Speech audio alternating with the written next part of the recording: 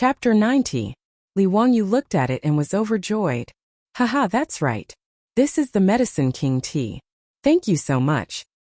You don't have to thank me. You saved my brother's life. While the two of them were talking, Sun Simiao suddenly said, Kid, why did you call this old lady Tea King tea? Haha, old immortal, you don't know. This tea is. Li Wangyu couldn't finish his words. Damn, the tea was called Medicine King tea because the Medicine King Sun Simiao found it when he lived in seclusion in Taibai Mountain. How could he answer this question in front of Sun Simiao?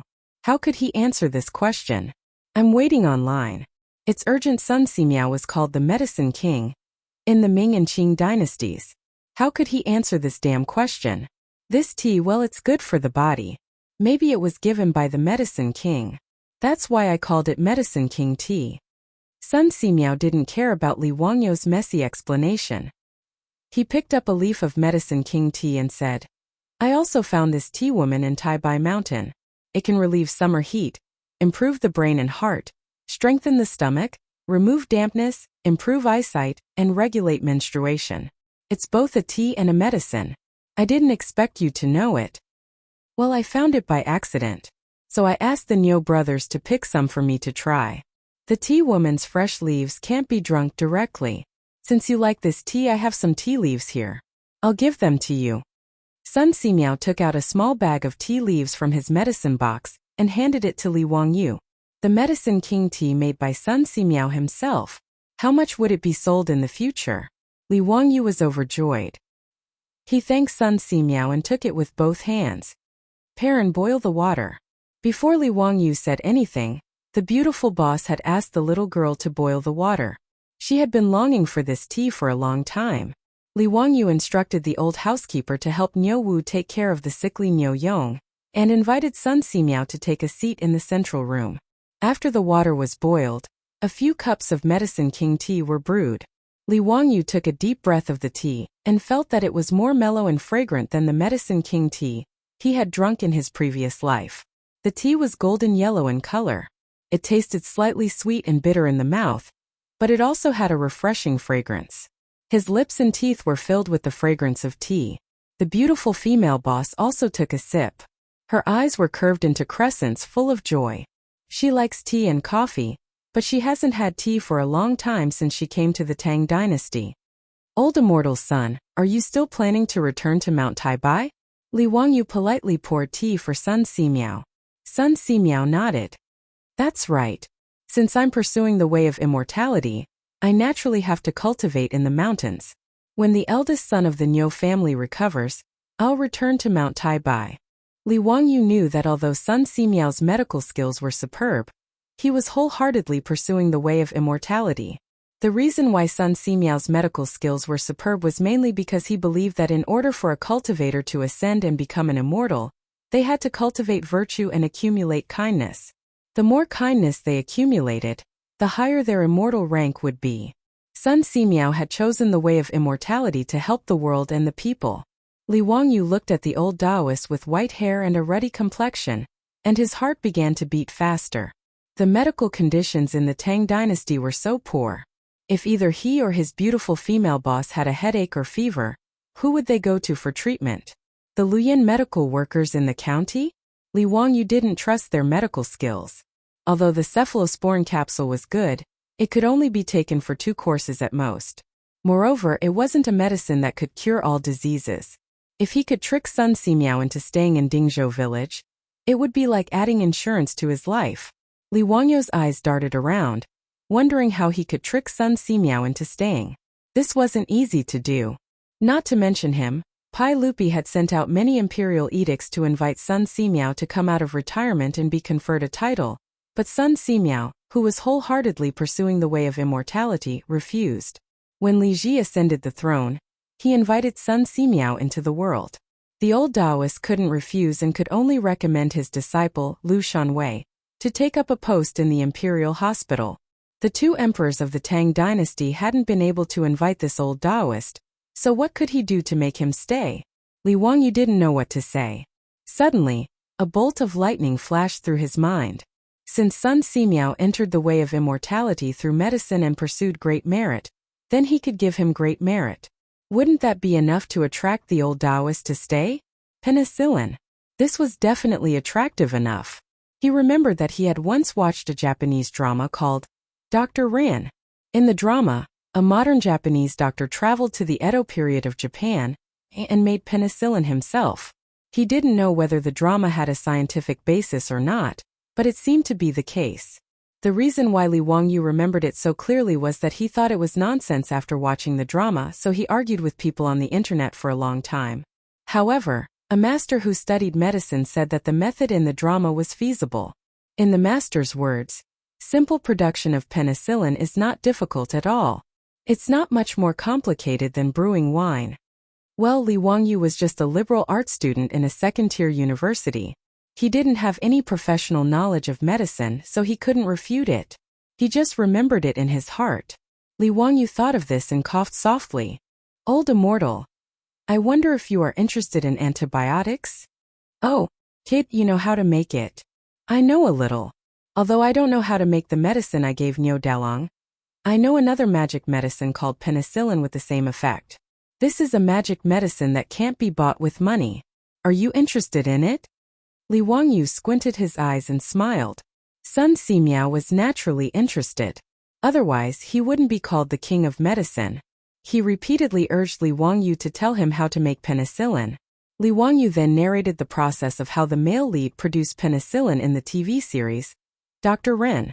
To make penicillin, the first thing to do was to extract penicillin from moldy items such as oranges. Then the juice from boiled taro was mixed with the juice from ground rice to make a culture medium solution, and the penicillin was added.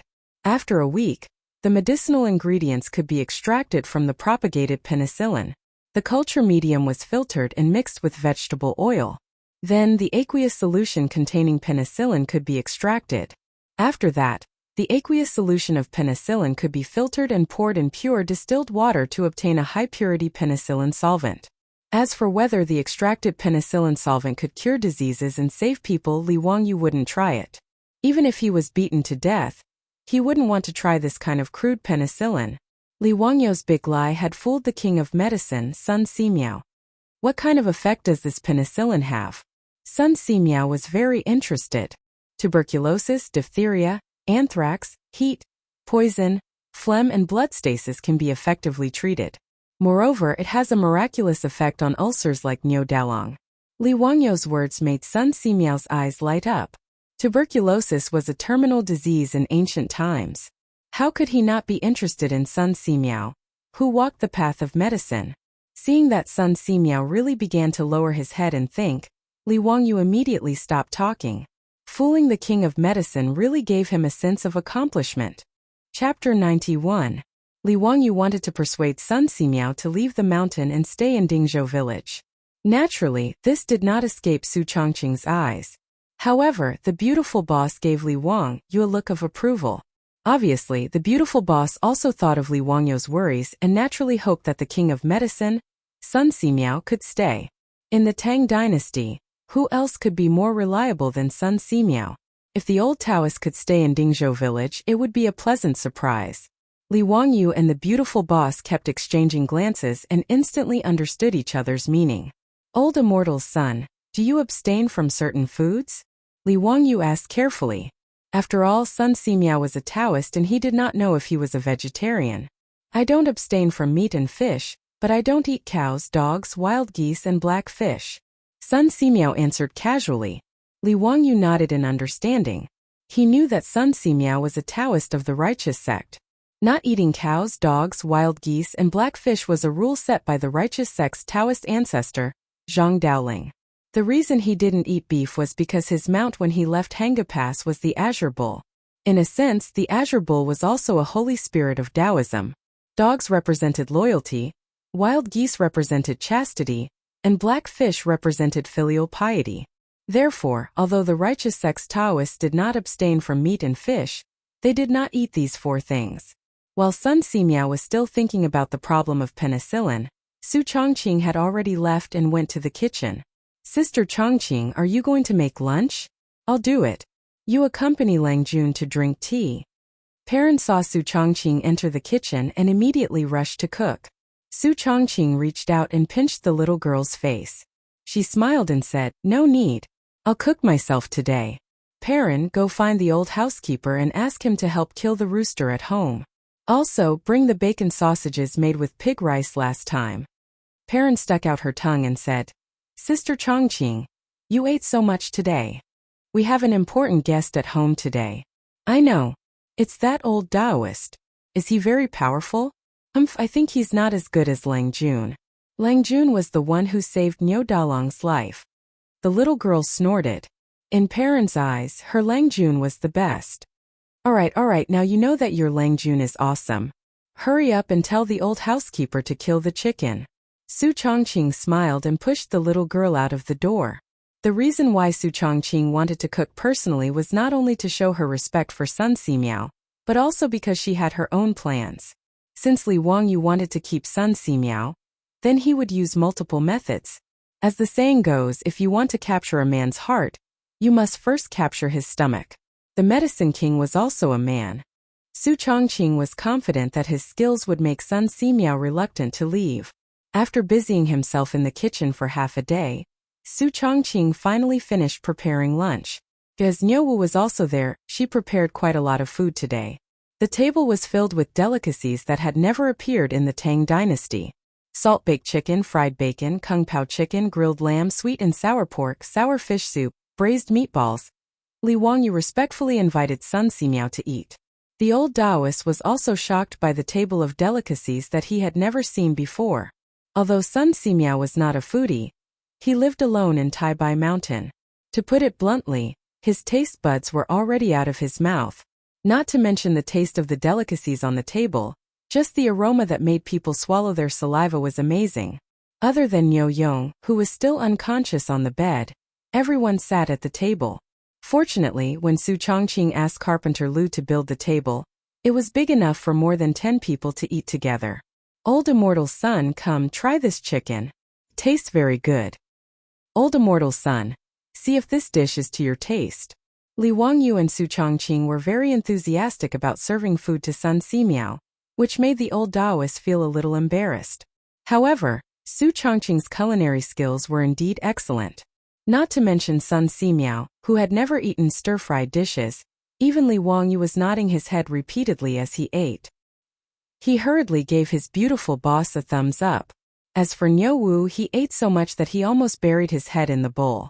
Sun Simiao had lived for more than 80 years, but this meal was the most delicious one he had ever eaten.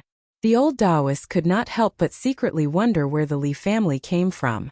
Li Jia Xiaoling knew a lot of strange things, and even the food at home was so delicious. It was even better than the imperial cuisine in the palace. That's right, Sun Simiao had eaten the imperial cuisine more than once.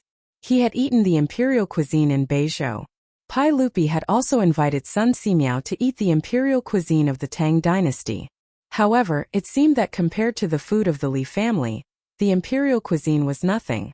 After a sumptuous lunch, Sun Simiao temporarily stayed with the Li family. Soon, the Li family gave the old Taoist even more surprises. Whether it was the tiled bathroom or the hot shower, not to mention the bright methane lamp, they all surprised the old Taoist who lived in seclusion on Mount Taibai all year round. However, Sun Simiao was only slightly surprised. In addition, he praised Li Wangyu's clever mind and did not say anything else. No matter how Li Wangyu exaggerated the penicillin and how he beat around the bush, Sun Simiao did not show any intention of staying, which made him very depressed. Fortunately, Li Wangyu understood. If he really could not make Sun Simiao stay, then so be it. Anyway, he knew that Sun Simiao lived in seclusion on Mount Taibai. If he really needed the King of Medicine's help, he could go up the mountain and ask the King of Medicine to treat him. The next morning, Niu Yong woke up. Not only was his fever gone, but his body was also fine. He could even get up and walk. This was not strange. Niu Yong's body was originally good, and the injury was on his back. It was not a fatal injury. The reason why he looked like he was on the verge of death was mainly due to the infection of his wound. The cephalosporin capsule obviously had a magical effect on the people of the Tang dynasty. In this era where antibiotics were still zero, cephalosporin was not cheap and its effect was very obvious. After Li Wangyu woke up early, He was pleasantly surprised to find that Niu Yong was already moving around in the front yard with the help of Niu Wu. "Dalong, you're awake? You scared me. You must be careful in the future." Li Wangyu trotted forward and looked Niu Yong up and down. Niu Yong shook off his brother's support. Ignoring the injury on his back, he was about to kneel down in front of Li Wangyu. "Erlang, quickly support your eldest brother," Li Wangyu hurriedly shouted. "Dalong, what are you doing? You must not." "Erlang, let go. You also kneel down in front of me." Niu Yong stared at Niu Wu. Ignoring Li Wangyu's dissuasion, he directly knelt down. "Xiao Lang, I have no way to repay you for saving my life. If you don't mind me being useless, me and my brother want to be your troops. I hope Xiao Lang can fulfill our wish." Niu Yong's words made Li Wangyu dumbfounded. "What did you say? Be my troops? Is Niu Dalong confused from the fever?" Chapter 92. What was a troop? They were both servants and private soldiers. Not to mention that Li Wangyu had nothing to do with private soldiers. The key point was that a troop was not a good person. In the Tang dynasty, a troop was a subsidiary of the main family. Although it was not as useless as a servant, it was not much better. The only difference between a troop and a servant was that in the Tang dynasty, it was stipulated in the law of the Tang dynasty that a servant was the property of the main family, but a troop was not. A troop could marry a good girl, a guest girl, or a servant girl. In addition, a troop could not be bought or sold. Their status was equal to that of a servant. In other words, although a troop was not a servant, it was only a little better than a servant. Their social status was lower than that of a good person. As a good person, the Niu brothers were stupid. They wanted to join the Li family and become a troop? Li Wangyu could not help but look at himself up and down. Could this 16-year-old thin body emit some kind of aura? "Dalong, what nonsense are you talking about? Why do you want to be a troop? Although you and I have not known each other for a long time, I respect my two elder brothers. It is my duty to treat your illness. Dalong, get up quickly. Don't mention this again. Erlang, persuade your elder brother. He is probably sick and confused." Of course, Li Wangyu would refuse the Niu brothers' proposal. He was not the kind of villain who would take advantage of others. He also did not think that others would have to give themselves to him just because he saved Niu Yong. In fact, Li Wangyu did not know that the reason why Niu Dalong made such a decision was related to himself. Yesterday, in order to persuade Sun Simiao to stay, he bragged that the cephalosporin capsule and penicillin were the only magic medicine in the world. He bragged that it was priceless and could not be bought with money. As a result, after Niu Yong woke up, Niu Wu told him word for word. Niu Yong was a person who would rather starve himself and take the prey he hunted to help his fellow soldiers. How could he accept such a big favor for nothing? In his opinion, how could his life be exchanged for such magic medicine? Therefore, Niu Yong didn't discuss it with Niu Wu and decided on his own to be part of the Li family and protect the Li family. As for Niu Wu, he had always listened to his eldest brother since he was young. Even though he was in his 30s now, he was still the same. Of the two brothers, their parents passed away early. As the saying goes, an elder brother is like a father. Niu Wu was basically brought up by Niu Yong. Originally, only one of the two brothers could be selected as a prefectural soldier. In order to not leave his brother, Niu Wu used all kinds of methods to get someone to take him in, and he became a government soldier with his brother. And because Niu Yong had lost an arm to save him, Niu Wu felt even more guilty in his heart. Towards his elder brother's words, he was completely obedient and did not disobey in the slightest. His elder brother said that he wanted to be a member of the Li family's troop, but Niu Wu didn't feel any resentment at all. In his opinion, there was nothing wrong with being part of the Li family's troop. Li Jia Xiaoling was gentle and capable. As the head of the family, he was simply perfect. Moreover, the Li family's food was simply too delicious. Niu Wu had lived for more than 30 years, but he had never eaten anything more delicious than the Li family's food. If Su Chongqing knew that his meal didn't make Sun Simiao's stomach stay, but made Niu Wu's stomach stay, he probably wouldn't know whether to laugh or cry.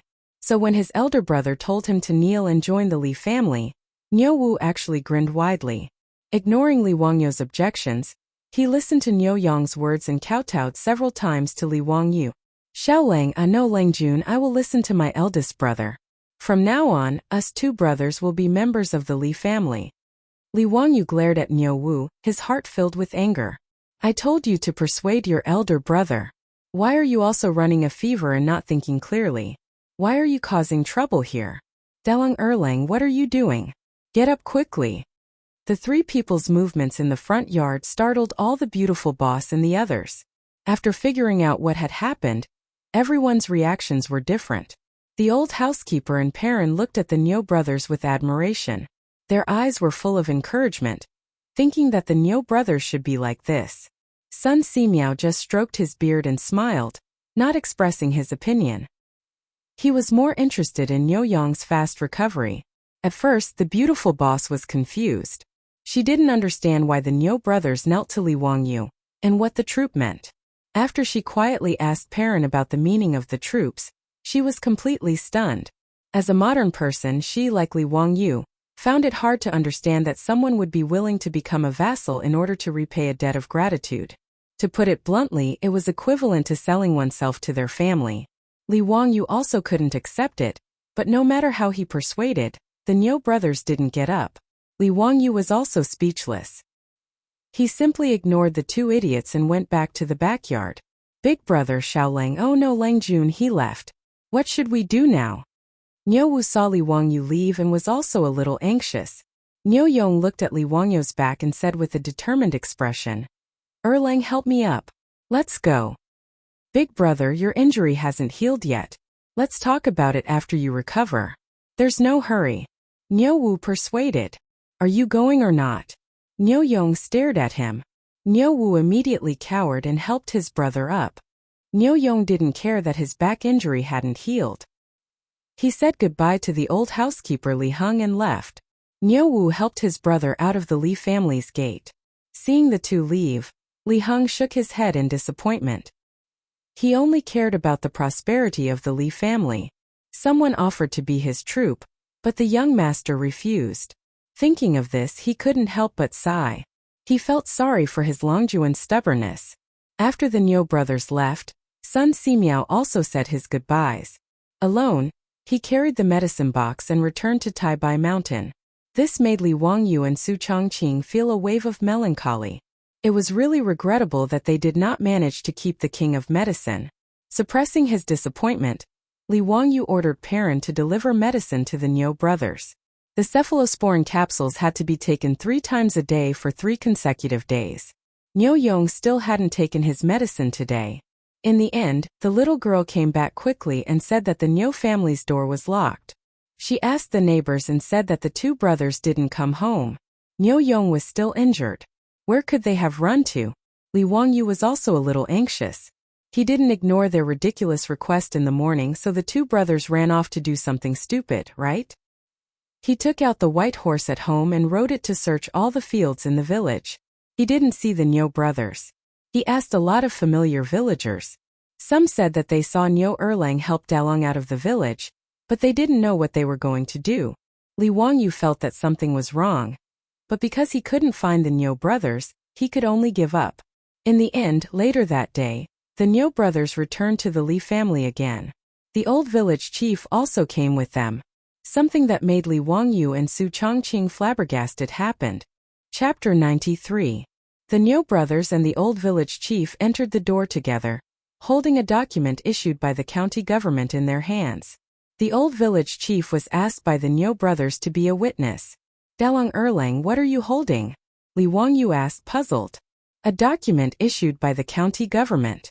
I, Niu Yong and Niu Wu, volunteered to become members of the Li family. We have already registered with the county government. Today, the old village chief is here to be a witness. Niu Yong's words shocked Li Wangyu. The two brothers actually went to the county government to complete the formalities because Li Wangyu did not agree.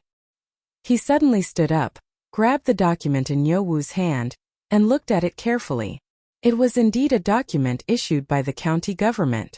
It was written clearly in black and white that Niu Yong and Niu Wu of Dingzhou village in Hu County were attached to the Li family as members. Li Wangyu pointed at the Niu brothers. He opened his mouth for a long time but did not know what to say.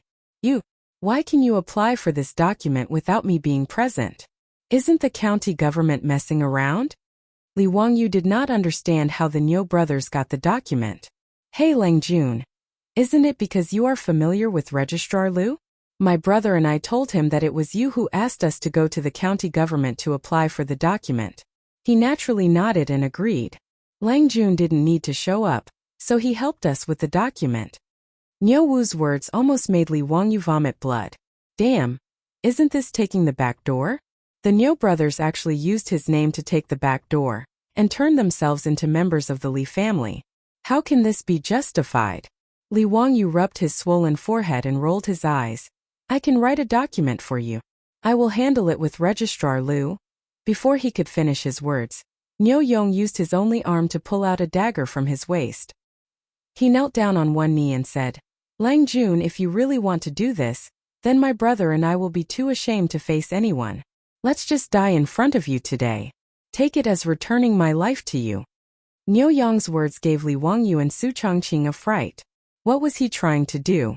Why did they have to commit suicide if they didn't accept them as part of the troops? Li Wangyu was so anxious that he stomped his feet. He rushed to Niu Wu and roared, Erlang, what are you standing there for? Quickly take away your big brother's saber. Hearing this, Niu Wu actually grinned. Following his brother's example, he pulled out a dagger from his waist and knelt down on one knee. Lang Jun, I can't listen to you on this matter. If you don't agree to let us become part of the Li family's troops, we won't have the face to walk out of the Li family alive today. Seeing the actions of the Niu brothers, the old village Sheng did not try to persuade them. Instead he said to Li Wangyu, Xiao Lang, the Niu brothers know how to repay kindness. This is what they should do. Just accept them. Otherwise, they won't be able to face anyone in this village.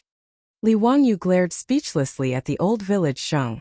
Why were you adding to the trouble? After the old village Sheng finished speaking, he didn't say anything else.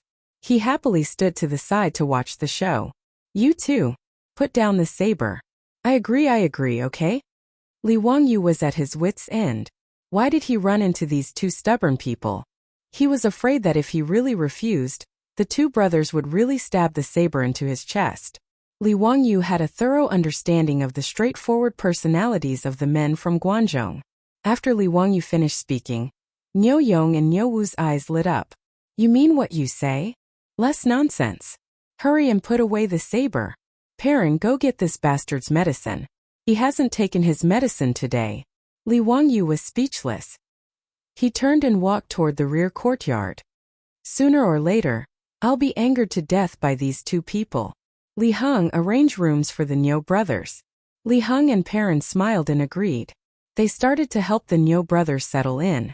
The old village Sheng congratulated Su Changqing and said a few more words to the Niu brothers. He then turned and went home.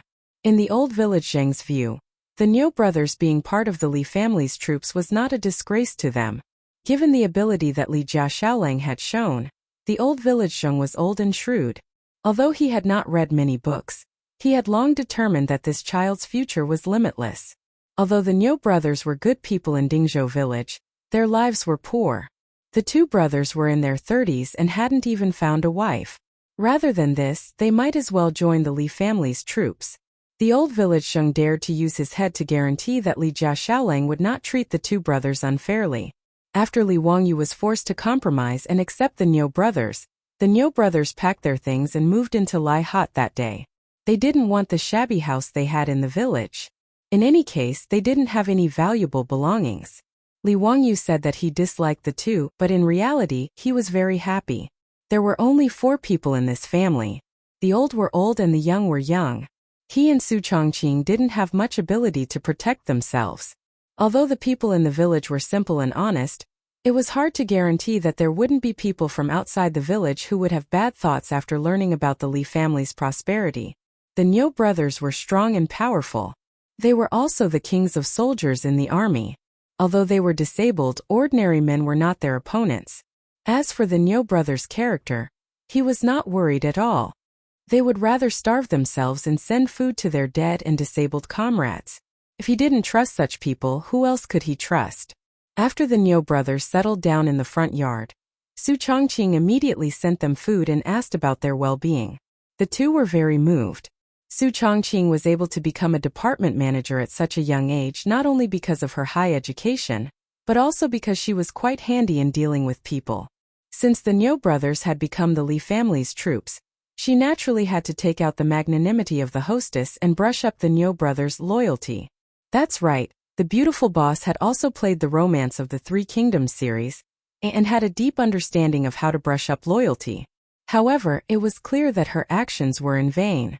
Since the Nyo brothers were Guanzhong men and had recognized a master, their loyalty was definitely at the max level. In reality, the beautiful boss's current status in the Li family was a bit awkward because she appeared as Li Wangyo's cousin.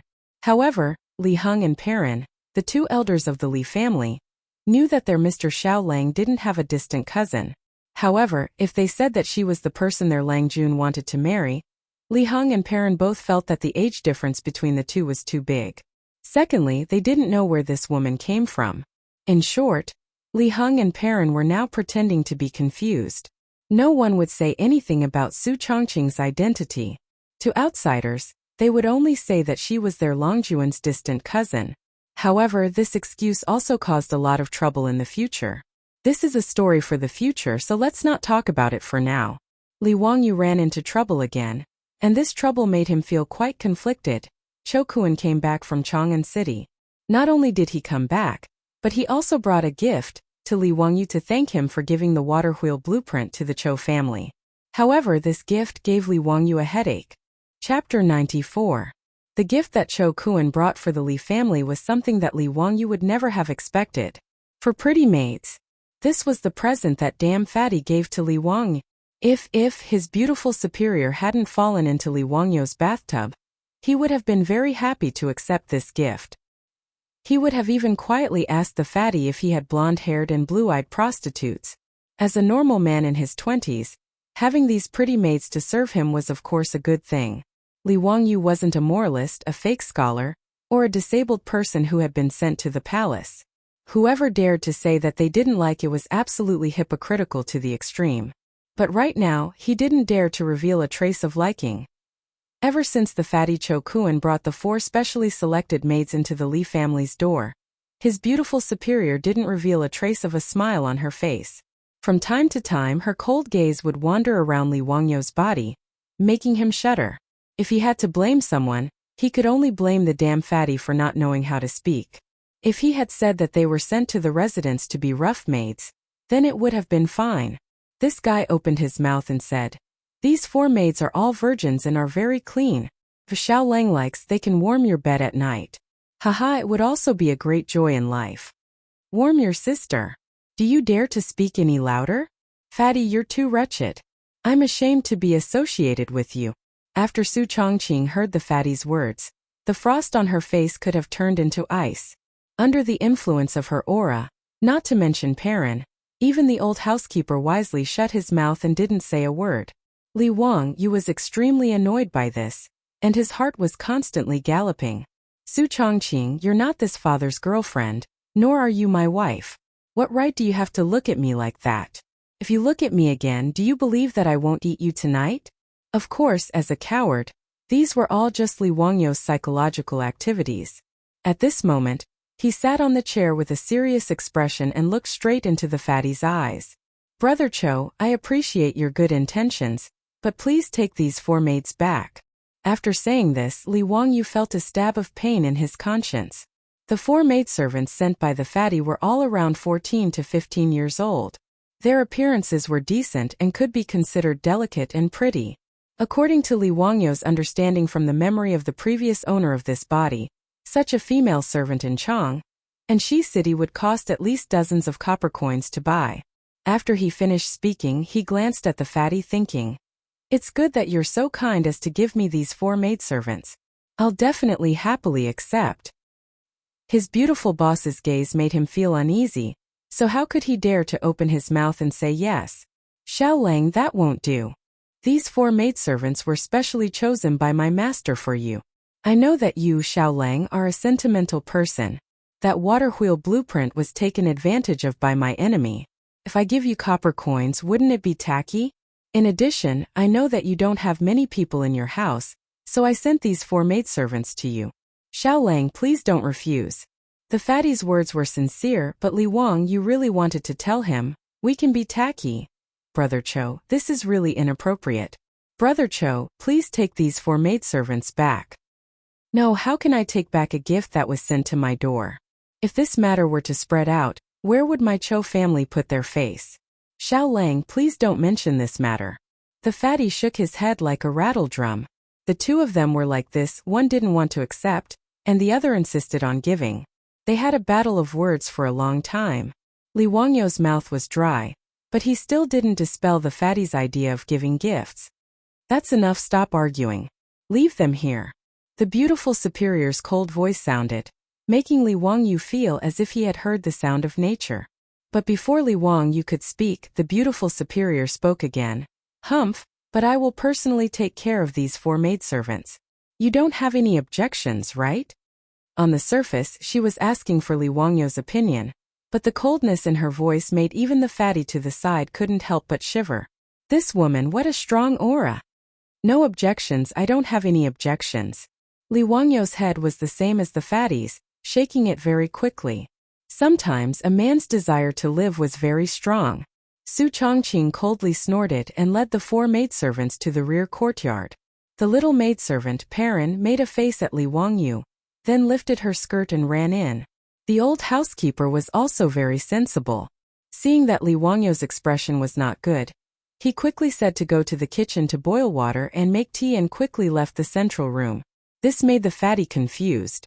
What was going on? Why was the atmosphere in the Li family so strange today? Although he could see that the relationship between Li Wangyu and Su Chongqing was unusual, the fatty thought that he had given Li Wangyu a few maidservants. Why would Su Chongqing be angry? Wasn't it normal for a man to have 3 wives and 4 concubines? What's more, this was not a marriage, but just a few maidservants. In the eyes of the Tangs, maidservants were just the property of the family. No mistress would be jealous of the relationship between the master and the maidservant. Oh, of course, there was no such thing as jealousy in the Tang dynasty at this time. This word would only appear after Pai Lupi gave the vinegar to Fang Xianling. Li Wangyu was sure that his beautiful boss was jealous. He seemed to be a little happy that Su Chongqing was jealous of him. If this was known by his colleagues in the company in the future, who knew how many glasses would be broken? However, when it came to jealousy, Li Wangyu sympathized with comrade old Fang.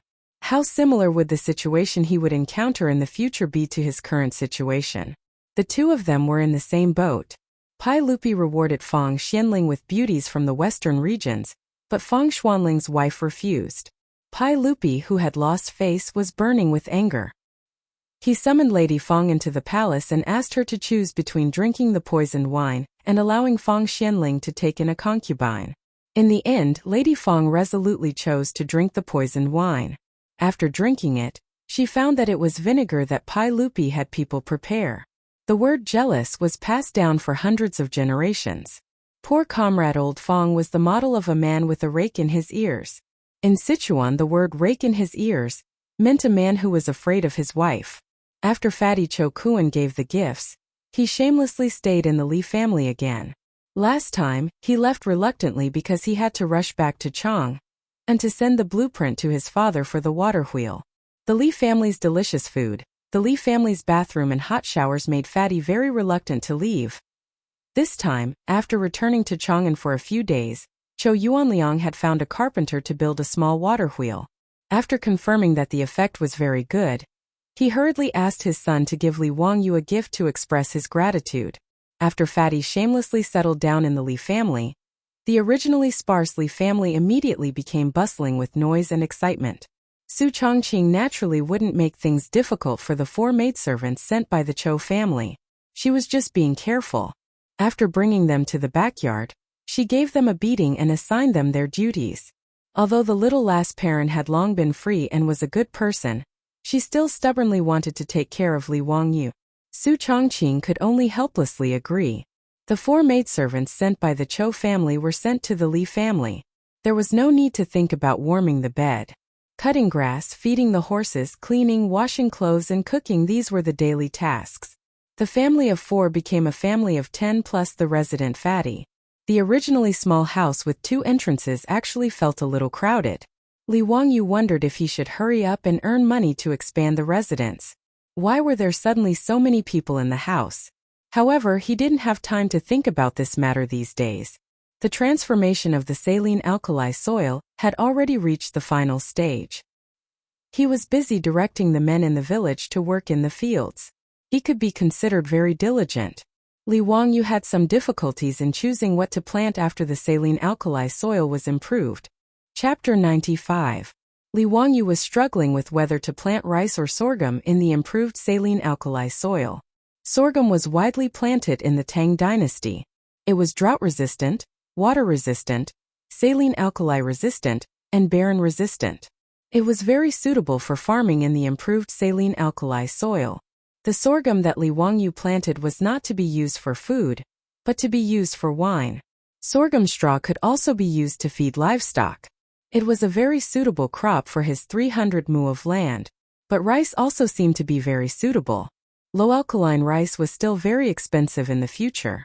Li Wangyu planned to use the three-dimensional paddy farming technology of the future to plant it. Li Wangyu remembered that there was a big farmer in his village who raised catfish in the paddy fields. As a result, every catfish raised in the paddy fields weighed 2 to 3 caddies. The harvest per mu was more than 700 caddies of catfish and 1,000 caddies of rice per mu. One had to know that 1,000 caddies was equivalent to 10 dan of grain. In the Tang dynasty, the grain yield per mu was less than 1 dan. The difference was too big. Li Wangyu was very clear about the benefits of three-dimensional paddy farming. The fish ate the pests and weeds in the paddy fields and could also loosen the soil. The fish excrement could make the soil of the paddy fields fertile, creating a good environment for rice to grow. But sorghum could be used to make wine. That was a huge profit.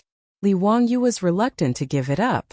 What was even more painful was that no matter what he planted, he could not avoid the locusts that were coming. Whether it was sorghum or rice, the spring sowing was in the 3rd lunar month, which happened to be the time when the locusts broke out in Guangzhou. If he planted sorghum and rice seedlings at this time, wouldn't he be giving food to the locusts? In a few days, the locusts would eat up all the crops in his 300 mu of land. But if he did not plant them, he could not prove to Yang Quan that the improved saline alkali soil had been completed. This made Li Wangyu even more difficult. His beautiful boss did not grow up in the countryside, nor did she live in the countryside. She had no suggestions in this regard. On this day, Li Wangyu squatted by the riverbank and looked at the fields without any care for his image. This saline alkali soil had already been washed and soaked 3 times, and was in the process of transplanting. In other words, good soil from other places was transported and spread over the original saline alkali soil. The 20 oxen of the Li family had already been hitched to the carts, and were continuously hauling the soil from afar, dumping it on the ground. After that, they would fertilize the soil to increase the fertility of the soil. Then, the 300 mu of land could officially be cultivated. Li Wangyu, who grew up in the countryside, was born with an unusual love for the land. A total of 300 mu of land belonged to him, so he had to come to the edge of the field every day to have a look. The more he looked at this piece of land, the more Li Wangyu liked it. In the end, he slapped his thigh and decided to plant rice. As a small landlord with aspirations, Li Wangyu wanted to show the people of the Tang dynasty what three-dimensional farming was. By the way, not only can you raise fish in the rice field, you can also raise ducks. Duck? Duck. Li Wangyu was shocked. He felt as if he had forgotten something. He began to think carefully. What was it that had to do with the duck? Locusts. Ducks. A vague memory of his previous life came back to him. He remembered reading a report that an insect research institute in Guangdong had done an experiment, and a large number of ducks were introduced to the farmland to hunt locusts. As a result, 2,000 ducks devoured all the locusts on thousands of mu of land. Thinking of this, Li Wangyu couldn't help but slap his own head. This pig brain, why didn't he think of this earlier? Yes, ducks. With ducks they could fight against locusts, and at least the crops in Dingzhou village could be saved. Haha, so what if it was a plague of locusts? Let's see if there are more locusts or more ducks. Thinking of this, Li Wangyu directly jumped on the back of the horse and rushed to the county. If he wanted to buy a large number of ducks, he had to find the chicken and duck vendors in the county. If there were not enough ducks in the county, Li Wangyu was ready to go to Chang'an to buy ducks. The county market in Tianhu County was quite lively. After the news of Li Wangyu buying a large number of ducks spread out, the chicken and duck vendors in the county market all gathered around. Li Wangyu calculated the copper coins and gold at home. There were about 150 strings of coins left. He left 50 strings of coins for the family's working capital, and the rest of the money was ready to buy ducks. Li Wangyu bargained with several chicken and duck vendors in the county and agreed on the price. An adult duck was 30 copper coins, and a duckling was 5 copper coins. After calculating, Li Wangyu could buy thousands of ducks. With so many ducks, it should be enough to protect the fields in Dingzhou village. Because of the large number, these chicken and duck vendors also needed time to collect ducks. So Li Wangyu made an appointment with them. 10 days later, the vendors would send the ducks to Dingzhou village. At that time they would exchange money and goods. He came out in a hurry and forgot to bring copper coins. There was no way to pay the vendors. Li Wangyu felt a little embarrassed. When he was about to ask them to go back to Dingzhou village with him to get money, someone recognized him as Li Jiaxiaolang from Dingzhou village. What Li Wangyu didn't expect was that after someone recognized him, these vendors actually said that there was no need to pay the deposit. The ducks would be delivered in 10 days. Haha. Li Jiaxiaolang from Dingzhou village. How can we not trust him? That's right. Li Jiaxiaolang is a literary star who came down to earth. How can he deceive us? No need to pay the deposit, no need to pay the deposit. The ducks will be delivered in 10 days. Xiaolang, last time your village had a pig slaughtering feast. This time you bought so many ducks. Are you going to eat a duck slaughtering feast? Bayou foodie. Dingzhou village only has more than 100 households. How can they eat so many ducks? It must be Xiaolang who has other uses. Don't you know who Li Jiaxiaolang is? He is the person who made the water wheel. That's right, that's right. I specially went to Dingzhou village to see that water wheel. TSK, it's amazing. It doesn't need any manpower and it automatically carries water. I heard that Yang Mingfu has begun to recruit craftsmen to promote this water wheel in the county. Li Jiaxiaolang has done a good deed for us. Our village's chief also said that he wants to burn incense for you, Xiaolang. When these words were said, Li Wangyu's face turned black. Are they thanking me or cursing me? Is there anyone who would burn incense for a living person? In short, the conversation in the market was getting more and more crooked. Some people had already begun to discuss whether the Li family's ancestral grave was emitting smoke. Li Wangyu could only quickly ride his horse and run away. No matter which dynasty, no matter if it was 1,000 years ago or not, the Chinese people's ability to gossip was still so valiant. He couldn't help but admire it. However, Li Wangyu was still somewhat happy in his heart. Hearing so many people praise him, it showed that they had a good eye. The only regret was that no one praised him for being handsome. After settling the matter of purchasing the ducks, Li Wangyu rode back to the village. He still had to communicate with his beautiful boss and the village chief. Otherwise, when thousands of ducks were delivered to the village in 10 days, would he have to raise them himself? Chapter 96. Li Wangyu forgot to inform Su Chongqing that the ducks could kill the locusts. He hurried off to the county to purchase the ducks. After returning to Dingzhou village, Li Wangyu hurried to report this to his beautiful boss.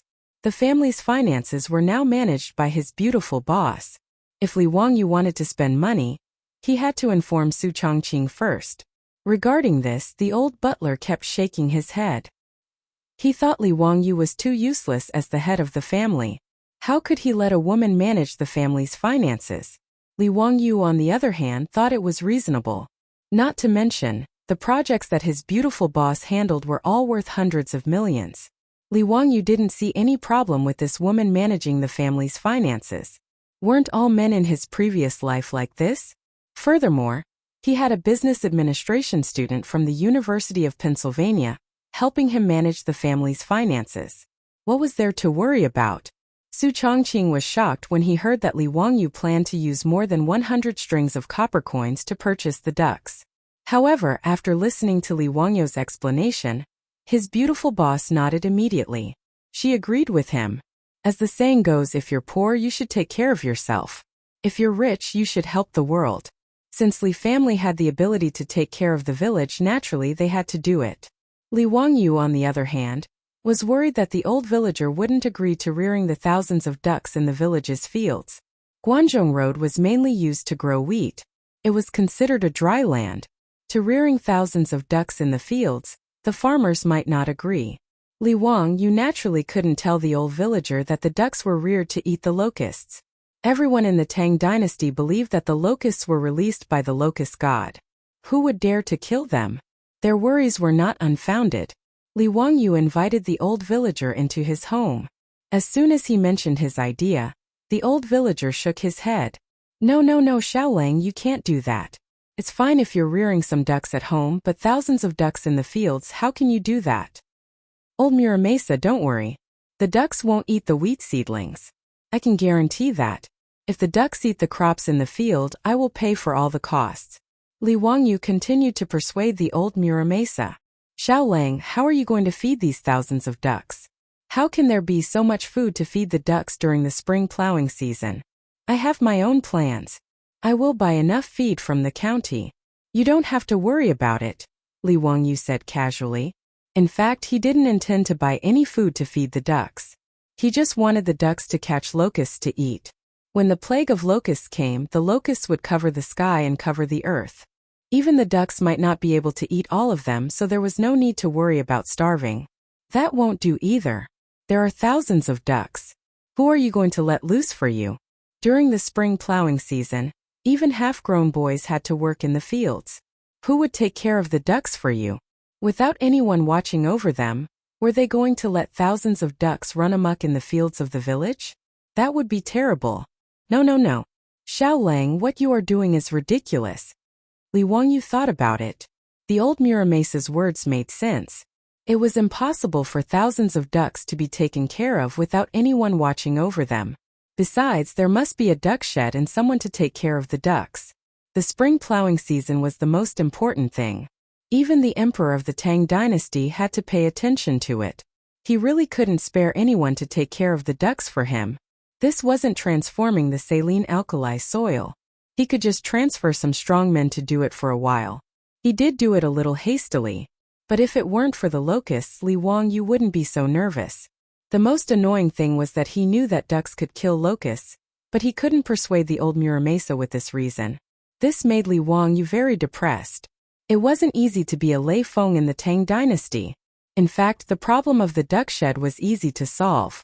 He could take an acre of land from the saline alkali soil and build a duck shed. It was enough to accommodate 3,000 to 4,000 ducks. In 10 days, the masons and carpenter Lu in the village should be enough to help him build the duck shed. The key was the problem of manpower to take care of the ducks. This was the most important thing. If he wanted to use these thousands of ducks to kill locusts, they must be free range. They must be driven to the fields to eat during the day and driven back to the duck shed in the evening. This required a lot of manpower.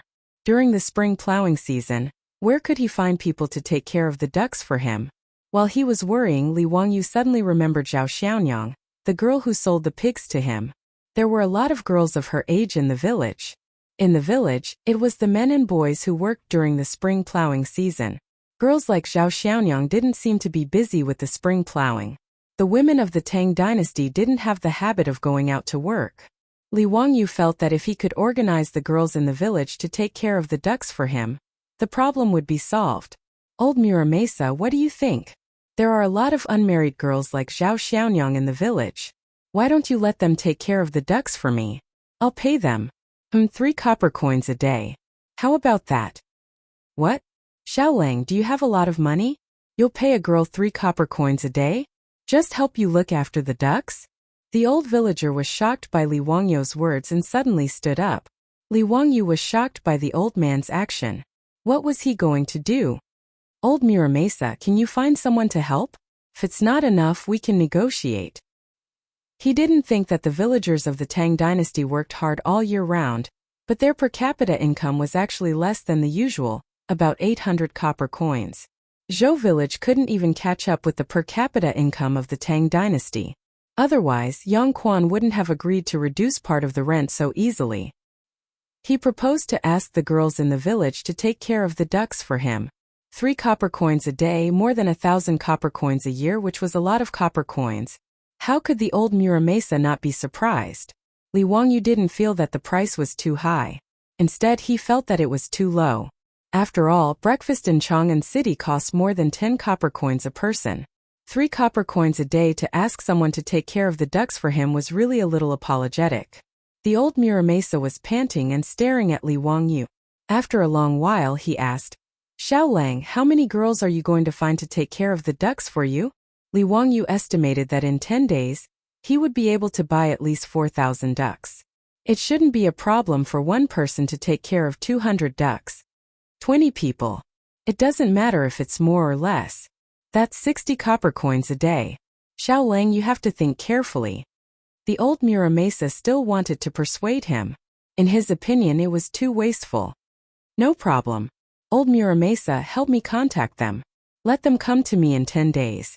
The old Muramasa's lips trembled, but he didn't continue to object. The matter of raising ducks in the village field was settled.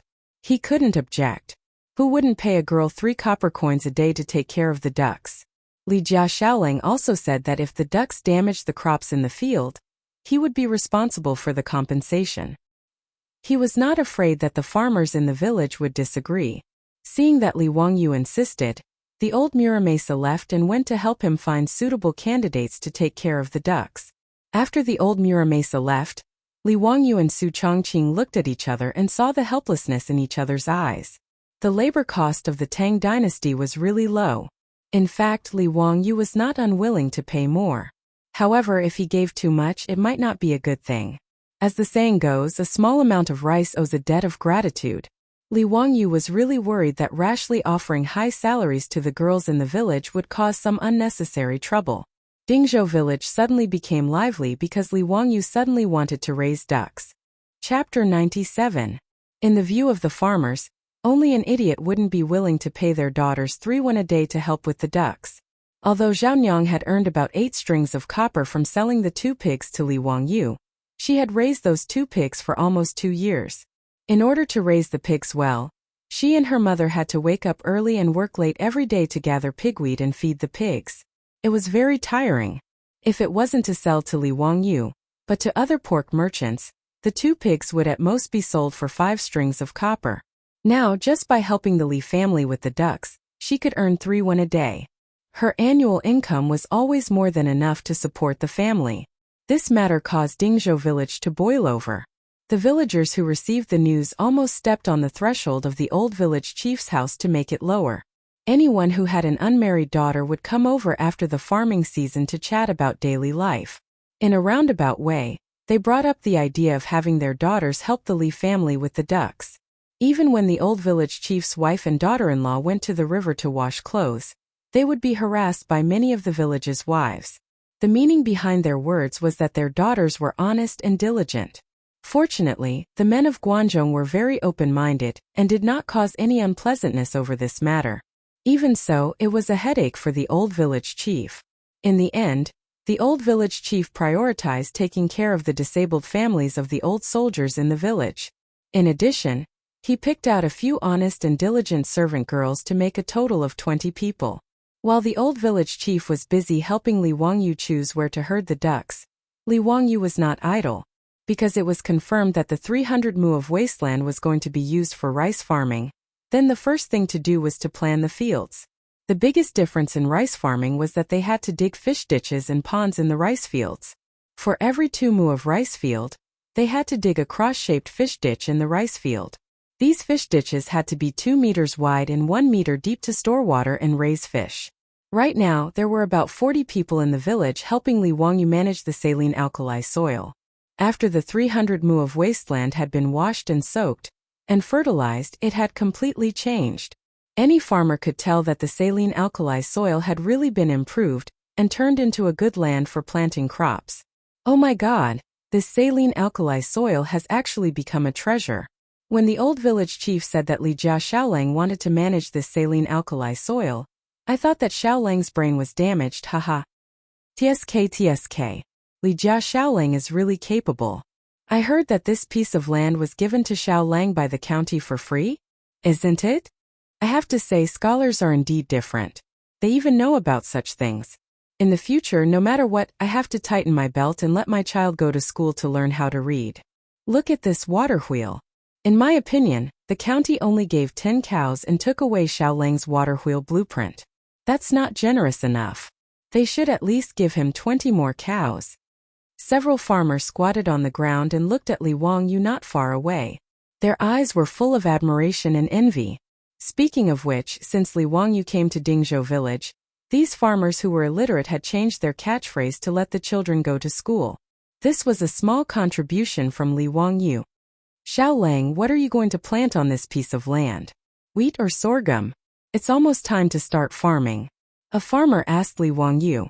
Li Wangyu pointed to the field and gestured to them. I want to plant rice. I need several brothers to help me dig some ditches in the field. He pointed to the field and told the farmers how to dig ditches. What? Xiaolang, are you joking? We know about planting rice. There are also irrigated fields nearby for planting rice. But why do you want to dig such deep ditches? Isn't this a waste of land? That's right. I've been farming for most of my life, but I've never heard of digging so many ditches in a good piece of land. Xiaolang, are you sure you didn't make a mistake? This is too much of a waste of land. According to the way you dig, you'll dig 10 to 20% of the land. Isn't this a sin? As soon as Li Wangyu finished speaking, the group of farmers exploded. One after another, they tried to persuade Li Wangyu not to mess around. Li Wangyu just smiled at everyone's persuasion. However, he stubbornly asked everyone to listen to him and dig like this. He had his own uses. Seeing Li Xiaolang being so stubborn, these farmers could only shake their heads and sigh. They felt that Li Xiaolang, who was smart all his life, was stupid this time. He definitely did something stupid. Li Wangyu didn't explain this. It was very difficult to let the people of the Tang dynasty understand what modern three-dimensional farming was. It was better to wait until the final results came out and then let them be shocked. In fact, Li Wangyu wanted to persuade the farmers of Dingzhou village to plant rice with him. However, after thinking about it, he decided to wait until after the autumn harvest and his harvest came out. When there was a ready-made example in front of the villagers, he didn't have to worry that they wouldn't learn from him next year. With the water wheel carrying water for irrigation, coupled with three-dimensional rice farming, Li Wangyu believed that in less than 2 years, Dingzhou village would become a land of fish and rice. At that time it would be really beautiful. After 7 or 8 days, all the ditches in the rice field were dug. These days, the people from the surrounding villages who came to see the water wheel also pointed at Li Wangyu's rice field and burst into laughter from time to time. Obviously, they all expressed their disdain for digging a good piece of land into a mess. Even the farmers of Dingzhou village felt that they couldn't raise their heads. How could there be such a prodigal son in their village? What a sin! The old villager also argued with Li Wangyu for a long time because of this, hoping that he wouldn't mess around. A good 300 mu of land, after being dug like this, became about 240 mu. Not only did the old villager not understand, but Li Heng and the Niu brothers also didn't understand. Fatty Cho Kuan even thought that Li Wangyu was sick to come up with such an idea. Fatty Cho Kuan's family mostly planted rice in Jianan Road. He had never seen someone dig a good piece of rice field like this.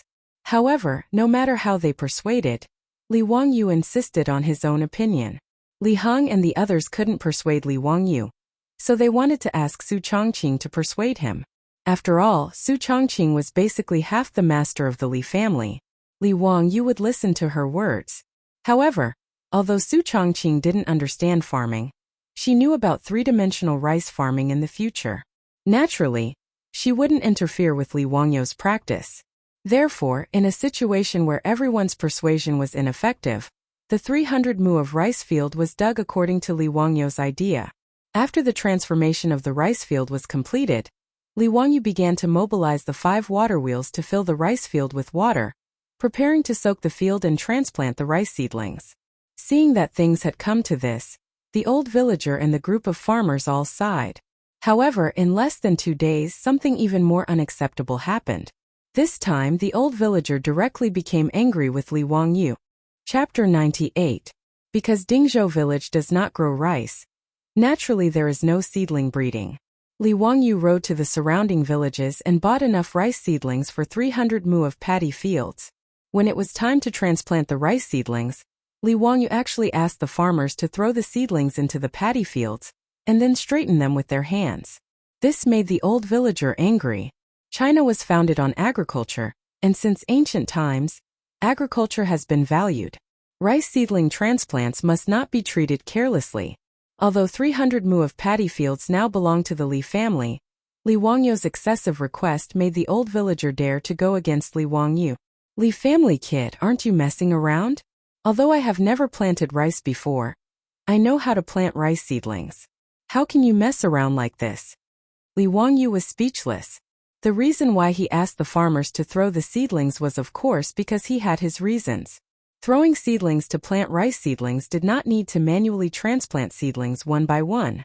Instead, it needed to go through the process of throwing seedlings to the ground.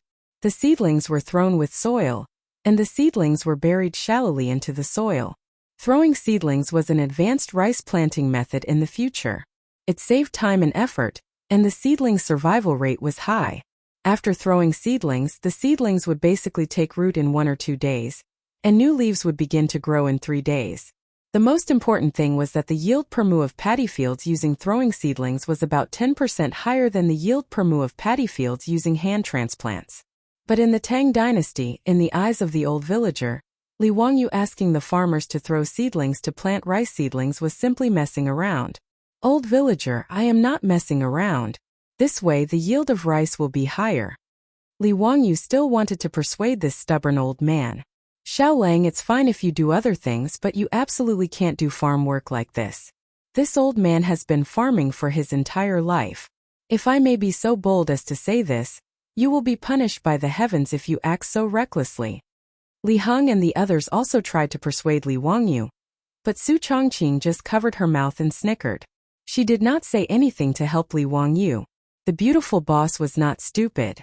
She knew that although Li Wangyu was right, traditional views were not so easy to change. Especially in an agricultural society like the Tang dynasty, people would be criticized for randomly changing their farming methods. Previously, Li Wangyu had forced people to dig a ditch in the field, which had already caused a lot of discussion among the villagers. At this time, if they followed his method, the old village head would probably run to the county government to complain in anger. In this regard, Li Wangyu could only look up at the sky and sigh.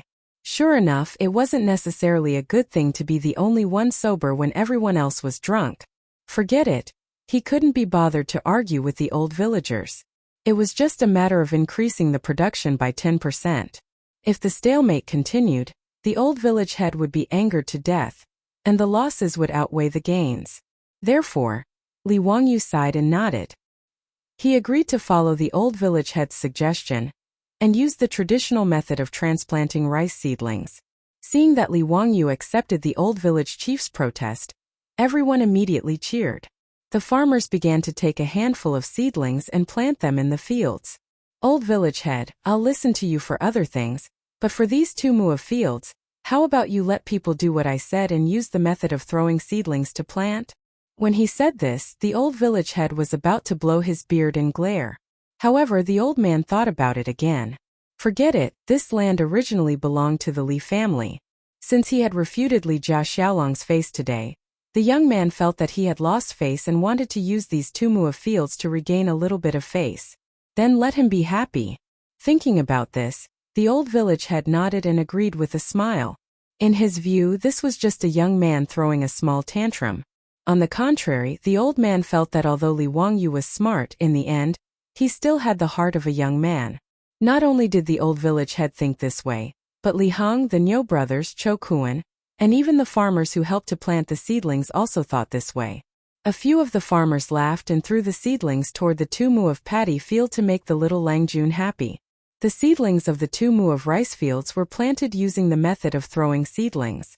The rice fields next to the 2 mu of rice fields were planted with the traditional method of transplanting seedlings. Li Wangyu secretly shook his head. This method of plucking and transplanting seedlings with one's face to the yellow soil and back to the sky was really time-consuming and laborious. Forget it, let's wait until the autumn harvest. When the rice fields began to be transplanted, Li Wangyu began to think about the matter of raising fish in the rice fields. Since ancient times, people in China had the habit of eating fish. The so-called fresh character was half fish and half sheep, which was called fresh. However, because of the limitations of fishing technology, It was not easy to eat fish in ancient times. In the 24 Filial Piety, there was even a story about lying on ice to find a carp. It could be seen that eating fish was not easy. The illusion of fish and bear paws in the Mencius Annals showed how high the status of fish was in the lives of ancient people in China at that time, on par with bear paws. Moreover, the Tang people loved to eat fish, especially raw fish slices. The sashimi of later generations in Japan was actually learned from the Tang dynasty. Slices referred to the practice of sashimi. Large-scale artificial fish farming started after the Tang and Song dynasties. In the Song dynasty, the four major fish farming systems formed a scale-and system. At that time, artificial fish farming was called planting fish technique. However, it was very troublesome for Li Wangyu to plant fish, because there were no seedlings for sale in the Tang dynasty. In this regard, Li Wangyu could only buy all kinds of small fish from the fishermen fishing on the river at a high price, as well as fish with eggs, and put them in the rice fields. He was not picky about the species of fish. He wanted whatever fish the fishermen caught. Catfish, spotted silver carp, white carp, crucian carp, and eel were all acceptable. When Li Wangyu was collecting the fish, the old villager finally understood why there were so many ditches in the rice fields. Xiaolang, you want to plant fish in the rice fields? Yes, that's right. The old villager shook his head. How can you plant fish in the rice fields? Aren't you afraid that the fish will eat the rice seedlings? No, they won't. Don't worry, the old villager. Planting fish in the rice fields can also increase the yield. Li Wangyu replied confidently. Artificial fish farming was not popular among the people in the Tang dynasty at this time. The old villager did not know much about it, so he did not pursue it further. However, the old villager still felt that Li Wangyu was fooling around. Raising fish in the rice fields was unheard of. Raising fish was fine, but Li Wangyu raising carp made the old villager unhappy. But you can plant other fish, but why are you planting this red mantis fish? You can't sell this fish. If the authorities catch you, you will be punished. Red mantis fish was carp. Carp and Li had the same pronunciation. In order to avoid taboo, carp was called red mantis fish in the Tang dynasty. Hearing the old villager's words, Li Wangyu just smiled. It was said that in the Tang dynasty, if the authorities caught selling carp, they would be severely punished. This was simply a rumor. There was no such law in the Tang dynasty. In the Tang dynasty, Wang Wei's Journey of a Daughter in Luoyang wrote, "The husband rode on the horse and the maid ate the carp." It could be seen that eating carp was not illegal in the Tang dynasty. Li Wangyu just smiled at the old villager's words. It was inconvenient to explain this kind of thing. When the carp was sold in the future, they would know. After finishing the work in the rice fields, the chicken and duck vendors in the county town also drove the ox carriages and sent the ducks that Li Wangyu ordered. Chapter 99. Thousands of ducks were delivered, making Dingzhou village lively again. The men, women, elderly, and children who had finished their farm work all gathered around the duck shed to watch the excitement. Li Wangyu asked the Niu brothers to move the 2 boxes of copper coins directly to the duck shed and settle the accounts with the chicken and duck vendors on the spot.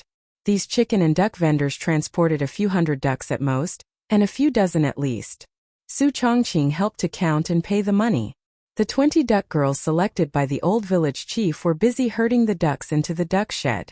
The 2 boxes of shiny copper coins attracted the attention of the villagers who were watching the excitement. A total of 100 strings of copper coins. All the copper coins in Dingzhou village added together might not be that much. Everyone was a little dizzy.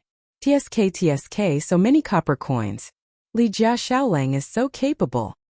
Spending so much money to buy ducks, what does Li Jia Xiaolang want to do? I'm afraid that all the ducks in the surrounding villages were bought by the Li family. Zhao Xiaonyang, who sold pigs to Li Wangyu, was also selected by the old village chief to help herding ducks. Several women in the village surrounded Zhao Xiaonyang with envy in their eyes. Mrs. Zhao, your Xiaonyang was also selected to help Li Jia Xiaolang herd ducks? What good fortune, isn't it? Previously, Zhao Xiaonyang sold pigs to the Li family and got a lot of copper coins. Now she can help the Li family herd ducks. Zhao Delong must be blessing you and your mother from the underworld. Zhao Xiaonyang should also find a husband. Mrs. Zhao, you have to check carefully. You can't just randomly betroth Zhao Xiaonyang to someone. If you ask me, it's better to marry into the village. He can take care of you, your mother. This was the idea of marrying into the Zhao family with a son who had not yet been engaged. Mrs. Zhao just smiled happily at this. She looked at her daughter busily herding ducks with a face full of satisfaction and pride. More and more cattle carriages came, and the riverbank suddenly became very lively. Thousands of ducks quacked, and from time to time, some would scurry around, causing the female duck herders to sweat profusely. They used bamboo poles to chase away the disobedient ducks. From time to time, the disobedient ducks would cause the maidservants to be in a sorry state, causing the crowd in the village to burst into laughter from time to time, causing the maidservants to blush. After working for half a day, they finally gathered all the ducks into the duck shed and paid for the goods. There were a total of 2,300 adult ducks, 3,500 ducklings, and a total of 86 copper coins. The goods and the money were cleared, and both parties were happy. After sending off the peddlers, Li Wangyu began to instruct the duckling girls on how to tend the ducks. There were a total of 40 duck sheds, and each girl was responsible for 2 of them.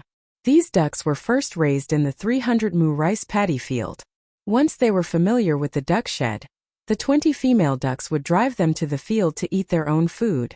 The village had more than 2,000 mu of land, which was enough for the ducks to eat their fill. Not to mention, although the locust plague had not yet reached a large scale, the fields were full of jumping locusts, so there was no need to worry about the ducks not having enough food to eat. Li Wangyu's plan was good, but a few days later, when the duckling girls drove the ducks out to hunt in the fields of the village, it immediately attracted trouble. The Li family's duck army was released into the fields of the village. Before noon, Li Wangyu's house was surrounded by a group of villagers led by the old village chief. Outside the Li family's old house, there were hundreds of villagers gathered. Many of them were cursing and swearing, and their emotions were agitated. When the old housekeeper Li Heng saw this situation, he was shocked and hurriedly invited the old village chief and several leading villagers into the central room. At this time, Li Wangyu was playing chess with the fatty Cho Kuan in the study. The fatty was having so much fun that he forgot about home. He had been with the Li family for more than 10 days, but he did not seem to have any plans to return to Chang'an. In the fatty's opinion, the Li family ate well and lived comfortably, not at all worse than Chang'an. The only thing he was not used to was that he could not go to Ping Kong Lane to drink wine with prostitutes. But in front of delicious food, these were all tolerable. As the 2 of them were playing chess, they heard a commotion outside. Li Heng hurriedly ran in. Lang Jun, we've been surrounded by villagers outside. They say our ducks have caused trouble. I've invited the village chief to the central room in the front yard. Quickly go and take a look. The ducks have caused trouble? Li Wangyu thought for a moment and understood what was going on. It seemed that the old village chief and villagers had already noticed the ducks eating the locusts. They were here to denounce him. In this regard, Li Wangyu was not worried at all. He leisurely followed the old housekeeper to the central room in the front yard. Old village chief, what's the matter today? Xiaolang, let me ask you, did you buy so many ducks to eat the locusts? Now many of the locusts in the fields have been eaten by your ducks. How can this be? The old village chief's face was as dark as water. He interrogated as soon as they met. If these words were heard by a modern person, they would be baffled. Was it not a good thing that the ducks had eaten the locusts in the fields? Wrong. In the eyes of the simple citizens of the Tang dynasty, the appearance of locusts was a punishment sent by the locust god. How could they be hunted down and killed? If that was not the case, why would the bigwigs in the imperial court and the Confucian bigwigs say that the only way to kill the locusts was by virtue? My ducks ate the locusts in the fields? Don't mention it, don't mention it. This is what I should do. Li Wangyu replied with a cheeky smile. His words stunned the old village chief and the villagers. We're here to thank you? Did you not understand? Xiaolang, you can't do this. Those locusts are sent by the locust god. How can they be hunted? That's right, your ducks ate the locusts. If the heavens send down a greater punishment, who will be responsible? Xiaolang, hurry up and chase your ducks away. Don't let them feed on the locusts anymore. I think you're just messing around.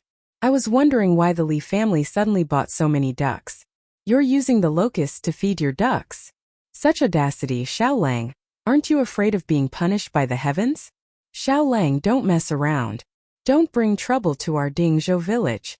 The old village chief and the villagers were all scolding the Li family's ducks and Li Wangyu's misdeeds. If not for the fact that Li Wangyu had gained some reputation in Dingzhou village, they would not have been so polite. His beautiful superior heard the news and immediately rushed to the front yard. When she heard that the old village chief and the villagers not only did not appreciate the Li family's kindness, but also blamed Li Wangyu, she was so angry that her face turned white and her expression froze. What an ungrateful dog, biting Lu Dongbin. Did the Li family have nothing better to do? They spent so much money to buy so many ducks. Li Wang even went to Chang'an to gather so much food. Wasn't it all for the sake of the 100 villagers of Dingzhou village? The locusts that destroyed the crops did not blame them. Instead, they kowtowed and burned incense. Li Wangyu wanted to save them but was humiliated by them. As expected, a pitiful person must have a detestable side. Chapter 100. Li Wangyu was not in a hurry to explain himself. He waited for the villagers to finish. When they finally quieted down, he said slowly, "What does the ducks eating the locusts have to do with me? I am not the one eating the locusts. The locusts are a gift from the locust god. So why can't the ducks eat the locusts because of the duck god's order?" His words stunned the villagers. What did he mean by that? What the hell was the duck god? It was not my order for the ducks to eat the locusts, right? It was their own doing. Since the locusts were eaten by the ducks, it means that the duck god is more powerful than the locust god. What are you afraid of? What duck god? How can there be such a god? The old villager mumbled. Old villager, how do you know there is no duck god? As the saying goes, there are gods everywhere. Since there is a locust god, there is naturally a duck god. Li Wangyu was trying to change the topic. Since they said the locusts were released by the locust god, then why did they say there was no duck god above the ducks? However, his words left the villagers speechless. Indeed, who dared to say there was no duck god? But, old villager, there are no buts. Since the ducks are the ones who eat the locusts, then it is a matter between the locust god and the duck god. We are mere mortals, we should not interfere. Li Wangyu's words left the agitated villagers speechless. They started to think about what Li Wangyu had just said. Seeing that no one spoke, Li Wangyu continued, "Actually, I'm sure all of you are aware of the locusts coming this year. Since my family's ducks can eat the locusts in the fields, then they can reduce the damage to the crops in the village, right? As for this locust god, let the duck god reason with him." Of course, the villagers understood what he meant. If the locusts were to spread, then their whole family would have nothing to eat. However, due to their deep-rooted beliefs, ignorance and fear, they did not dare to attack the locusts. They could only pray and pray that the locusts would show mercy. Li Wangyu's words seemed to be quibbling, but in reality, it hit the bottom of everyone's heart. The old villager and the leaders of the village looked at each other and didn't say anything. It seemed that they had tacitly agreed with Li Wangyu's duck god. If any family in the village is unwilling to do so because they are afraid of being blamed by the locust god, feel free to tell me. Tomorrow, I will instruct them not to drive the ducks to his family's fields. Is that okay? Li Wangyu added another stab. Li Wangyu wouldn't insist on being a good person if he didn't want to, and used this opportunity to criticize the Li family. The old village head and the other farmers were not stupid. If they really didn't allow the Li family's ducks to enter their fields to hunt for locusts, then other people's fields would be preserved while their own family would be left without a single harvest, and they could only go out to beg for food. No one would say anything about this, right? After the villagers tacitly agreed with Li Wangyu about the duck god, they said their goodbyes and left. At the same time, there were still several hundred farmers gathered outside the Li family's home. Many of them were agitated, and they were loudly criticizing Li Wangyu. The Niu brothers stood guard at the door with awkward expressions. On one hand, they agreed that Li Wangyu's decision was ill-considered, but on the other hand, they didn't want to hear the complaints of these farmers. No matter what, they were now part of the Li family. No matter what decision Li Wangyu made, the brothers would support him unconditionally. When the old village head and the other farmers came out, the farmers gathered around them. "Villager, how is it? What did Li Xiaoling say?" "This is big news. The Li family's ducks have consumed the locusts. What if the locust god blames them for this?" "Villager, We can't allow the Li family to do as they please. The Li family has to give us an explanation for this, or we will complain to the county government. They will suffer retribution for offending the locust god." Seeing the clamor, the old village head raised his hand to signal for silence. When the crowd finally quieted down, he coughed lightly and repeated what Li Wangyu had said. That is what Li Jia Shaoling meant. Since he didn't order the ducks to eat the locusts, then naturally the duck god will be responsible. If any family is unwilling, please explain to the Li family that tomorrow, the Li family's ducks will not go to their fields. When the old village head mentioned the duck god, he couldn't help but cough. It was a little awkward to say duck god out loud, but he couldn't care less about that now. After all, as Li Jia Shaoling said, since everyone believed in the locust god, then the duck god was not unreasonable. As soon as the old villager finished speaking, all the villagers were stunned. Duck god? Locust god? This duck-eating locust had something to do with the gods? Soon, some of the smarter farmers understood the crux of the matter. Since they didn't dare to kill the locusts, then the ducks catching the locusts and eating them didn't seem to have anything to do with them.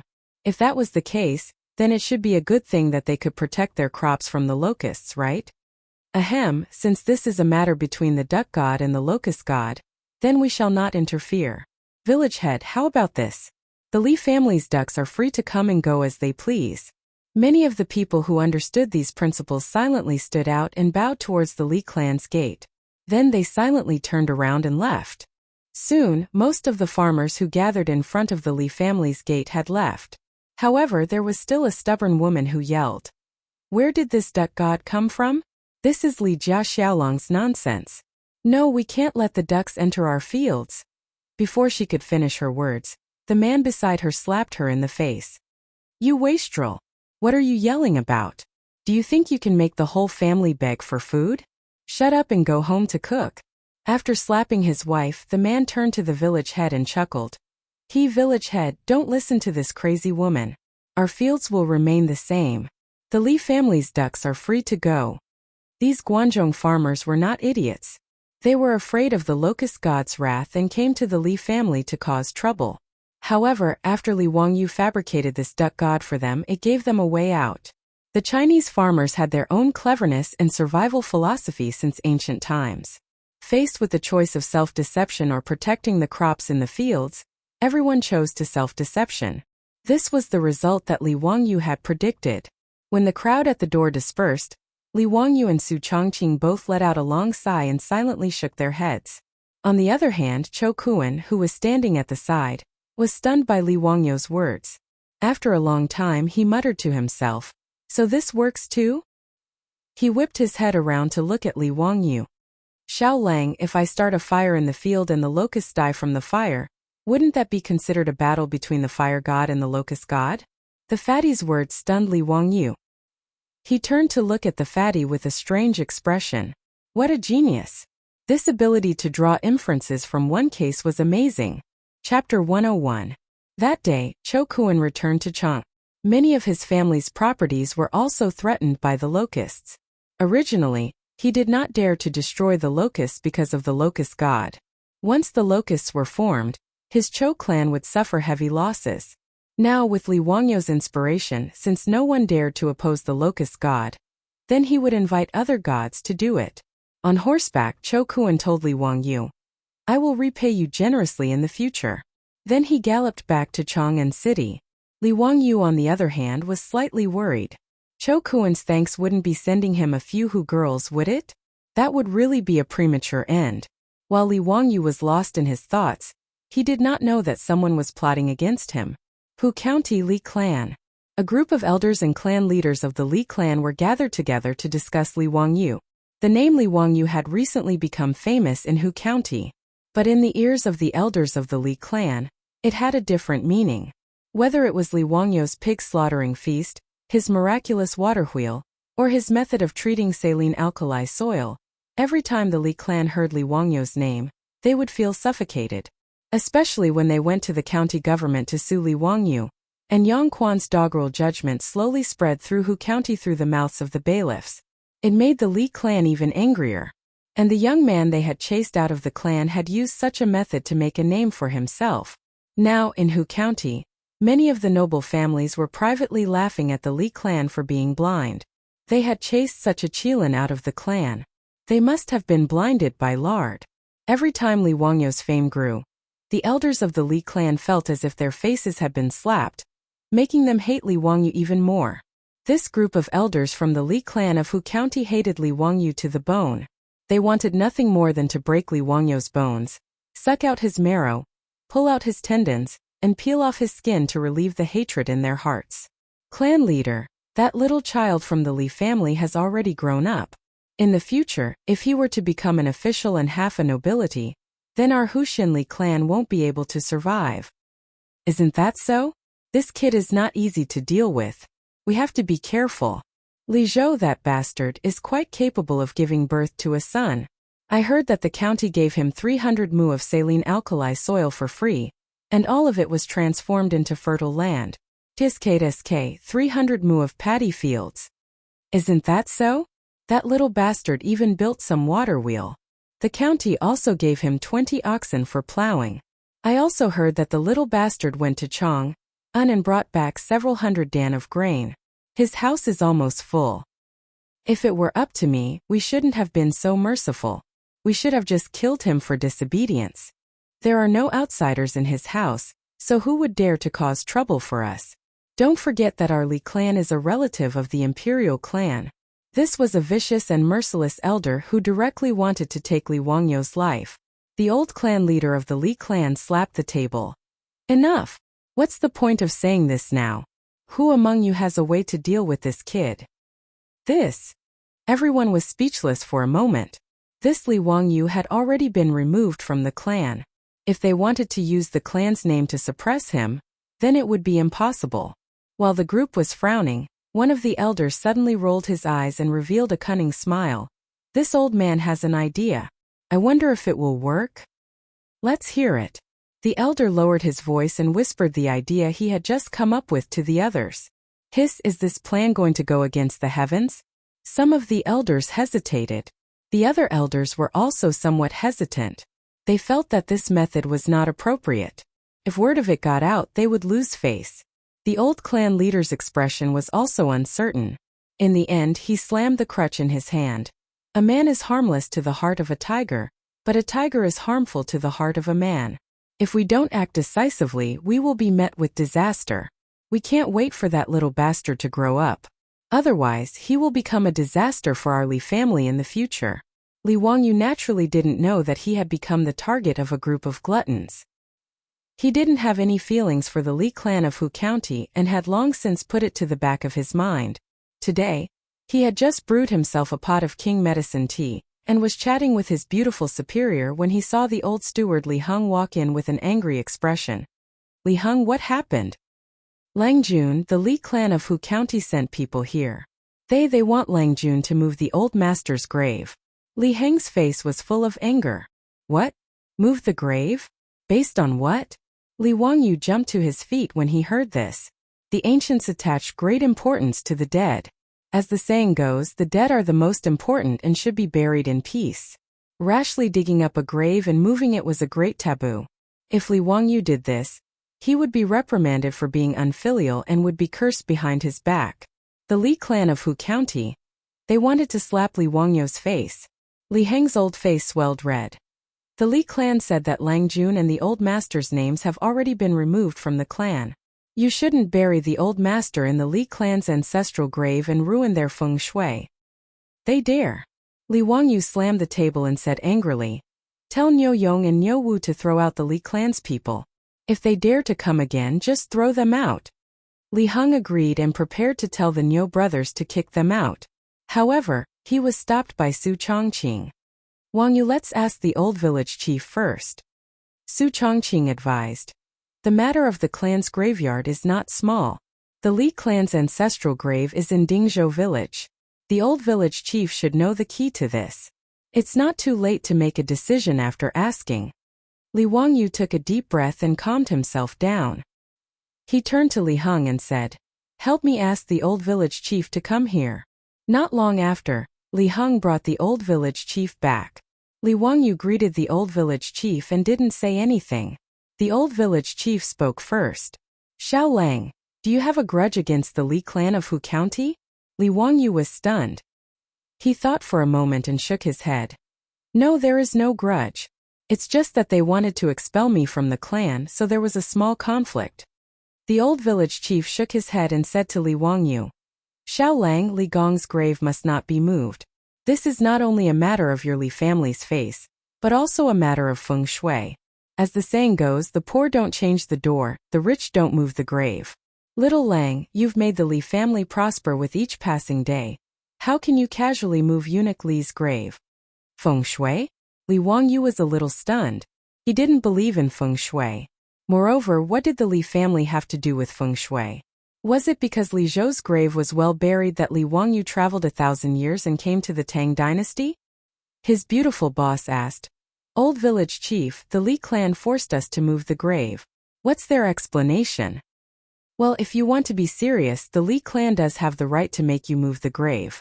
After all, Li Gong was buried in the Li clan's ancestral grave. Now Xiao Lang and Li Gong have been expelled from the clan. If they want to force you to move the grave, you can't stop them. The old village chief's words made Li Wangyu's heart cold. Was there no other way for the Li clan to force him to move the grave? The old housekeeper, Li Heng, had a look of despair on his face as he knelt down before Li Wangyu. Lang Jun, why don't you go and beg Madam Li? The old master's grave cannot be moved. Chapter 102. Li Heng's words made Li Wangyu and Su Chongqing look at each other in silence. Forget it. I'll go see the Li clan's people and see what they want. Li Wangyu walked towards the front courtyard. In the main room of the Li clan's front courtyard, a young man with an arrogant expression was waiting impatiently. When he saw Li Wangyu appear, he let out a cold snort. Humph, Li Wang, you're quite arrogant. You made me wait for so long. Li Wangyu thought for a moment and remembered that this person was the eldest grandson of the Li clan's head, Li Gui. This Li Gui relied on his status as the eldest grandson of the Li clan to be arrogant and despotic. He was considered a tyrant in Hu County. What made Li Wangyu's teeth itch when he saw this guy was that his previous owner was too weak. Even when Li Zhou was still alive, his previous owner didn't dare to provoke this Li Gui. The two of them had studied together in the clan's school. This bastard relied on the fact that he was older than Li Wangyu, and was the eldest grandson of the clan to bully Li Wangyu's previous owner. What was even worse was that this Li Gui relied on his status as the eldest grandson of the Li clan to do many disgusting things in Hu County. It couldn't be said that he kicked out widows' doors or dug up graves, but it wasn't far off. After all, the Li clan was a relative of the imperial family. Although they didn't have any official positions, even Yang Quan, the boss of Hu County, didn't want to offend them. Last time, if it weren't for Yu Shernan's support in the lawsuit against Li Wangyu, Yang Quan might not have stood on Li Wangyu's side so easily. Li Gui, what exactly is your Li clan trying to do? Just say it. Li Wangyu couldn't be bothered with this hedonistic son of a rich family. It was only the beginning of March, but Li Gui pretentiously opened his folding fan with a swish and waved the fan in his hand in a self-confident manner. Of course, I want you to move your dead father's grave away. Your Li family is no longer a member of our Li clan. There is no reason to bury him in our Li clan's ancestral grave. Li Gui, shut up. Even if my family's Darren isn't a member of the Li clan, he's still a Guanglu Darren who was conferred the title of Guanglu Darren by His Majesty. How could someone like you humiliate him? Do you believe that I will send you to the authorities immediately? Li Wangyu angrily rebuked. Li Gui knew that he had said something wrong and immediately shut his mouth. Li Zhou had offended Pai Lupi and was removed from his position. However, after Li Zhou's death, Pai Lupi was very kind and conferred him a posthumous title. Originally, Li Zhou was a secondary class, rank 3 supervisor of Huxian. After his death, Pai Lupi directly conferred him a secondary class, rank 2 Guanglu Darren. Of course, this was only a posthumous title. Li Wangyu was still a nobody and wouldn't receive any benefits. Perhaps the only benefit of a posthumous title was that the standard of Li Zhou's grave would be raised a little. A rank 3 tomb had a height of 12 feet for 50 steps. A rank 2 tomb had a height of 12 feet for 60 steps. In front of the grave one could erect a stone tablet, a glass head, a tortoise, a stone beast, and so on. That was all. These were all written laws in the Tang dynasty. No one could casually violate these laws. Otherwise, they would be beaten 100 times. Li Zhou's standard as a rank 2 official's grave had tormented the already empty Li family greatly.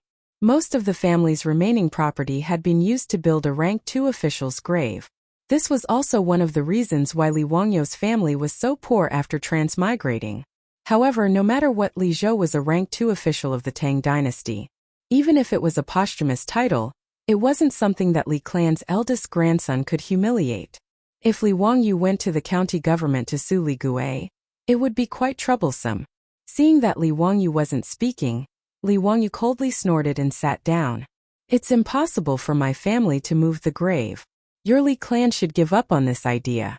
Speak, what conditions does your Li clan have? You don't want to move the grave? That's fine too. Hand over your Li family's 300 mu paddy field, 20 cattle, the blueprint for the water wheel, and the few hundred dan of grain in your family. In addition, promise to give the Li family 500 strings of copper coins every year. Then you don't have to move Li Zhou's grave. Li Gui wasn't polite at all and directly demanded an exorbitant price. His words almost made Li Wangyou laugh out of anger. Li Gui was treating him as a soft persimmon that he could do whatever he wanted. Scram. Li Wangyou replied with this one word. For a glutton like the Li family, there was nothing to talk about. Li Wangyou was scolded by Li Wangyou.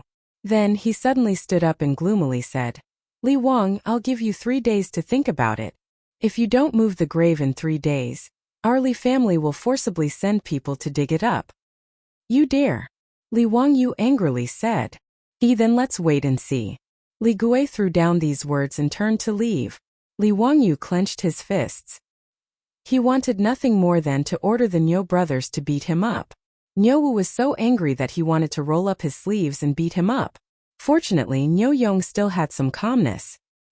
He held on to his younger brother tightly and didn't let him do anything rash. Forcing the Li family to move the grave was the vicious plan that the Li clan's elders came up with. In the eyes of the Li clan's elders, the reason why Li Wangyou could suddenly make a name for himself as a Noda was completely because Li Zhou's grave was well buried. It might even have robbed the Li clan's feng shui. In the old saying, it was because Li Zhou's grave was smoking green smoke that a young man like Li Wangyou could come up with so many things in just half a month.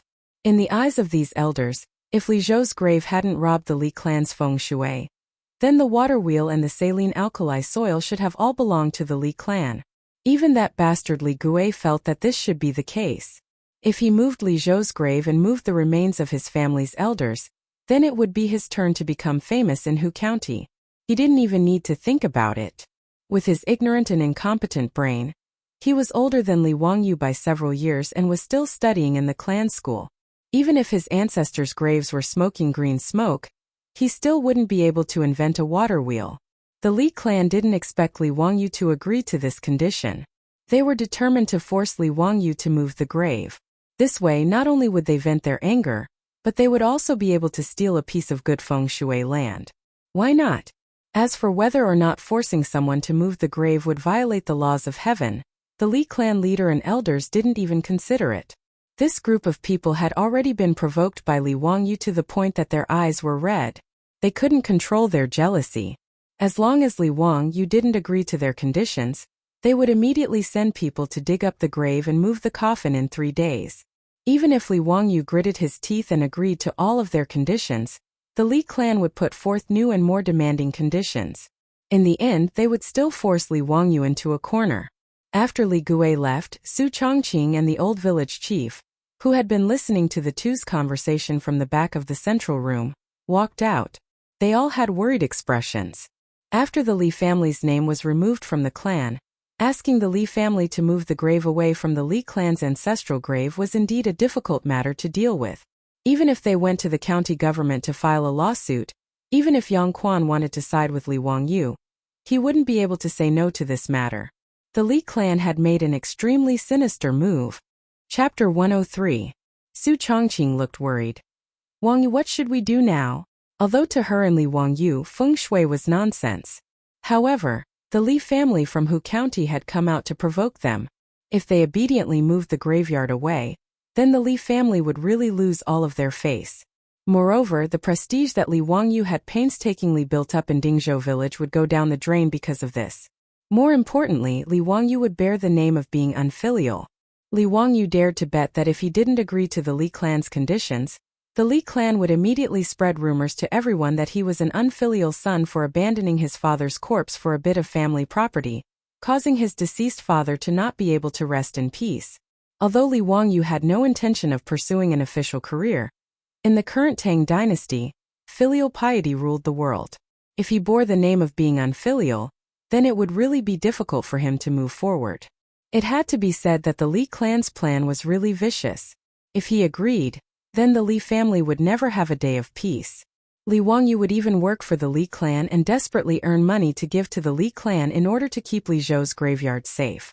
If he didn't agree, then not only would Li Zhou's graveyard be moved away, but he would also be splashed with a basin of dirty water. I don't know. Let me think about it. There must be a way. Li Wangyu scratched his head.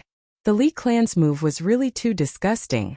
The Li clan's ancestral graves were all buried outside Dingzhou village, on a hillside facing south at the foot of Shouyang Mountain. On the hillside of Noda, only the Li clan's ancestral graves were buried here. This belonged to the Li clan's family graveyard. Li Wangyu didn't know when the hillside facing the sun became the Li clan's ancestral grave, but the Li clan of Huxian was also a branch of the Longxi Li clan.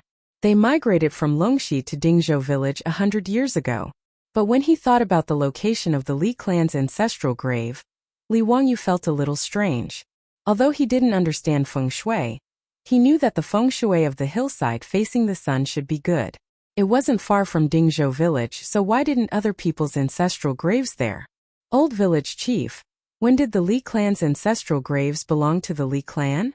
The Li clan was originally a small clan in Dingzhou village. Because of the good feng shui of the hillside facing the sun, many people in the village had ancestral graves there. Later, when the retired emperor seized the country and established the Tang dynasty, the Li clan suddenly became a relative of the imperial family. The Li clan came forward and forced other people to move their ancestral graves away. They forcibly occupied the hillside, and then it became the ancestral grave of the Li clan. Speaking of this, the old village chief shook his head. His ancestral graves were originally buried on the hillside, but they were forcibly moved away by the Li clan. The villagers of Dingzhou village had no power or influence. How could they dare to say no to the Li clan, a relative of the imperial family? Li Wangyu keenly caught the two words in the old village chief's words. Forcibly occupied. Forcibly occupied? Don't tell me that hillside doesn't belong to the Li clan? Li Wangyu immediately asked. It belongs to the Li clan? Of course not. That hillside belongs to the county. But that hillside is where the Li clan's ancestral graves are. This is known by everyone. The county also tacitly agrees. The old village chief was puzzled why Li Wangyu asked this question. The Li clan didn't buy that hillside? Of course not. The old village chief had never heard that a graveyard needed to be bought. Which family didn't carry it to the hillside and find a good place to bury it? There was no need to buy any land. But the Li clan was powerful, and the villagers of Dingzhou village couldn't compete with them. They even went to the county to file a lawsuit for the relocation of the graveyard. But the previous county magistrate of Hu County stood on the Li clan's side, so the villagers of Dingzhou village could only grit their teeth and bear with it. Li Wangyu immediately stood up. I have an idea. Wangyu, what idea do you have? The beautiful boss asked curiously. Can't we just buy that hillside? Buy it. Su Chongqing was speechless. Not to mention whether or not the hillside was for sale, buying land would cost money, right? Ever since they bought the duck, they only had a few dozen strings of copper coins at home. She didn't think that land in the Tang dynasty could be so cheap. Li Wangyu didn't explain much and ran out after saying, I'll go to the county yamen and find Yang Mingfu to buy land. He ran to the backyard to get the horse, and Niu Wu quickly followed. Usually when Li Wangyu went out, Niu Wu would follow behind him as a bodyguard, and Niu Yong would stay at home to guard. The two rode straight to the county yamen. The yamen runner at the entrance naturally recognized Li Wangyu and quickly helped him to report. Zio, how come you have time to come to my place today? Ming House. I'm here to ask for help. Li Wangyu didn't care about being courteous, And he repeated what Li Gui had said in detail, causing Yang's brows to knit together tightly. The Li clan is so vicious. Yang Quan sighed. But it's hard for me to help you. After all, Zio and eunuch Li have been removed from the Li clan. They insist on moving your family's grave. I can't do anything about it.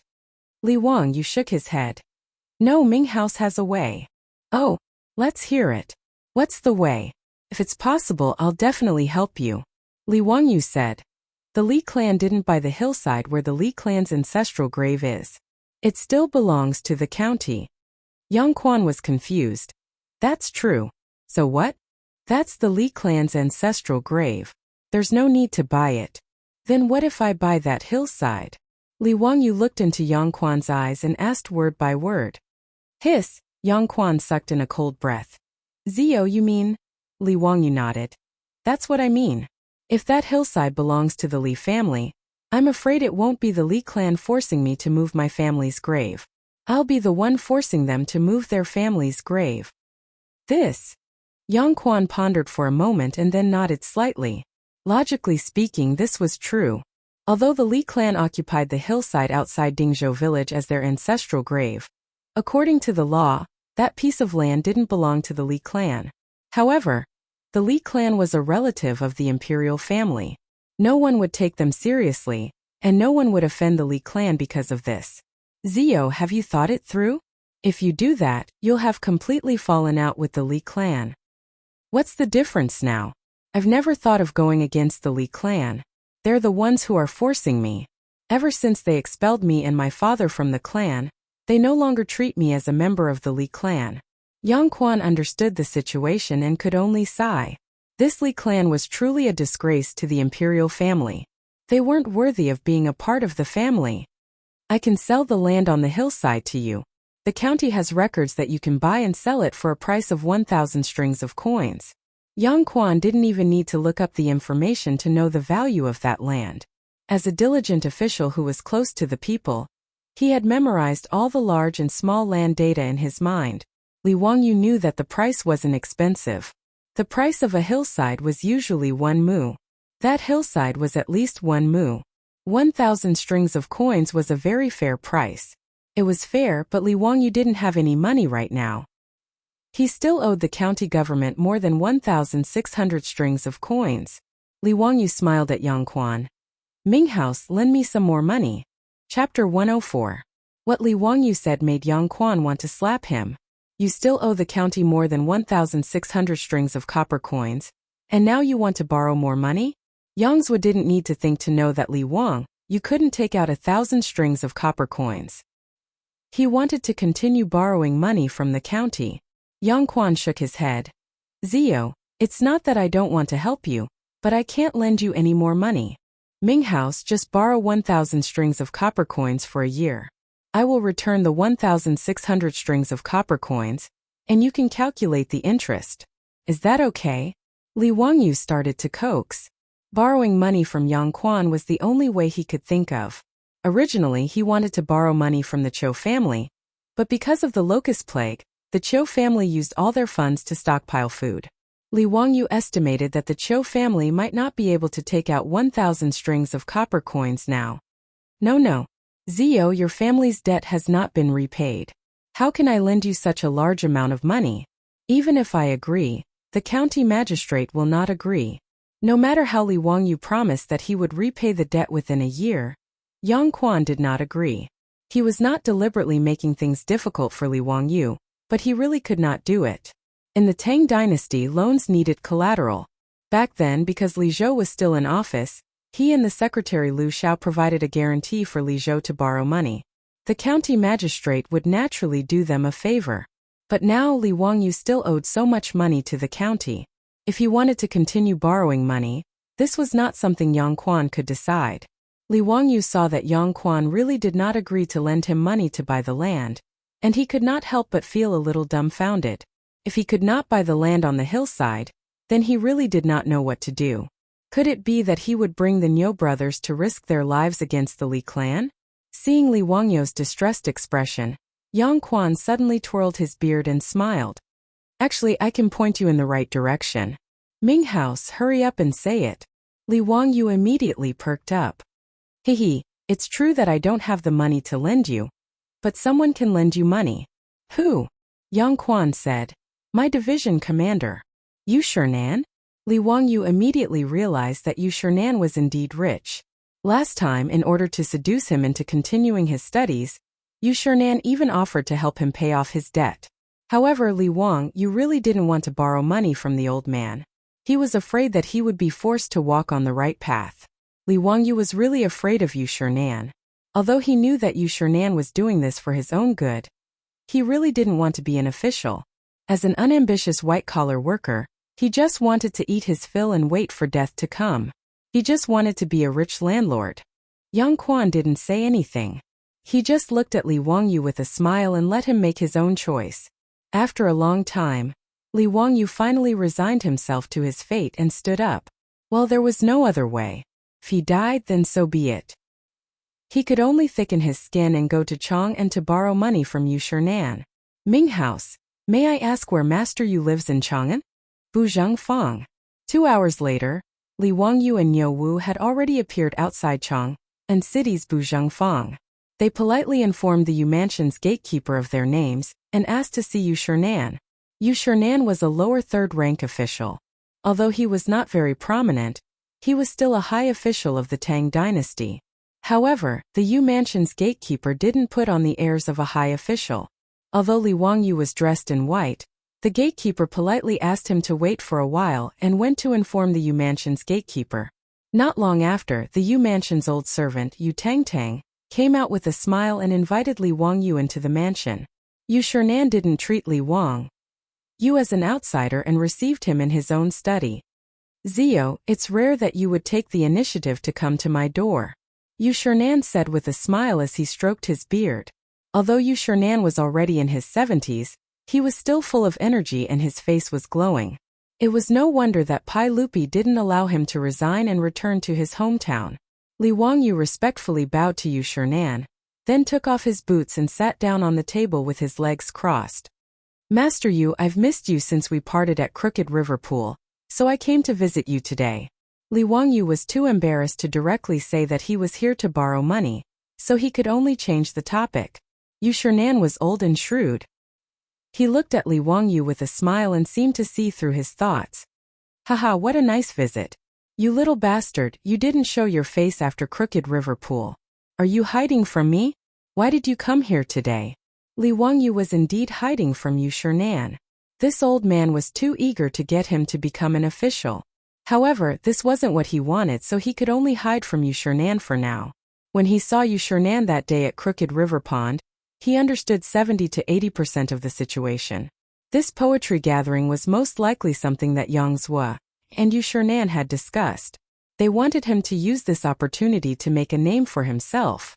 Li Wangyu naturally appreciated the old man's good intentions, but he was afraid that Yu Shernan would force him to become an official, so he didn't dare to visit. If he hadn't been forced into a corner today, Li Wangyu wouldn't have walked right into the trap. Master Yu, what are you talking about? I really missed your earnest teachings. This tea is personally made by the old immortal Sun Simiao. It's good for the mind and heart. It's both medicine and tea. It's very hard to come by. I'm here to deliver this tea to you, Master Yu, as a gift. Li Wangyu hurriedly handed over the Medicine King tea that Sun Simiao had made. This was something he had specially asked Niu Wu to fetch for him after he had borrowed some money from Yu Shernan. It was to be a gift to Yu Shernan. Is that so? Then many thanks, Ziyu. I'll accept this tea. Ziyu, is there anything else? If there's nothing else, you can go back. I still have work to do. Seeing that Li Wangyu wasn't telling the truth, Yu Shernan smiled and chased him away after receiving the tea. Li Wangyu was dumbfounded. This old man didn't play by the rules. After receiving his Medicine King tea, he wanted to chase him away. Where was the old man who had encouraged him to study? Shouldn't he have encouraged him, then offered to help him pay off his debt, then persuaded him to study? After that, he would explain his predicament to Yu Shernan. Only then would he be able to borrow money? Now he was chasing him away after just a few words? Master Yu, you're not being kind. Li Wangyu stammered for a long time, then awkwardly said, Master Yu, I came here today to ask for a favor. I knew you wouldn't come here for no reason. Speak, what is it? Hey, I want to borrow money. How much? 1,000 strings of cash. Li Wangyou's words made Yu Shernan freeze. 1,000 strings of cash wasn't a small amount. What's the matter? To buy land. Since he had already spoken, Li Wangyu didn't hide anything from the old man. He honestly told him about the Li clan's visit today. He also explained that the only way he could get his hands on the land was to buy the mountain slope. When Yu Shernan heard this, he was so angry that he slammed his hand on the table. Despicable and shameless. Utterly shameless. I'll definitely report this to His Majesty, and have him discipline these scum of the imperial clan. Li Wangyu was afraid that the old man would be angered to death, so he hurriedly tried to comfort him. After Yu Shernan finally calmed down, he suddenly looked at Li Wangyu with a smile. Ziyu, I can lend you money, but you have to agree to one condition. Chapter 105. When Li Wangyu heard this, he became alert. This old man wouldn't be digging a hole for him again, would he? He carefully asked. Master Yu, what's the condition? It's simple. This year's spring imperial examinations, you can participate in the imperial examinations. You just need to pass the imperial examinations.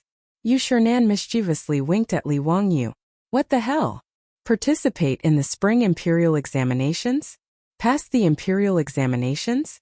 Old man, are you crazy? Li Wangyu was shocked by Yu Shernan's ridiculous condition. What did Yu Shernan mean by this? Not to mention whether or not he was willing to participate in the spring imperial examinations, he didn't even have the qualifications. Since he wasn't a student from the capital or the county academies, nor was he a high scholar who passed the county examinations, what kind of imperial examination would he be participating in? Master Yu, are you sure you're not mistaken? I'm neither a high scholar nor a high scholar. Haha, it's fine. As long as Zio is willing to participate, I can still help you get a spot as a high scholar. Yu Shernan smiled. Li Wangyu said. But I didn't submit. Yu Shernan said. With my recommendation, why would you need to submit? Those few poems of yours will be considered as submitted. Li Wangyu struggled. Master Yu, I'm still in the cutting off of decline. The Tang dynasty believed in filial piety. Children were not allowed to participate in the imperial examinations within 3 years of their parents' death. I will plead for you. Yu Shernan was unmoved. Li Wangyu was completely dumbfounded. What did this old man mean? Did he really want to force him to participate in the imperial examinations? He began to weigh whether or not he should borrow the money. Before Li Wangyu could understand the meaning behind Yu Shernan's words, Yu Shernan suddenly stopped smiling and looked at Li Wangyu sternly. Zio, I know you don't want to be an official. Originally, I didn't want you to waste your time like this.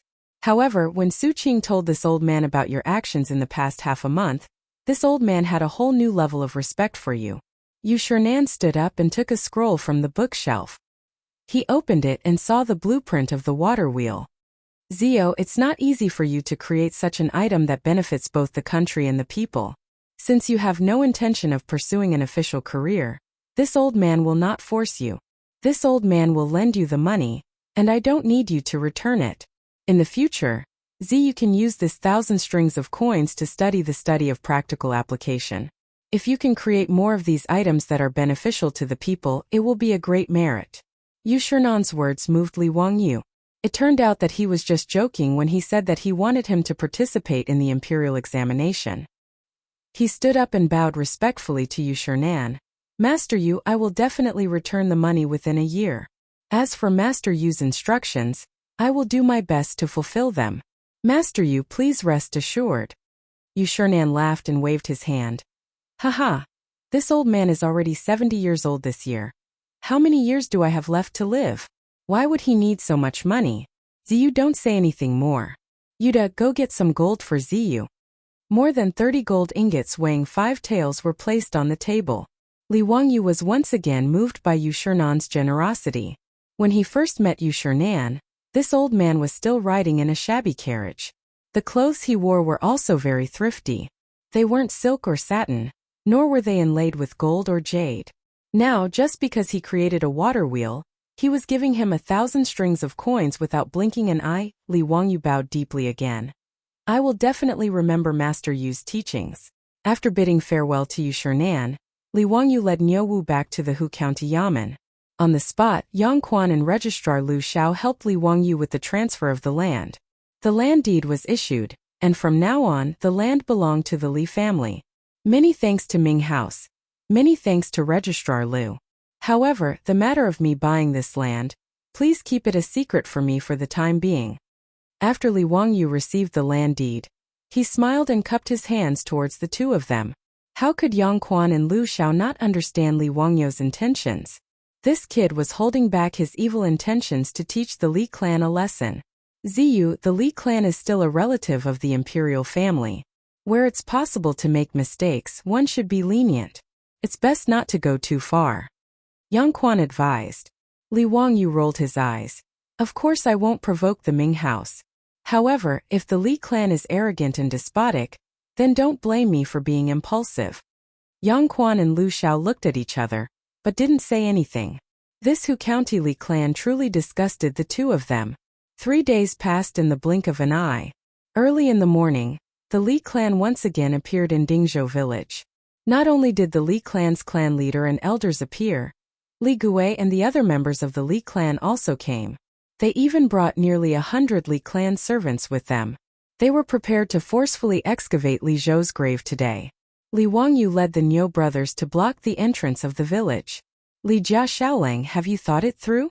Do you agree to our conditions? The Li clan leader asked with a mocking expression. In their opinion, Li Wangyu wouldn't be able to escape this calamity no matter what. Regardless of whether he agreed to their harsh conditions or refused, they would be able to play this disobedient brat to death in the palm of their hands. Li Wangyu, what do you think? Are you unwilling to part with the money? That's fine. Dig out your dead father's coffin and bury him somewhere else. Haha. Li Gui laughed loudly in the crowd. TSK, this Li Zhou is really pitiful. He gave birth to an unfilial son, and even in death he can't rest in peace. Do you think it's so easy to take advantage of the Li clan? You actually want to bury Li Zhou in our Li clan's ancestral grave. The old clan leader is kind and benevolent. He only asked for a small amount of money from your family.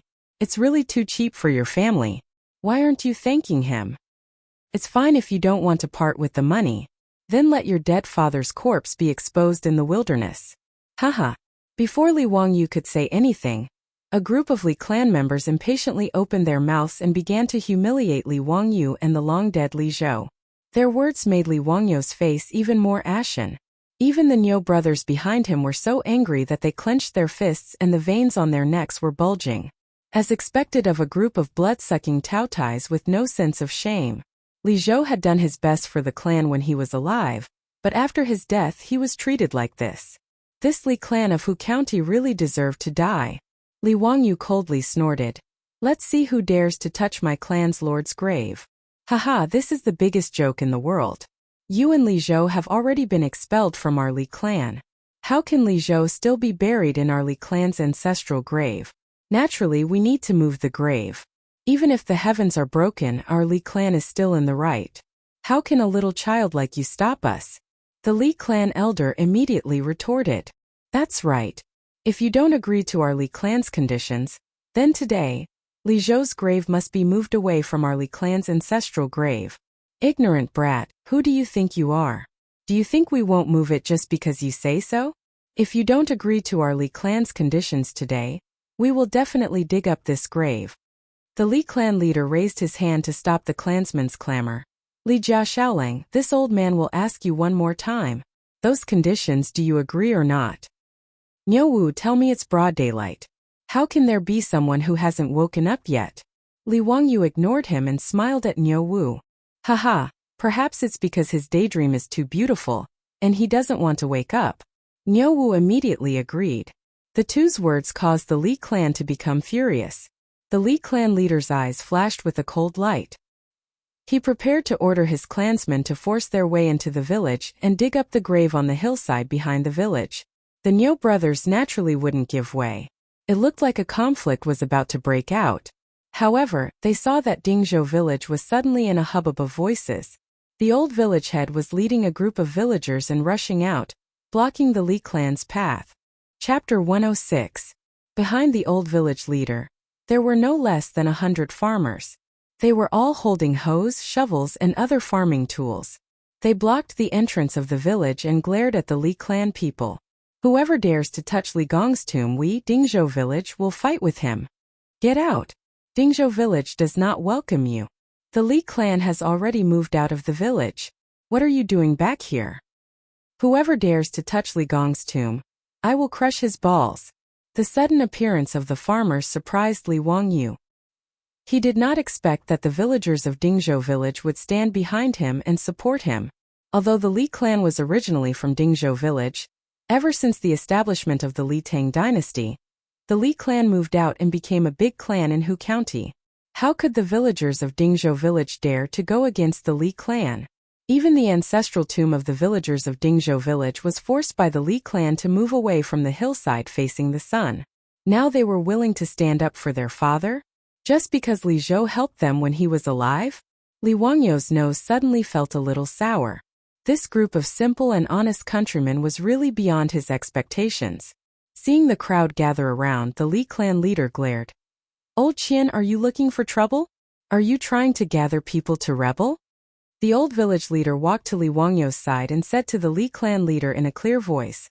Li Gong helped Dingzhou village when he was alive.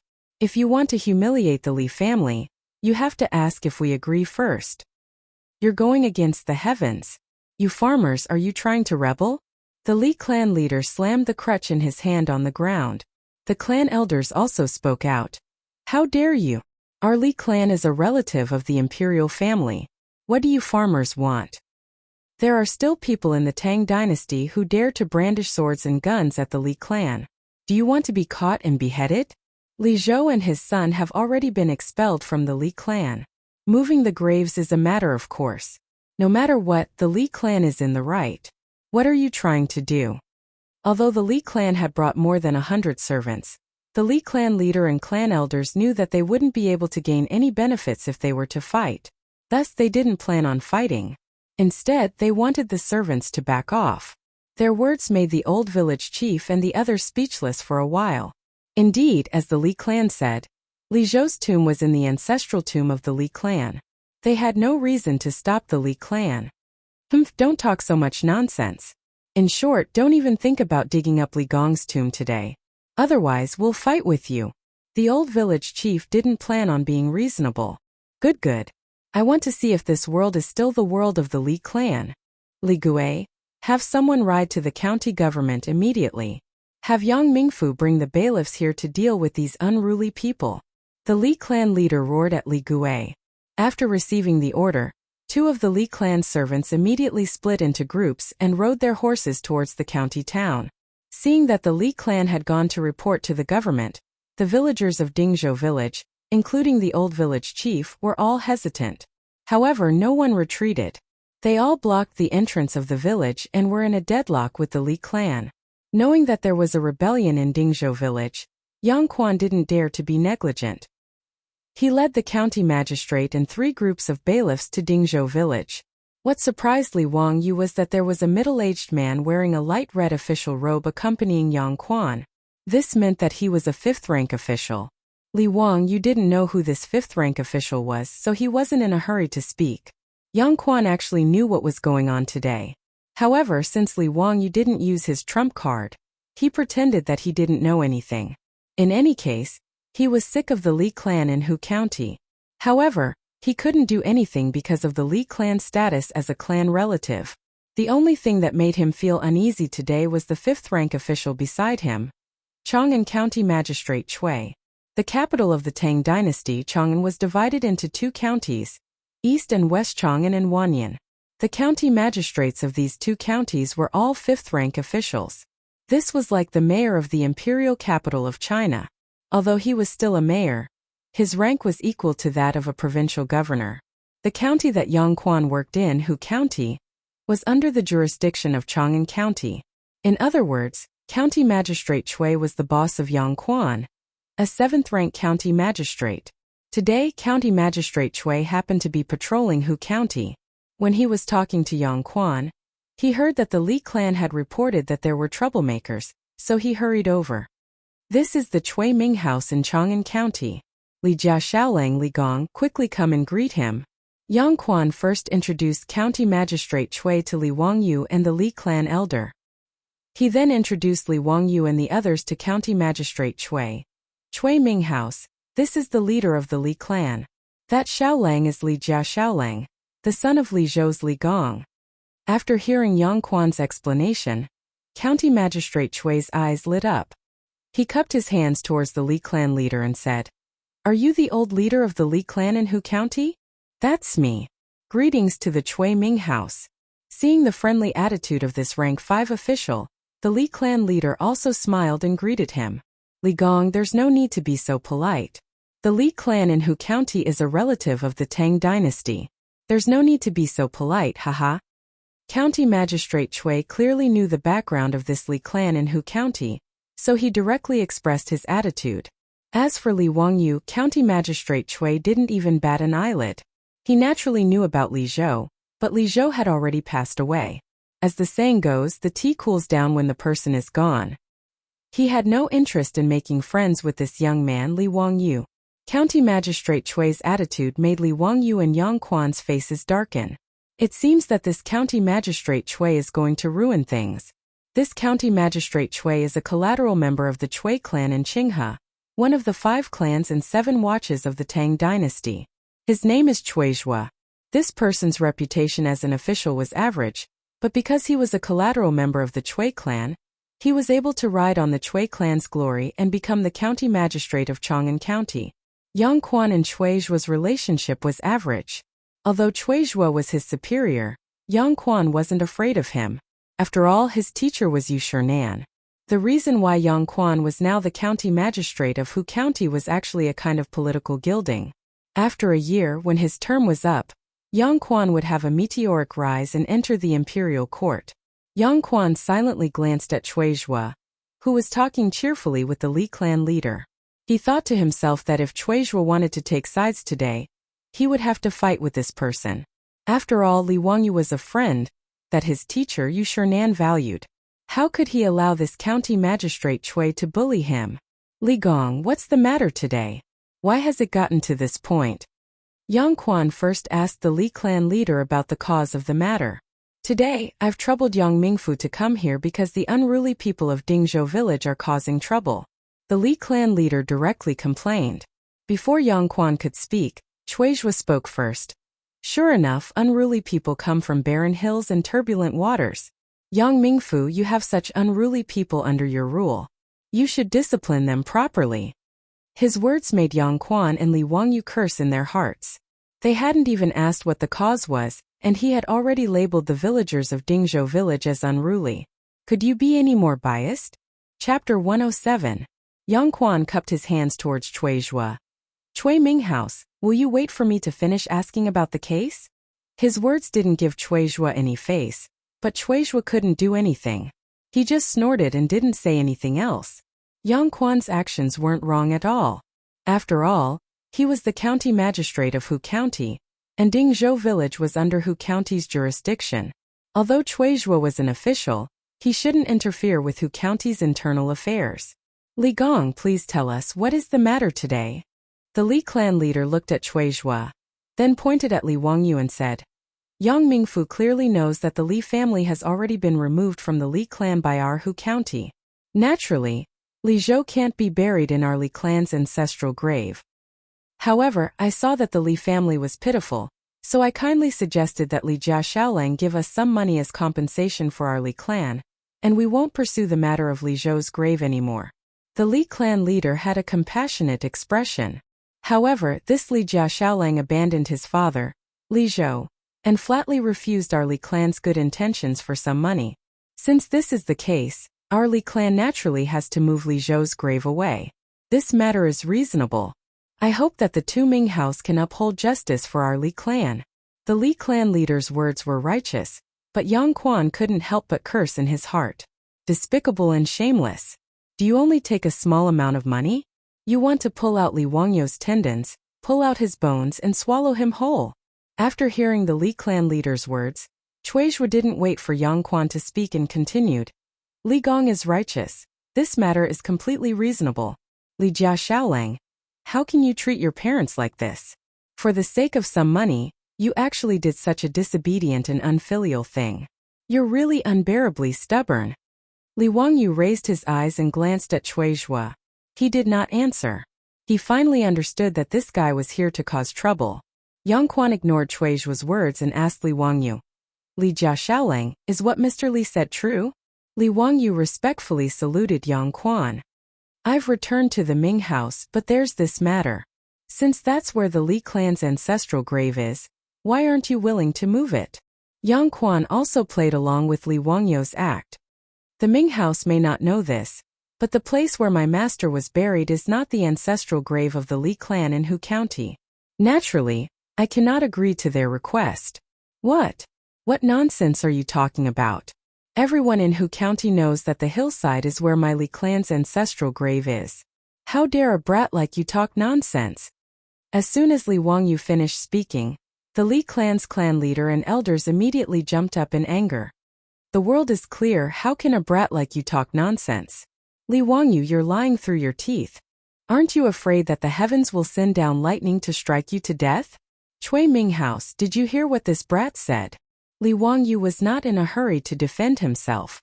He waited for them to stop causing a ruckus. Then he calmly asked, what, did I say something wrong?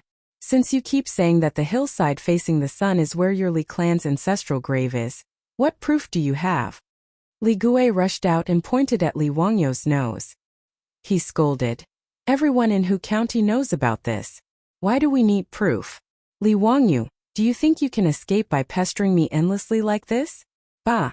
If I don't dig up your damn father's grave today, I'll crawl back to Hu County. Aha, then you can crawl back now. 20 li isn't a short distance. Li Gui, take your time. If you don't crawl, then you're a bastard. I'll say it here today. Don't you dare touch a single blade of grass or tree in my master's grave. Li Wangyu replied disdainfully.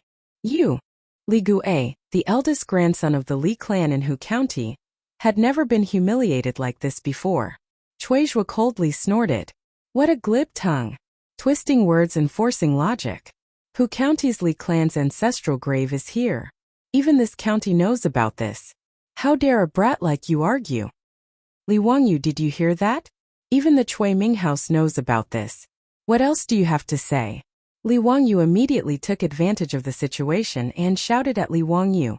Li Wangyu was not moved by Cui Zhuo's words. He calmly replied.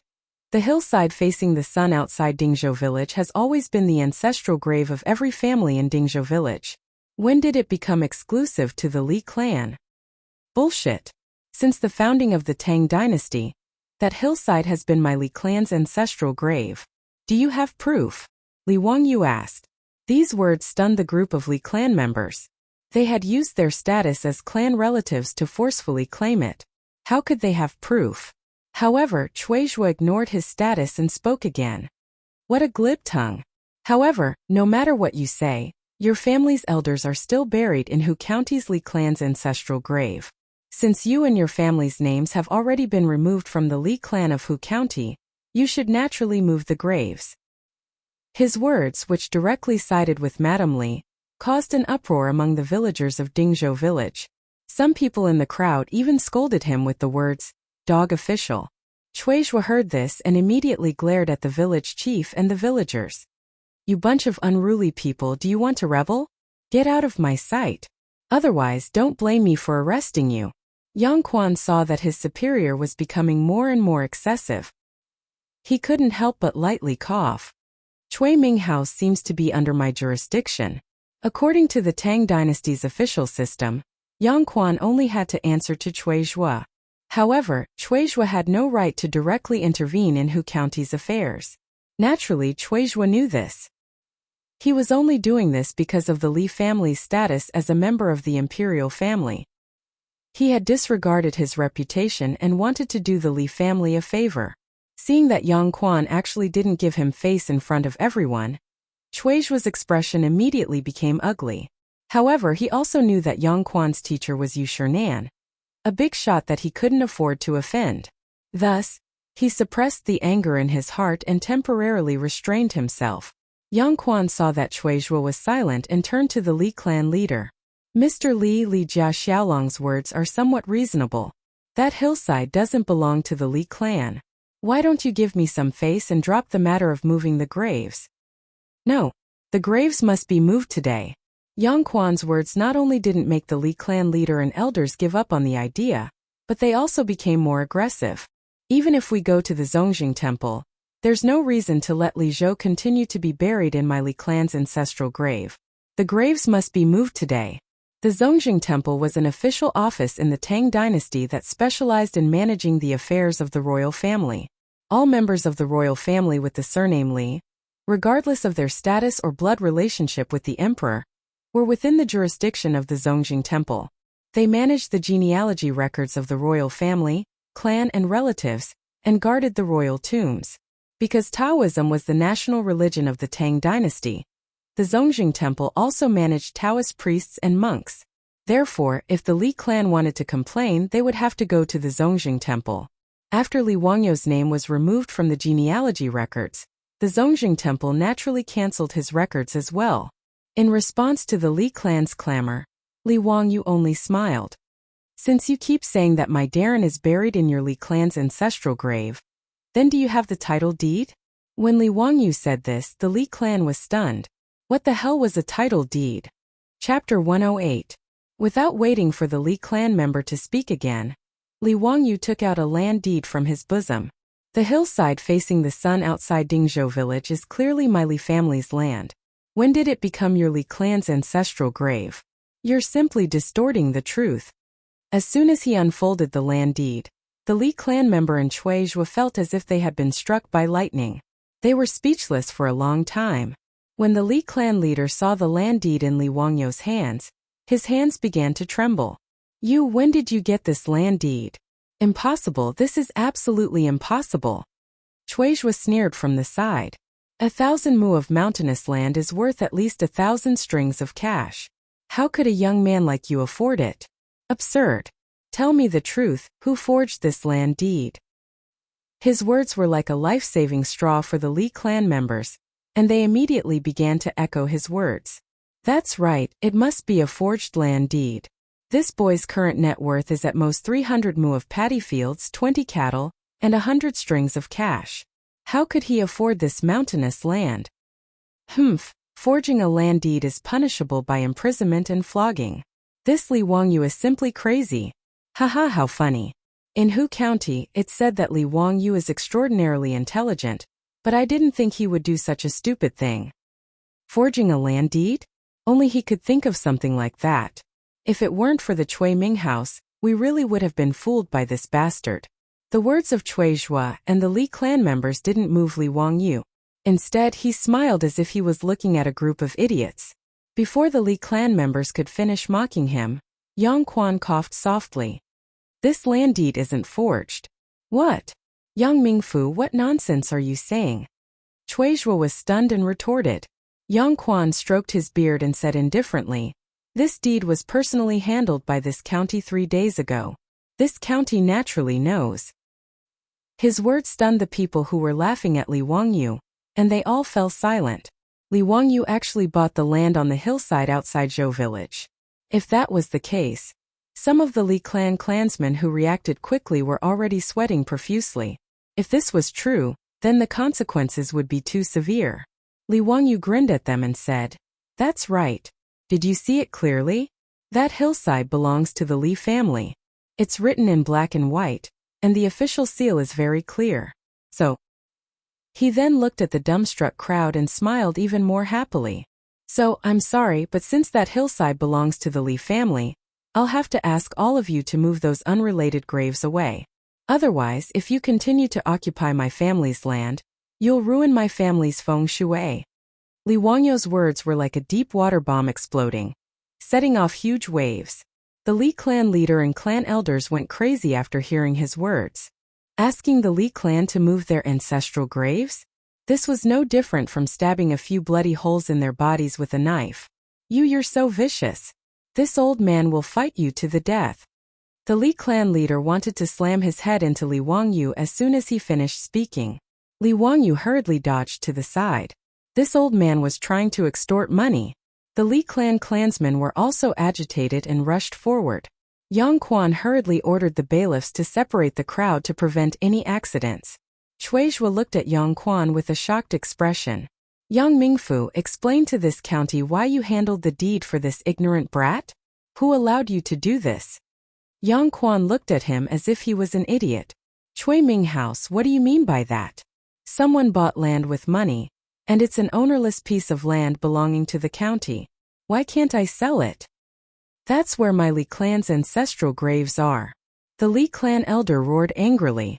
Yang Quan said, since it's where your Li clan's ancestral graves are, why don't you buy that hillside from the county?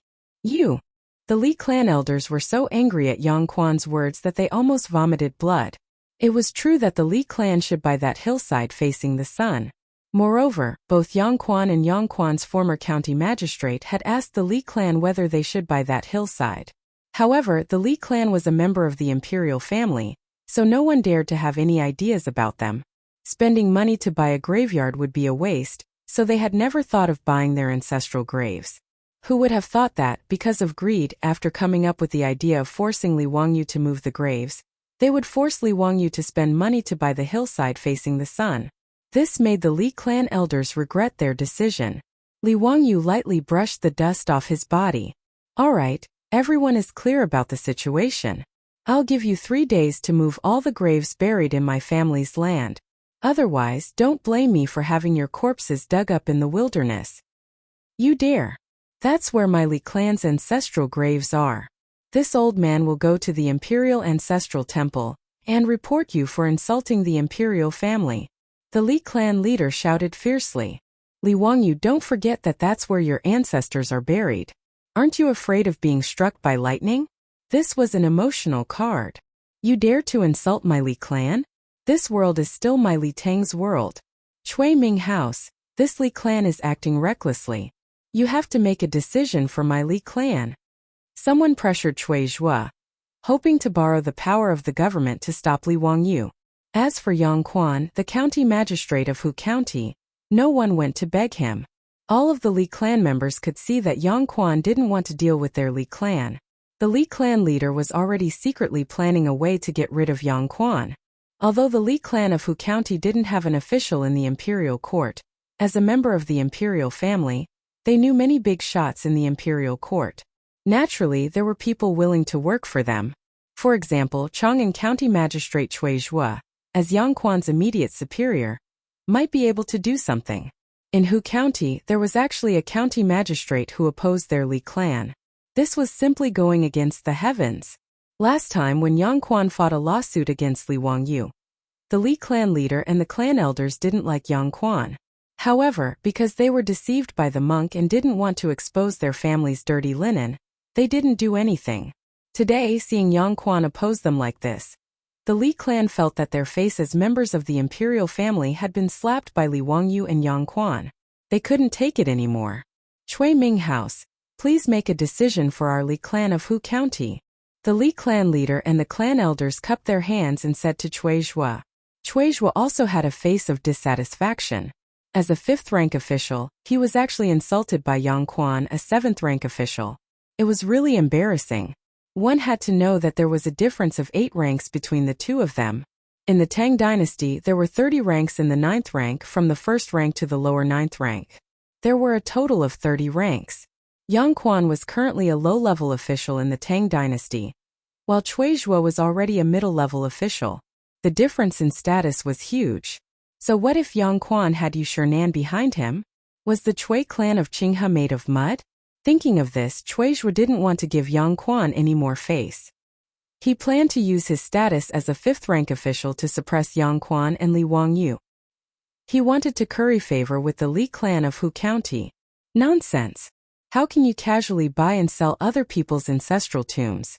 This county will definitely investigate this matter and see if there is anyone involved who is corrupt, bending the law, and practicing favoritism. Men, bring this Li Wangyu back to the county office. This county will personally interrogate him. He planned to directly shed all pretense of cordiality with Yang Quan. He didn't care about the rules of officialdom and forcefully intervened in Hu County's affairs. When Chuizhua's words reversed black and white, Yang Quan and Li Wangyou's expressions turned cold. The Niu brothers and the villagers of Dingzhou village were in an uproar. The members of the Li clan were pleasantly surprised. Just as they were making a ruckus, they heard the sound of horse hooves coming from the road outside the village. A rough voice sounded. Wahahaha, nephew, I've come to see you, little kid. Chapter 109. Everyone looked over and saw a dozen strong horses galloping from the dirt road outside the village. When Li Wangyou saw the person in the lead, he felt a faint pain in his buttocks. The person who came was the Duke of Lu, Chang'an. Behind him were 3 young men and more than a dozen bodyguards. Li Wangyou was very surprised. Why did this devil incarnate come to Dingzhou village? Did he want to find trouble with him again? He did not dare to be rude and quickly went forward to respectfully greet Chang'an. Uncle Chang, how come you have time to come to this nephew's place today? Wahahaha, today is the day off. I just heard that you brat made some pig slaughtering feast. I brought my sons to eat the rich. Pig slaughtering feast? This cheap meat can also make Chang Yaojin, the Duke of the Tang dynasty, come here? Moreover, what do you mean by eating the rich? I am now in debt of more than 2,600 copper coins. You brought more than a dozen men to eat the rich, does your conscience not hurt? Before Li Wangyou finished cursing in his heart, Chang Yaojin habitually used his large palm to slap Li Wangyou's shoulder. The slap almost made Li Wangyou's body go soft. This old man did not realize it and instead frowned. Nephew, your body is too weak. Yes, Uncle Chang is right. I will go back and train. Li Wangyou was sweating like a waterfall. Do you not know how heavy your hand is? Come, Laozi will introduce you to my 3 sons, Cheng Chumo, Cheng Chuliang and Cheng Chubi. In the future, you 4 brothers should get to know each other better. Chang Yaojin pointed at the 3 young men beside him. Li Wangyou looked up and almost bit his own tongue. This Chang Yaojin's genes were really strong. Those who did not know would think that Chang Yaojin's 3 sons were triplets. They looked almost exactly the same. Except for the beard and the wrinkles on their faces, they were almost identical copies of Chang Yaojin's triplets. Li Wangyou quickly greeted Chang Yaojin's 3 sons. Wangyou greets my 3 elder brothers. Haha, what elder brother? Call me big brother. Cheng Chumo, like Chang Yaojin, patted Li Wangyou's shoulder. Cheng Chuliang and Cheng Chubi did the same. They laughed heartily as they used their big hands to rub Li Wangyou's weak shoulders. F***ck. Did this bastard Chang Yaojin want to bring his 3 sons to kill me today? Li Wangyou was about to collapse. Also, why were the father and son of the Cheng family so friendly? Chang Yaojin asked him to call him uncle the moment they met, and these 3 younger versions of Chang Yaojin asked him to call him brother. In the Tang dynasty, titles such as uncle and elder brother were not used casually. They were reserved for relatives. Rubbing his numb shoulders, Li Wangyou could only smile bitterly and greet them again. Wangyou greets my 3 brothers. Virtuous nephew, what are you doing? Why are hundreds of people gathered together? After greeting, Chang Yaojin pointed to the crowd at the village entrance and asked. Li Wangyou smiled and briefly told Chang Yaojin what happened today. In the end, he pointed to Chuizhua and said, Uncle Chang, I'm afraid I can't treat you to a meal today. This county magistrate Chui is going to take me back to Chang'an County for questioning.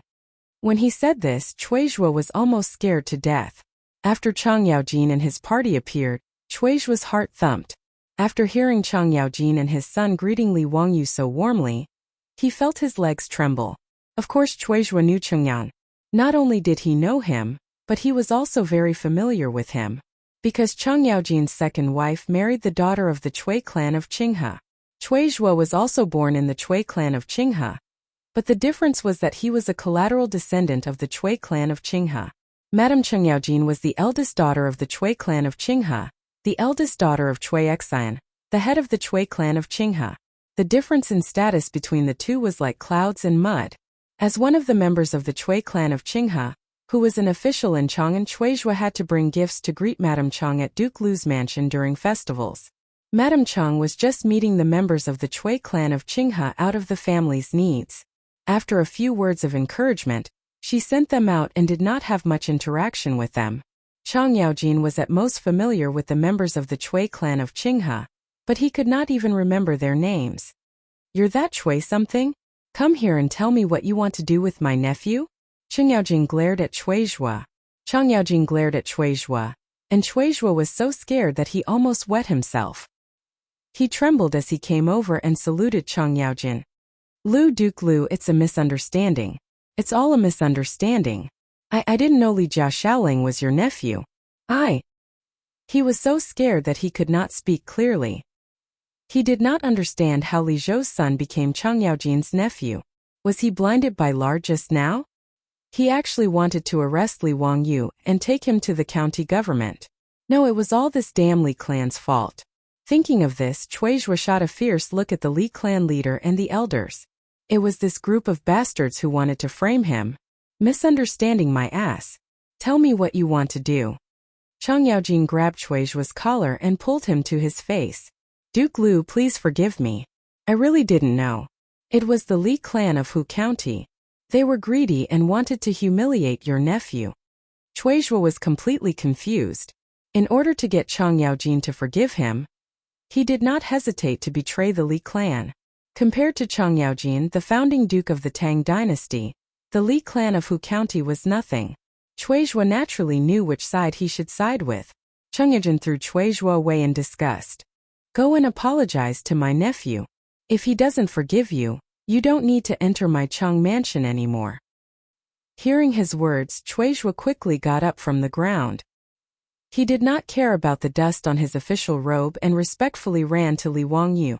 Young Master Li, it's all this county's. He wanted to put on a show of authority, but he heard Chang Yaojin's soft snort. He quickly changed his words. It's all my fault. Please forgive me. The dignified fifth-rank county magistrate of Chang'an County even called himself my subordinate, in front of Li Wangyu. My subordinate was a humble way of saying that he was just someone who could run errands.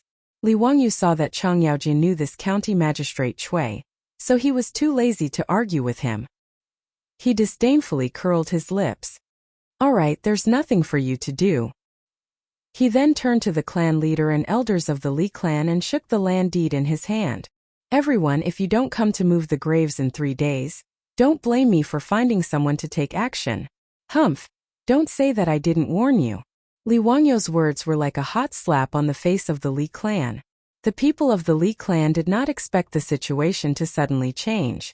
Just a moment ago, Chuizhua was on their side, but now he changed his attitude. How did Duke Lu Chang Yaojin become Li Wangyu's uncle? Could it be that the Li clan of Hu County was really going to be forced to move their ancestral graves by Li Wangyu? That would be the end of the world. The Li clan leader angrily glared at the clan elder, who came up with the idea of forcing Li Wangyu to move the graves. It was all because of this old bastard's good idea that things ended up like this. How were they going to deal with it now? Chapter 110. Chang Yaojin couldn't be bothered to interact with the Li clan, and only watched coldly from the sidelines. Even so, it gave the Li clan enough pressure to make them not dare to cause any more trouble. Now the situation had changed. Li Wangyu had bought the location of the clan's tomb. Originally they wanted to force Li Wangyu to move the tomb, but now it was Li Wangyu who was forcing the Li clan to move the tomb. The Li clan leader coughed softly and lowered his stance. Li Jia Shaoling, our Li clan will not force you to move the tomb. Let's just forget about this matter. The old man's words made Li Wangyu laugh. So it was the Li clan that had let him off? With such thick skin, no wonder he could become the clan leader. Haha, how funny. You won't let me move the tomb? Do you not know how to read? Do you not understand what is written on the title deed? Or are your ears not good? Listen carefully. I am the one who is forcing the Li clan to move the tomb. Shaolang, where it is possible to make mistakes, one should be lenient. Don't go overboard. The Li clan leader said through gritted teeth. Overboard? Do you know how to write these 2 words? You bunch of gluttons, did you think of this when you greedily asked for money from my lord? Did you think of this when you stole the golden fields from my family? Did you think of this when so many of you came to Dingzhou village to dig up my lord's tomb? Bah! Li Wangyu's carefree and unrestrained scolding had vented the resentment in his heart, but it had also caused the faces of the Li family's people to turn pale. Now that Li Wangyu had the title deed, Yang Quan was obviously not on good terms with the Li clan. Even Chuizhua, the county magistrate of Chang'an County, quickly changed sides after Chang Yaojin's arrival. This made the Li clan members feel a chill in their hearts. Li Jia Shaolang, are you really going to be so heartless? The Li clan leader said in a low voice. You asked for it. Good. Since that's the case, Li clan won't say anything more today. The Li clan's ancestral grave is on that hillside. If you really dare to dig up the grave, do as you please. The Li clan leader finished speaking with a gloomy face, then turned to his clansmen and shouted, Let's go back. Grandpa, are we going back just like that? But the ancestral grave. Li Gui was still unwilling to give up and asked in a low voice. Before he could finish speaking, he was interrupted by the Li clan leader. I will personally go to the Imperial Clan Temple to demand an explanation for today's matter. Go back now. Haven't you embarrassed yourself enough? The members of the Li clan, who had been arrogant and insufferably arrogant just a moment ago, were now all listless. Amidst the loud taunts and mocking laughter of more than 100 men from Dingzhou village, they were ready to withdraw from the village. Li Gui, didn't you want to crawl back to the county? Li Wangyu suddenly shouted. For some shameless people, cynical men were never stingy to hit them when they were down. Li Wangyu, you wait for me. Li Gui was so irritated by his words that his face turned red. He completely forgot the boasting he had made before. Li Wangyu laughed loudly. Li Gui, get out. If you say one more word, I will dig up your family's grave today. His words were like a slap to Madame Li's face, causing Li Gui's face to turn red and green, but he didn't dare to make a sound. The Li clan leader snorted coldly and didn't say anything more. He led the members of the Li clan who were extremely disappointed and prepared to retreat. Chang'an suddenly said, You are from the Li clan of Hu County, right? I will explain what happened today to His Majesty and let His Majesty discipline you. His words made the Li clan's patriarch and a group of clan elders' bodies uncontrollably sway. Some of the clan elders with poor mental fortitude even fell directly onto the ground. Hi Duke Lu, why do you say that? Our Li clan didn't offend you, did we? The Li clan leader tried to support himself. You are going to dig up my nephew's grave. How dare you say you didn't offend me? Get out. I don't want to care about your trivial matters. Chang Yaojin's words made the Li clan more depressed. He didn't say anything more and turned to leave. Today, the Li clan's face was completely lost. Li Wangyu was actually threatening the Li clan. If he really wanted to dig up the grave, he wouldn't do it. First of all, the Li clan of Hu County was a relative of the royal family. If he really dug up their ancestral grave, it would be like slapping Pai Lupi's face. Second of all, although he was expelled from the clan, the people buried in the Li clan's grave were the ancestors of his previous body. He couldn't blame the Li clan's deceased ancestors for the sins of the Li clan's descendants. The Li clan leader naturally saw this point. That was why he said to Li Wangyu that it was up to him whether he dug up the grave or not. After the Li clan left, Li Wangyu repeatedly thanked the village chief and the villagers who came to help. After the crowd dispersed, Li Wangyu invited Chang Yaojin and his son to his residence as guests. Yang Quan used work as an excuse and returned to the county office after greeting Chang Yaojin. Chuizhua didn't want to leave, but seeing that Chang Yaojin had no intention of keeping him, he could only follow Yang Quan and leave. For Chuizhua, today was like trying to steal a chicken only to end up losing the rice used to lure it. Originally, he wanted to curry favor with the Li clan of Hu County. In the end, not only did he not achieve his goal, but he also turned against the Li clan in front of everyone. Moreover, he also had a falling out with Yang Quan. The gains didn't make up for the losses. On the way back to Hu County, Chuizhua wanted to mend the rift between him and Yang Quan. No matter what, he didn't want to casually offend a big shot like Yu Shernan. Brother Shuqing, just now I was confused. Brother Shuqing, please don't take it to heart. Cui Minghouse's words are too serious. Yang Quan calmly replied. Who is that Li Wangyu? Isn't his father Li Zhou? Chuizhua asked the question in his heart. Li Zhou was originally one of the big shots in the imperial court. However, after offending Pai Lupi, he lost his official position and died of illness. Chuizhua didn't take Li Wangyu seriously, and only wanted to curry favor with the Li clan of Hu County. However, seeing Chang Yaojin's attitude today, it was obvious that he had misjudged, and that there was something he didn't know. Yang Quan looked at him and replied with deep meaning. Cui Minghouse in Chang'an has never heard of Li Jia Shaolang? Shuqing, what do you mean? Haha, nothing. However, Li Jiaxiaolang is quite famous in Chang'an, as the county magistrate of Chang'an Chui Minghouse actually doesn't know of him. This is surprising. Cui Zhuo really didn't know about the series of events that Li Wangyu had caused in Chang'an, and because his official rank was too low. Regardless of whether it was the poetry recital at Lake Tujiang, the important ministers who were able to enter the waterside pavilion, or the guests who were able to attend Zhang Liangfu's birthday banquet, Cui Mingfu was still miles away from that level. Yang Quan didn't continue to say anything to him. After returning to Chang'an, Cui Zhuo went to inquire about the name Li Wangyu from Dingzhou village in Hu County. Although he didn't know much, it was enough to make him break out in a cold sweat again. He had kicked an iron plate this time. He couldn't help but feel lucky. If it wasn't for Chang Yaojin's sudden appearance, he was afraid that he would have brought Li Wangyu back to Chang'an for interrogation. That would really be like poking a hornet's nest. Cui Zhuo didn't think about how to repair the relationship with Li Wangyu in the future. However, in Dingzhou village, Li Wangyu was very depressed at this time. Chapter 111. Li Wangyu politely invited Chang Yaojin and his son into his house and immediately asked the Niu brothers to go to the village to buy a pig for him to slaughter, and then send it to the kitchen. Since Chang Yaojin said that he wanted to eat a pig slaughter feast, Li Wangyu naturally would not refuse. In fact, the reason why Chang Yaojin suddenly brought his 3 sons to Dingzhou village today was not to eat cheap meat. It was just an excuse. Chang Yaojin, this fellow, seemed to be not stingy, but in fact he was very shrewd. As the saying goes, his face was like a pig's and his heart was clear. He had already seen that Li Wangyu would not be a fish in a pond in the future. Naturally, he did not mind coming to the cold stove now to form a good karma. Of course, the premise was that Chang Yaojin really liked Li Wangyu. Otherwise, no matter how talented Li Wangyu was, the devil incarnate would not bring his 3 sons to Dingzhou village to eat rich people. Since Chang Yaojin brought his 3 sons to the door, the smile on Li Heng's old face never disappeared. That fawning appearance made Li Wangyu gnash his teeth. When the beautiful superior learned that Chang Yaojin brought her 3 sons to visit, she hurriedly came out from the backyard to greet them. Su Chongqing was also very curious about Chang Yaojin.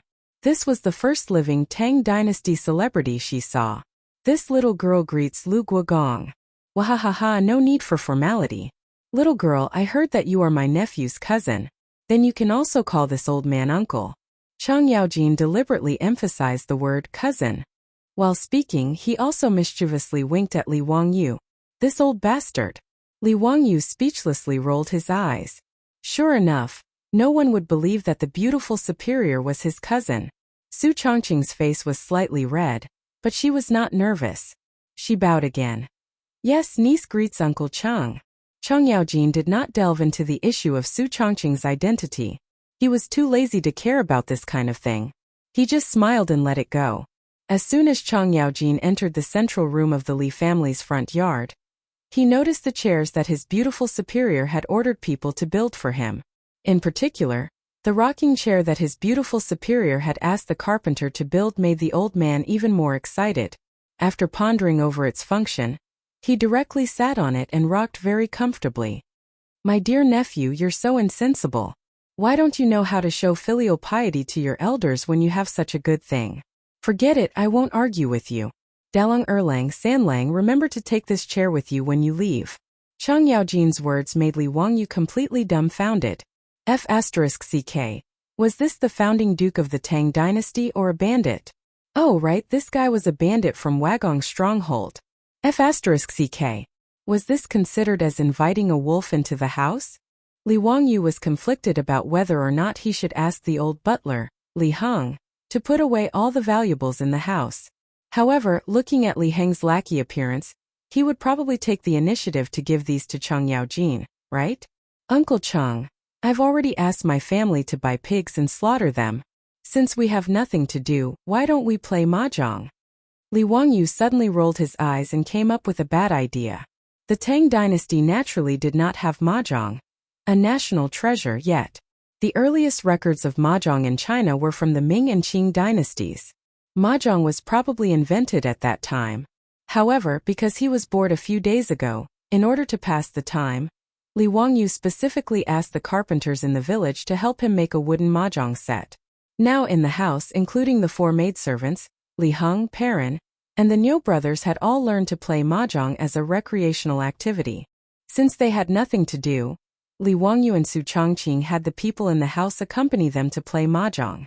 Li Wangyu was angry with Chang Yaojin, this old fellow, who came to his house to eat and take things. He wanted to seduce Chang Yaojin to play mahjong, and then win some copper coins from him. As a person from Sichuan, Li Wangyu naturally knew how to play mahjong. He dared not say that he was an expert, but he was invincible in Lai Hot. The beauty's skill level was average. She only knew how to play mahjong. However, in the Tang dynasty she had nothing to do, so she was addicted to playing mahjong. What is mahjong? Chang Yaojin curiously asked. Li Wangyu led the Chang father and son to the mahjong table and poured out the mahjong tiles. He and Su Changqing explained the rules of mahjong in detail, which made Chang Yaojin and his 3 sons itch. Nephew, this mahjong game was also made by you? Yes. Li Wangyu shamelessly agreed, causing the beauty to cover her face with her hands. She was embarrassed to see this fellow's thick skin. This mahjong game is interesting. Come, sit down and try it. Chang Yaojin did not hesitate and sat down at the mahjong table. Dalong, you come too.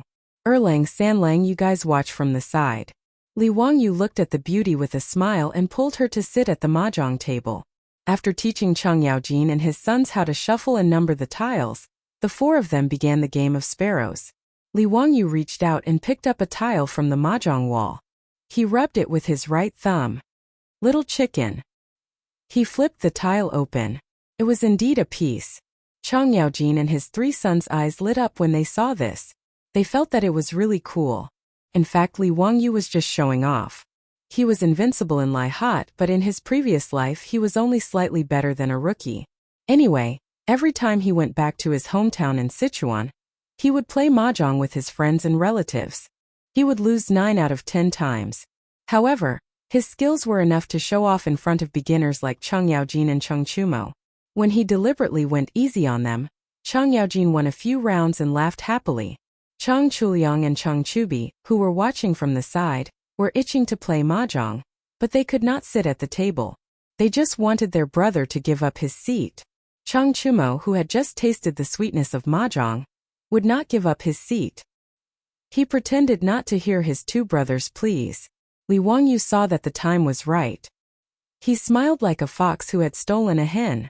Uncle Chang, it's boring to play like this. Why don't we put some money on the table? Wahahaha, nephew is right. Then let's put some money on the table. How about we do it the same way? Chang Yaojin had just learned how to count and had just won a round of 4 tiles. Li Wangyu looked at his beautiful boss and immediately nodded in agreement. Everyone started to arrange their cards again, and the battle started anew. It had to be said that Li Wangyu's luck was not bad today. Chang Yaojin and his sons were beginners. They were no match for him. Selfie. It's all right. A total of 8 tiles. Uncle Chang, Brother Chumo, He Chung Hui, a total of 8 tiles. Li Wangyu pushed down the tiles in his hand and smiled brightly. Keep the tab. We'll count them together later. Chang Yaojin shouted impatiently. Li Wangyu immediately called the old housekeeper, Li Heng, to keep the tab. Everyone started playing again. I won. Uncle Chang, I'm sorry. I won. Brother Chumo, you won. 2 rounds of mahjong were not finished. Chang Yaojin's originally black face became even more unbearable. It was as black as the Kunlun slaves in Chang'an. Cheng Chumo was also depressed. He did not win a single round of mahjong. He was losing money. Li Heng, how much do Uncle Chang and Brother Chumo owe me? Li Wangyu smiled proudly. Langjun Lu Guogong owes you 56 strings of coins. Cheng Gongzi owes you 43 strings of coins. Li Wangyu's eyes narrowed. When he was about to say something, his body suddenly became light. He was directly lifted up from the chair by Chang Yaojin. He said word by word. Nephew, the pig should have been slaughtered. Shouldn't you go make the pig rice? Thus, Li Wangyu was tragically kicked off the mahjong table. His beautiful boss covered her mouth and chuckled. He went to the kitchen dejectedly. As for the seat he had vacated, Chang Chuliang and Cheng Chubi almost fought over the seat. Chapter 112. Li Wangyu was very depressed as he cooked all kinds of dishes in the kitchen. Not long after, his beautiful boss also appeared. Even Su Changqing could win against Chang Yaojin and his sons. It can be seen how bad they were at playing. Now that the mahjong table had become a civil war in the Chang family, Chang Huaibi finally sat down at the gambling table after Su Changqing was politely invited away by Chang Yaojin. The so-called, "there is no father and son on the gambling table," was indeed a famous saying. When Li Wangyu finished cooking, he respectfully invited Chang Yaojin to eat. However, he saw that the situation on the mahjong table had changed. Chang Yaojin's three brothers were crying while Chang Yaojin was laughing. Obviously, this old man's luck was better as he won against his three sons. Because Chang Yaojin had brought more than a dozen guards with him, Su Changqing asked Li Heng to find a mat and a short table for the guards to eat in the front yard.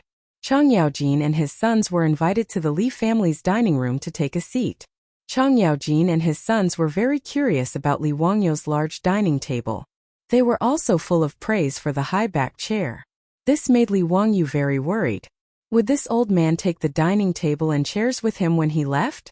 The rocking chair in the central room of the front yard had already been unceremoniously moved aside by Chang Yaojin's personal guards.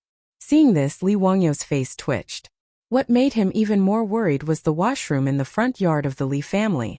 Ever since Chang Yaojin asked Li Heng to take him to the washroom, Li Wangyu felt that this old man's eyes were constantly glancing at the washroom. This old man wouldn't want to take away his ceramic toilet, right? If Chang Yaojin didn't think it was dirty, then let him take it. Li Wangyu hurriedly stopped this nauseating association and asked the maids to serve the dishes. Chang Yaojin and his three sons actually didn't come to eat. The pig's slaughtered rice was just an excuse. The nobles of the Tang dynasty almost only ate beef and mutton. They politely declined pork. At this time, seeing Li Wang, you really used cheap meat to make a table full of dishes, they couldn't help but look at each other, hesitating for a long time, not knowing whether to eat or not. The four of them looked at each other for a long time, and finally their gazes fell on Chang Chubi, meaning that he should try it first. Chang Chubi almost cried. Just because he was the youngest, he had to be bullied like this? What happened to fatherly love? Where are my brothers and friends? Looking at the threatening eyes of his father and brothers, Chang Chubi had no choice but to raise his chopsticks and reach out to the plate of Dongpa pig knuckle.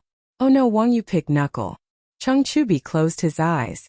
With the fearlessness of a martyr and the spirit of a revolutionary martyr, he picked up the pork and slowly put it into his mouth. He began to chew. He opened his eyes abruptly, looked at his father and brothers and let out a long sigh. Brother Wangyu's cooking sigh, let's not talk about it. Father, brothers, I'll eat this dish alone. The guards have brought beef jerky. You can eat that. Chang Yaojin nodded with relief, and then slapped him on the head. Then he pulled the plate of Wangyu pig knuckle in front of Chang Chubi and reached out his chopsticks to eat. Chang Chumo and Chang Chuliang also slapped their dear brother on the head, and then unceremoniously reached out their chopsticks to pick up the dishes on the table. As the saying goes, no one knows a son better than his father. Chang Chubi's intention to eat all the delicious dishes alone could not fool Chang Yaojin, let alone his two brothers. Li Wangyu and Su Changqing also sat at the table to accompany the guests, but the way the four of them ate was so scary that it could be called a small battle. The two of them held their chopsticks in a daze, but did not know how to pick up the food. Noti's table was filled with more than a dozen dishes, but the plates and bowls were flying everywhere, and even Chang Yaojin directly grabbed the pig knuckle and began to eat. Li Wangyu stiffly turned his neck to look at Su Changqing, and the two of them communicated silently with their eyes. Are you sure it's Duke Lu, Chang Yaojin? Are you a refugee or a beggar? Maybe it's Chang Yaojin. Not only did the Chang father and son eat like this, but also the more than a dozen guards sitting in the front yard. The way they ate scared the four maids of the Li family, who were responsible for delivering the dishes, and their faces turned pale. The little girl Perrin hid at the side and whispered, "The Duke of the Tang dynasty is so pitiful. It feels like they haven't eaten for many days." Her words were heard by Li Heng and the Niu brothers. The three of them tacitly nodded, thinking that Perrin was right. The old housekeeper Li Heng also felt that his Longjuan's unwillingness to become an official was the right decision. The officials of the Tang dynasty were so pitiful that they could eat so much meat and end up in such a miserable state. Chang Yaojin, and his guards were all very happy after eating the pig rice. What made Li Wangyu even more speechless was that Chang Yaojin and his guards actually ate an entire pig.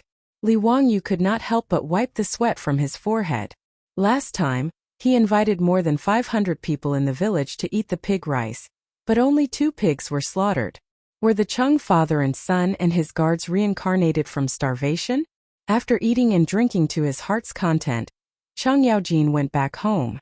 Before he left, he did not forget to slap Li Wangyu's shoulder with his big palm. Wahaha, nephew, your house is really good. I will come often. His words made Li Wangyu, who was almost unable to stand because of the heavy blow to his shoulder, almost fall to the ground. Fuck, come often? Was this Chang Yaojin afraid that he would not go bankrupt fast enough? Chang Chumo and his 2 brothers each gave Li Wangyu a warm bear hug, making him feel as if he could hear the sound of his ribs cracking. The Chang father and son must be his enemies from his previous life. Li Wangyu was very sure of this. Brother Wangyu, from now on your business is our business. If anyone dares to bully you, tell them our names and we will beat the shit out of them. Chang Chumo said very righteously. Chang Chuliang and Chang Chubi also nodded seriously, thinking that their brother was right. Yes, Brother Wangyu is the Chang family's brother from now on. Brother Wangyu, next time Big Brother will go with you to Hu County and beat those bastards to death. Wangyu thanks 3 brothers. Li Wangyu said with a smile. Although Chang Yaojin was not a good person, these 3 brothers were very loyal. One must know that the Tang people were very serious about their promises. Once they made a promise, they must fulfill it. Chang Chumo's words were not like those drunk friends in the future who patted each other's chests and bragged. Since the Chang brothers said so, then they really regarded Li Wangyu as their brother. Li Wangyu also felt that the Chang brothers were very pleasing to the eye. He was happy to make friends with these top playboys in the Tang dynasty. Compared to the Chang brothers, that Li Gui from the Hu County Li clan was not even worth a fart. Under Li Wangyu's tearful gaze, the Chang father and son rode back to Chang. Li Wangyu's tearful gaze was not because he was reluctant to part with Chang Chumo and his brothers, but because that old bastard Chang Yaojin not only took away his rocking chair, but also the mahjong table and the most precious mahjong set in the history of the Tang dynasty. What made him cry even more silently was that Chang Yaojin, that old bastard, actually went back on his word. The Chang father and son acted as if they did not know that he had lost 100 or 200 strings of copper coins on the mahjong table, patted their butts and ran away. This was like a ghost raiding a village. Shameless. Despicable. Chapter 113. Li Wangyu didn't know that when his family was being raided by the Japanese. Oh no, the Chang father and son. The Li clan of Hu County ran to Chang'an to complain. After the Li clan leader led several clan elders to retreat in defeat from Dingzhou village, the more he thought about it, the more sullen he felt. He felt that he had lost face and his face was burning with pain. They didn't think that they did anything wrong today. It was all the fault of that damned Li Wangyu and the county magistrate, Yang Quan. Even the farm workers in Dingzhou village dared to go against the Li clan. They deserved to die. As for Lu Guogong, the Li family of Hu County knew their place. They knew that they, a relative of the imperial family with no power and influence, could not afford to offend him. Thus they did not even think about it. Feeling that they had been bullied, the Li clan elders returned to Hu County. After a brief discussion, they had people set up carriages and went straight to Chang'an Zongjing Temple to complain. The Zongjing Temple was an official that managed the imperial family's affairs. There was a lower third-rank official in the Zongjing Temple. There were also 2 junior officials who helped the official manage the Zongjing Temple. Because they were mainly responsible for managing the imperial family's affairs, during the Zhengguan era, the position of official was often held by members of the imperial family. Zhao County Prince Li Xiaogong's father was Li Yuan's cousin. After Li Yuan started the war, he was in charge of managing Bashu. With Li Jing's help he killed Shaoxian and Fu Gongyu. The south of the Yangtze River was under his command. His military achievements were almost on par with Pai Lupi's. After Pai Lupi ascended to the throne at Xuanwu Gate, Li Xiaogong withdrew from the center of power in the Tang dynasty, and was appointed by Pai Lupi to be the official of the Zongjing Temple. In order to prevent Li Heir from being suspicious, Li Xiaogong was even more disinclined to manage the nonsensical affairs of the imperial family. Although he held the position of a temple official, He was infatuated with singing, dancing, and beauties to entertain himself. He threw all the affairs of the Zongjing Temple to 2 junior officials to manage. Su Jingzong, one of the 18 scholars of the Duke of Qin's manor, was one of the vice ministers of the Zongjing Temple. Although the position of vice minister of the Zongjing Temple was an upper 4th-rank official, it did not have much real power. This made Su Jingzong, who yearned for power, feel very depressed. Although Pai Lupi often called for these 18 scholars to accompany him, for example, at the Chu River Lake Poetry Gathering last time.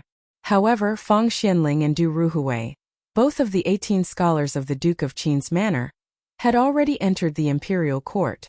Even Yu Shernan was a junior secretary, accompanying the sage. As for him, Su Jingzong, who was full of wisdom, he could only be a junior minister in the imperial clan temple and manage the trivial matters of the imperial family. This really made him feel indignant. That was why Su Jingzong from the Great Yin was so jealous of Li Wangyu's talent that day at Chu Jiangqi Poetry Festival. He repeatedly said that he wanted to use eye drops in front of Pai Lupi. Actually, Su Jingzong was just using the excuse of stepping on Li Wangyu to attract more attention from Pai Lupi. On this day, Su Jingzong was reading documents in boredom in his office in the Imperial Clan Temple. Suddenly, he heard a yamen servant come to report that the Li clan of Hu County was requesting an audience. Su Jingzong naturally knew that the Li clan of Hu County was a relative of the imperial family. He did not dare to slight them and hurriedly had the servant invite them into the yamen. Greetings, eunuch Li. Although Su Jingzong was also annoyed by these imperial relatives of the Li clan, he did not show it on his face. He respectfully greeted the Li clan leader. The Li clan leader and the elders also hurriedly greeted him. Naturally, they would not be disrespectful to the vice minister of the Zongjing Temple. Eunuch Li, what brings you here today? Su Jingzong asked. The Li clan leader and the elders had sorrowful expressions. A complaint. Our Li clan of Hu County's ancestral grave is about to be dug up. Please, Vice Minister Su, help our Li clan of Hu County get justice. Su Jingzong was shocked by the Li clan leader's words. There were still people in the Tang dynasty who dared to dig up the ancestral grave of the imperial family? Wasn't this like an old man eating arsenic and tired of living? He hurriedly asked for the details. The Li clan leader and the elders added fuel to the fire and told him how Li Wangyu and the county magistrate of Hu County Yang Quan had bullied them today. Vice Minister Su, this Li Wangyu and Yang Quan, as well as those farmers from Dingzhou village, are truly despicable. They actually ignored the saints and wanted to dig up our Li clan's ancestral grave. How can this be? They are simply rebelling against the emperor. The Li clan leader said angrily. Su Jingzong was from the Great Yin, so he immediately knew what was going on. It was obvious that the Li clan of Hu County had tried to dig up Li Zhou's grave, but Li Wangyu had bought the area where the Li clan's ancestral grave was located. This was clearly the result of the Li clan of Hu County not only failing to show off, but also being pushed to the ground.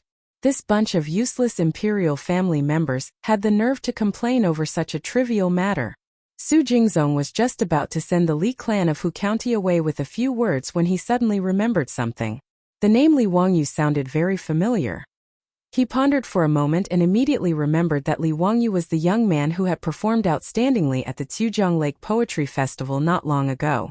When Su Jingzong thought of the 2 poems that Li Wangyu had composed that day, he felt his blood boil, and a sense of indignation once again welled up in his heart. When it came to Li Wangyu, other than jealousy, there was only jealousy. He was jealous of Li Wangyu's talent, jealous of everyone's praise of Li Wangyu, jealous of Empress Zhangsuan's protectiveness of Li Wangyu. Now that he heard the name Li Wangyu from the Li clan leader's mouth, Su Jingzong couldn't help but think of something else. Su Jingzong coughed lightly.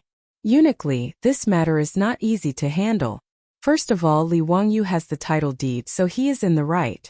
Second of all, this Li Jia Shaolang is only trying to scare you.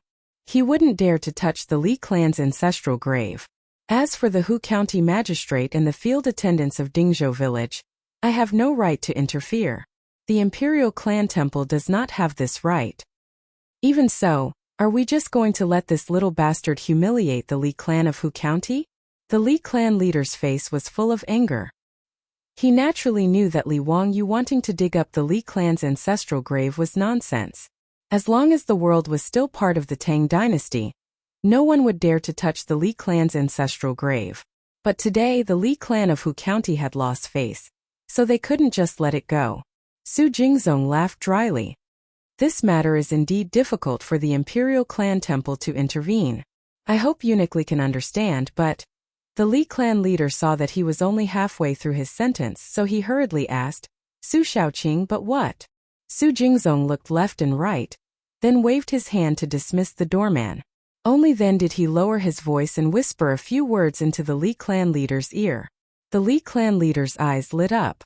Su Shaoqing, this is a good idea, but I'm afraid that Yang Quan will make things difficult for us. Eunuch Li, this will depend on your Li clan to think of a solution. This is only my personal suggestion. Once we leave this door, I won't acknowledge it, Su Jingzong said unhurriedly. The number one sly person in the Wuzhou dynasty naturally wouldn't give a good idea to the Li clan. In fact, it could even be said that it was extremely sinister. The two of them spoke very softly, so much so that even the clan elders nearby didn't hear them. They couldn't help but look sideways, wanting to know what kind of idea this vice minister of the imperial clan temple had given the clan leader. The Li clan leader nodded. Su Shaoqing, this old man understands. Thank you for your advice. Eunuch Li is too polite. It's just a small matter, not worth mentioning. The Li clan leader and the clan elders bid farewell and left. Looking at the backs of the Li clan of Hu County, Su Jingzong couldn't help but reveal a trace of a contemptuous smile. Chapter 114. Li Wangyu still hasn't recovered from the shock of being robbed by Cheng Yaojin and his son. Bad news came again. The next day, the old villager ran into the Li family in a panic. Xiao Lang, something bad happened. Li Wangyu and Su Chongqing quickly greeted him. Old villager, why are you in such a panic? Just now, the county government official sent me a letter saying that this year, it's my turn to rent the village clothes. Isn't this delaying the spring plowing? The old villager's face turned red. The official in charge of household registration, taxes, warehouse payment and other things.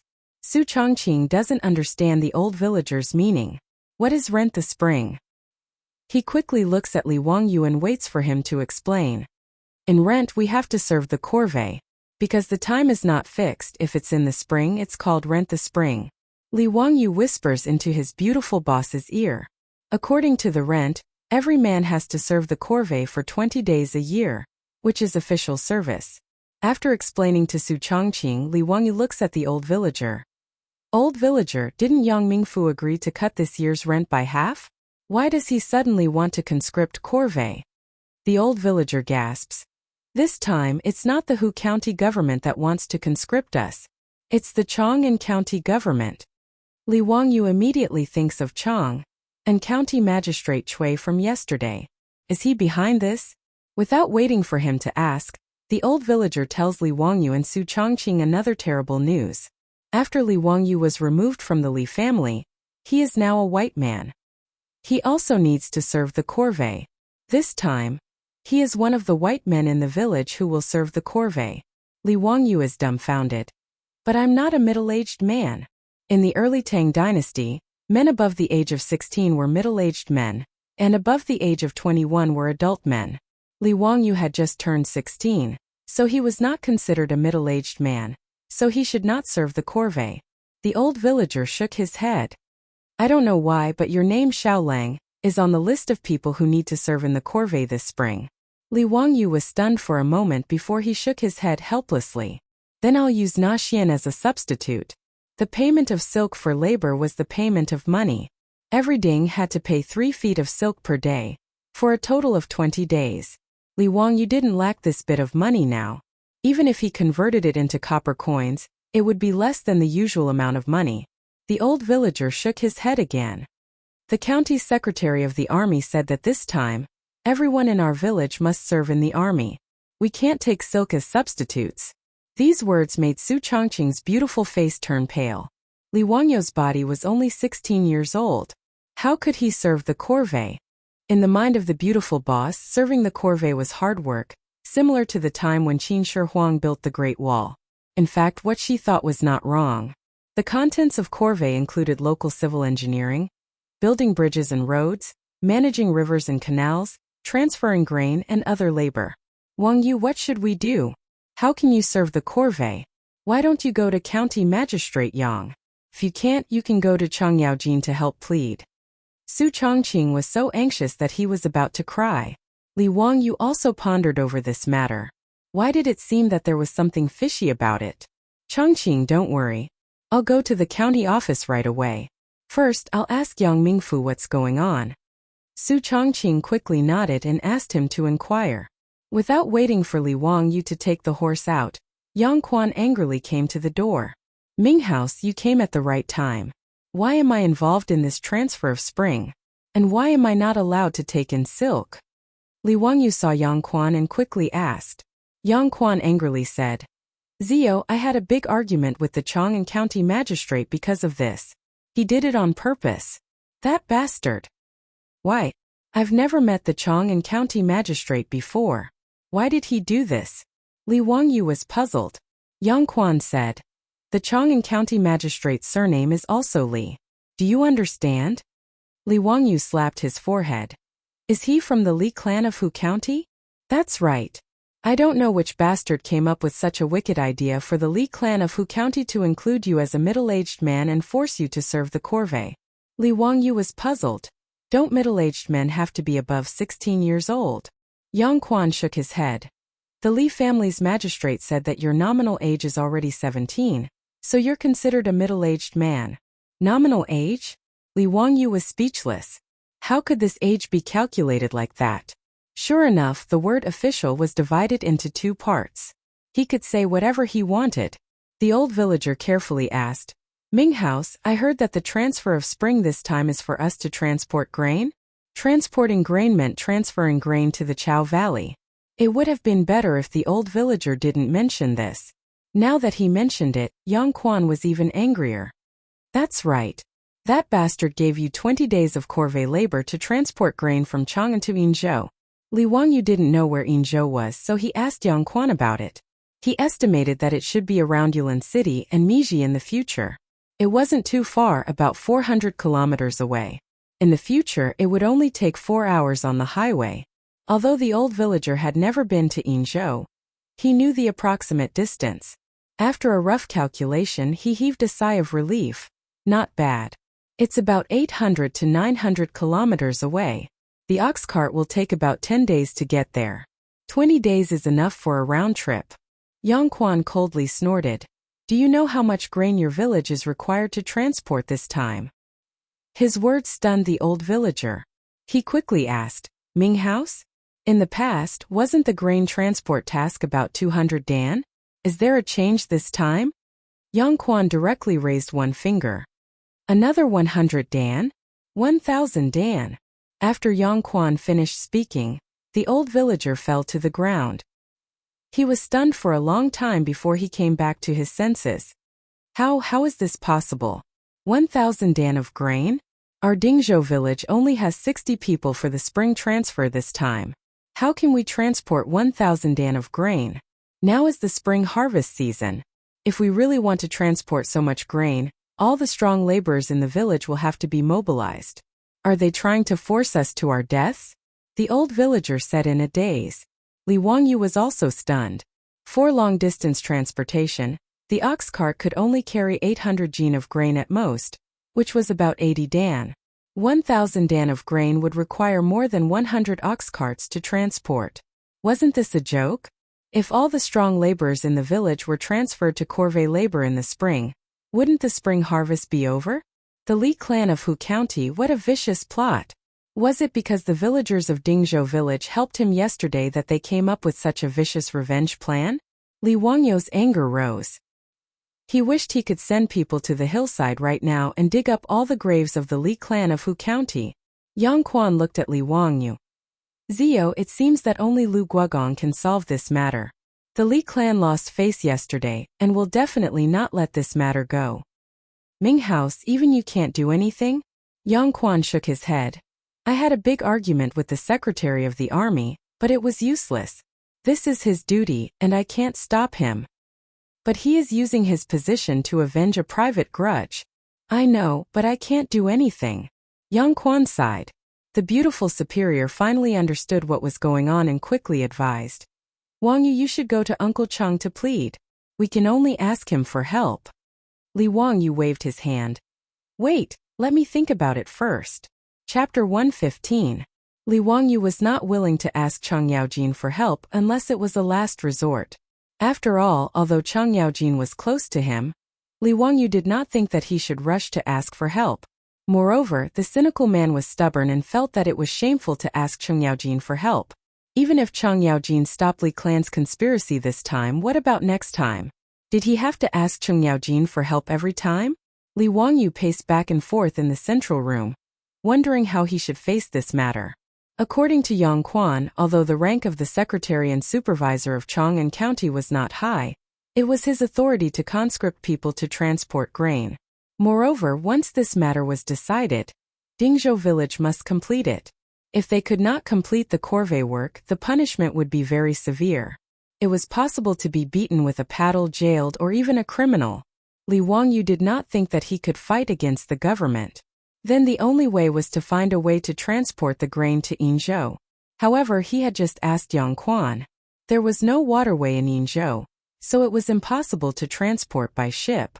The only way to transport was by land, by ox cart or carriage. The ox cart transportation capacity of the Tang dynasty was just like that. The carriage was faster, but the load capacity was not good. He patted his head gloomily, hoping to find a way to solve the current dilemma. Su Chongqing looked worried. Wang Yu, don't think about it. You'd better ask Uncle Chang for help. Wang Yu thought for a long time and felt that there was no other way. He could only sigh and nod silently. He ordered Niu Wu to take the horse, and they rode to Chang'an to ask for help. Soon after they left Dingzhou village, a carriage came to them. Because the road was not wide, Wang Yu and Niu Wu pulled the horse aside and waited for the carriage to pass first.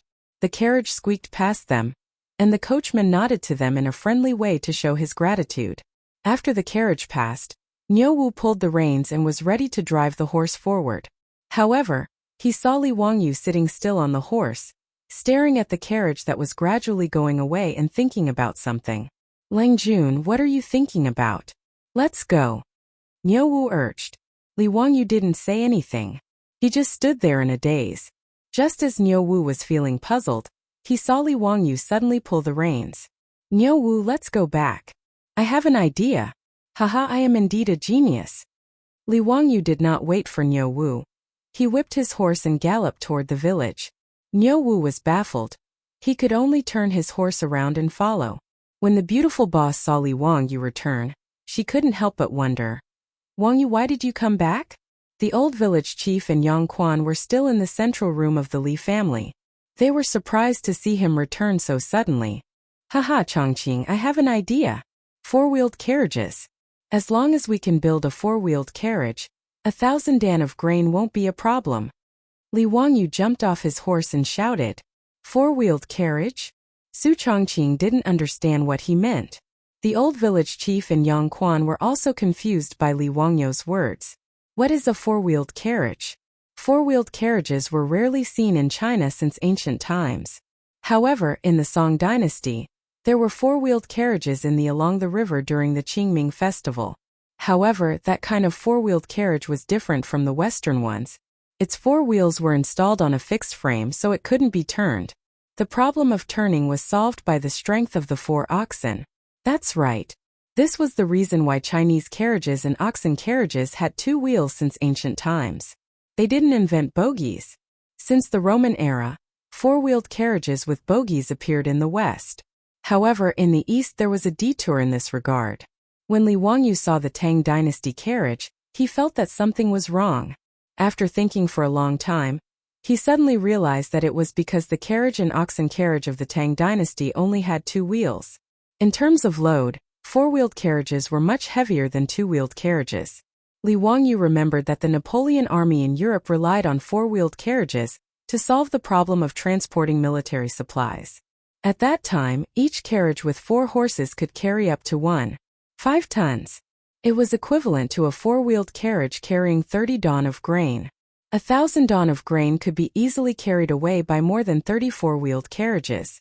Moreover, the speed of a four-wheeled carriage was much faster than an oxen carriage. An oxen carriage could only go 7 to 8 kilometers per hour, while a carriage could go up to 20 kilometers per hour. If the carriage traveled for 8 hours a day, it would be 160 kilometers. From Chang'an City to Yingzhou City, it would only take about 3 days. Ming House, when does the secretary and the army want us to set off? Li Wangyu asked. He needed time to gather people to test the carriage. 5 days later, we will set off from Chang'an City. Can the oxen used to transport grain be replaced by horses? I need more than 100 horses. Li Wangyu asked again. Yang Quan frowned. Of course you can. After all, oxen are more precious than horses. Could it be that you want to use carriages to transport grain? Horses are not as strong as oxen. That's right, Xiaolang. You can't joke about this. A carriage can only carry 5 to 6 dawn of grain, while an oxen carriage can carry 10 dawn. If we use carriages, the village will need to mobilize more people. This is absolutely not acceptable. The old villager hurriedly advised. Haha, don't worry. I can build a carriage that can carry 30 dawn of grain. I will go find Carpenter Lu now. Li Wangyu finished speaking, turned around and ran out. His words made Yang Zhua and the old village chief look at each other in dismay. Could it be that this Li family's young man had lost his mind? A carriage carrying 30 dawn of grain? How is this possible? Even an oxen carriage pulled by 4 oxen could not carry so much grain, let alone horses. Ming House, you see. The old villager looked at Yang Quan, hoping that he could persuade Li Wangyu. This matter was related to the survival of Dingzhou village. Li Jia Xiaolong's temper could not be allowed to act recklessly. However, the beautiful boss on the side understood Li Wangyu's words. Her eyes could not help but brighten. Although she did not know how much grain a four-wheeled carriage could carry, she knew that four-wheeled carriages would replace two-horse carriages. Moreover, when she traveled abroad in the future, she also rode a four-wheeled carriage that pulled tourists for sightseeing. 2 strong horses could carry more than a dozen tourists around. It was much more powerful than the oxen carriages of the Tang dynasty. Yang Quan and the old villager naturally did not know about this. After Li Wangyu ran out, the two of them were restless. They did not know what Li Wangyu wanted to do. The old villager led the way, and the two of them walked to Carpenter Lu's house. They wanted to see what Li Wangyu's four-wheeled carriage was with their own eyes. In Carpenter Lu's house, Li Wangyu was holding a charcoal pencil and was busy writing and drawing on a piece of paper. As he wrote, he was talking to Carpenter Lu. Carpenter Lu's 3 sons were watching by the side. Yang Quan and the old villager did not know what was going on, so they could only stand aside and watch. After a long time, Li Wangyu finally put down the charcoal pencil. Carpenter Lu and his 3 sons listened with excitement. Xiaolang, you are really a literary star that came down from the heavens. You even know about this magical item. I will try it with my sons immediately. If we succeed, Xiaolang, you will have made a great contribution to the people. Carpenter Lu sighed. Chapter 116. In fact, the four-wheeled carriage was not complicated. The key was the steering mechanism. The steering mechanism was not difficult either. It was just a thin layer of paper. Once it was exposed, it would no longer be mysterious. The front axle of the four-wheeled carriage was connected to the chassis through a rotating pivot. This way the front wheels could turn. The front wheels of the carriage were smaller than the rear wheels. The front wheels were responsible for steering, while the rear wheels carried the weight. Since it was a four-wheeled carriage, the load capacity of the carriage would be higher than that of 2 wheels. This was without a doubt. As for the shock absorbers and springs of the carriages of the future, Li Wangyu did not have any extravagant hopes. After all, it was a carriage used to transport goods. There was no need to consider comfort. It was not strange that he knew the structure of this carriage. When he was young, the village had a cooperative carriage to transport goods. The few naughty children loved to ride in the carriage. That carriage had broken down several times. Every time it was repaired, Li Wangyu would look at it from the side. After a while, he figured out what was going on with this carriage. Carpenter Lu and his 3 sons' craftsmanship was really good. In addition, the family just happened to help people build ox carriages. The wheels and other things were ready-made. He took his 3 sons and used 2 hours to process a set of steering mechanism for the carriage. He found the chassis of the ox carriage and installed it. Not long after, the first 4-wheeled carriage of the Tang dynasty was built. Because it was temporarily modified from the chassis and wheels of the ox carriage, it looked a little strange. The old villager walked around the 4-wheeled carriage a few times. He had a look of disbelief. Xiaolang, is this what you said? A carriage that can pull 30 pickles? Don't joke around. This is impossible. Li Wangyu laughed. Try it and you will know. Everyone pushed this extremely simple 4-wheeled carriage back to Li Wangyu's house. It attracted a lot of attention from the villagers. What kind of carriage is this? It looks strange. Why does it have 4 wheels? How can these 4 wheels be used? Maybe it's Li Jia Xiaolang's new toy. We'll know when we see it. The 4-wheeled carriage was pushed to the entrance of Li Wangyu's residence. Li Wang, you didn't have time to feel sorry for his 2 horses. He even brought the 2 horses that Yang Quan and his entourage rode over, and had Carpenter Lu harness them. Following which, he called for the Ox brothers to help move the grain. There were more than 300 dan of grain stored at home, and he asked them to move 30 dan of grain out for the experiment. These grains were all packed in gunny sacks, and each sack was worth 1 stone. The villagers who were watching the excitement also came over to help. Soon, a total of 30 dan of grain was piled on top of the carriage, forming a small mountain. This made the villagers who were watching the show burst into discussions. What is Li Jia Xiaolang trying to do? You're not thinking of using these 4 horses to pull the carriage, are you? Impossible, that's 30 dan of grain. Even 4 oxen wouldn't be able to move it. Isn't it? Who has ever seen so many things made of horse? What's more, this carriage looks strange. It has 4 wheels. TSK, it's really strange. I bet that the horses won't be able to move it. It's more likely that the gods will appear. Yang Quan and the old villager also didn't believe it. Even though they had seen Li Wangyu's drawing of the carriage and saw Carpenter Lu and his son build the carriage with their own eyes, they still didn't think that 4 horses could move so much grain.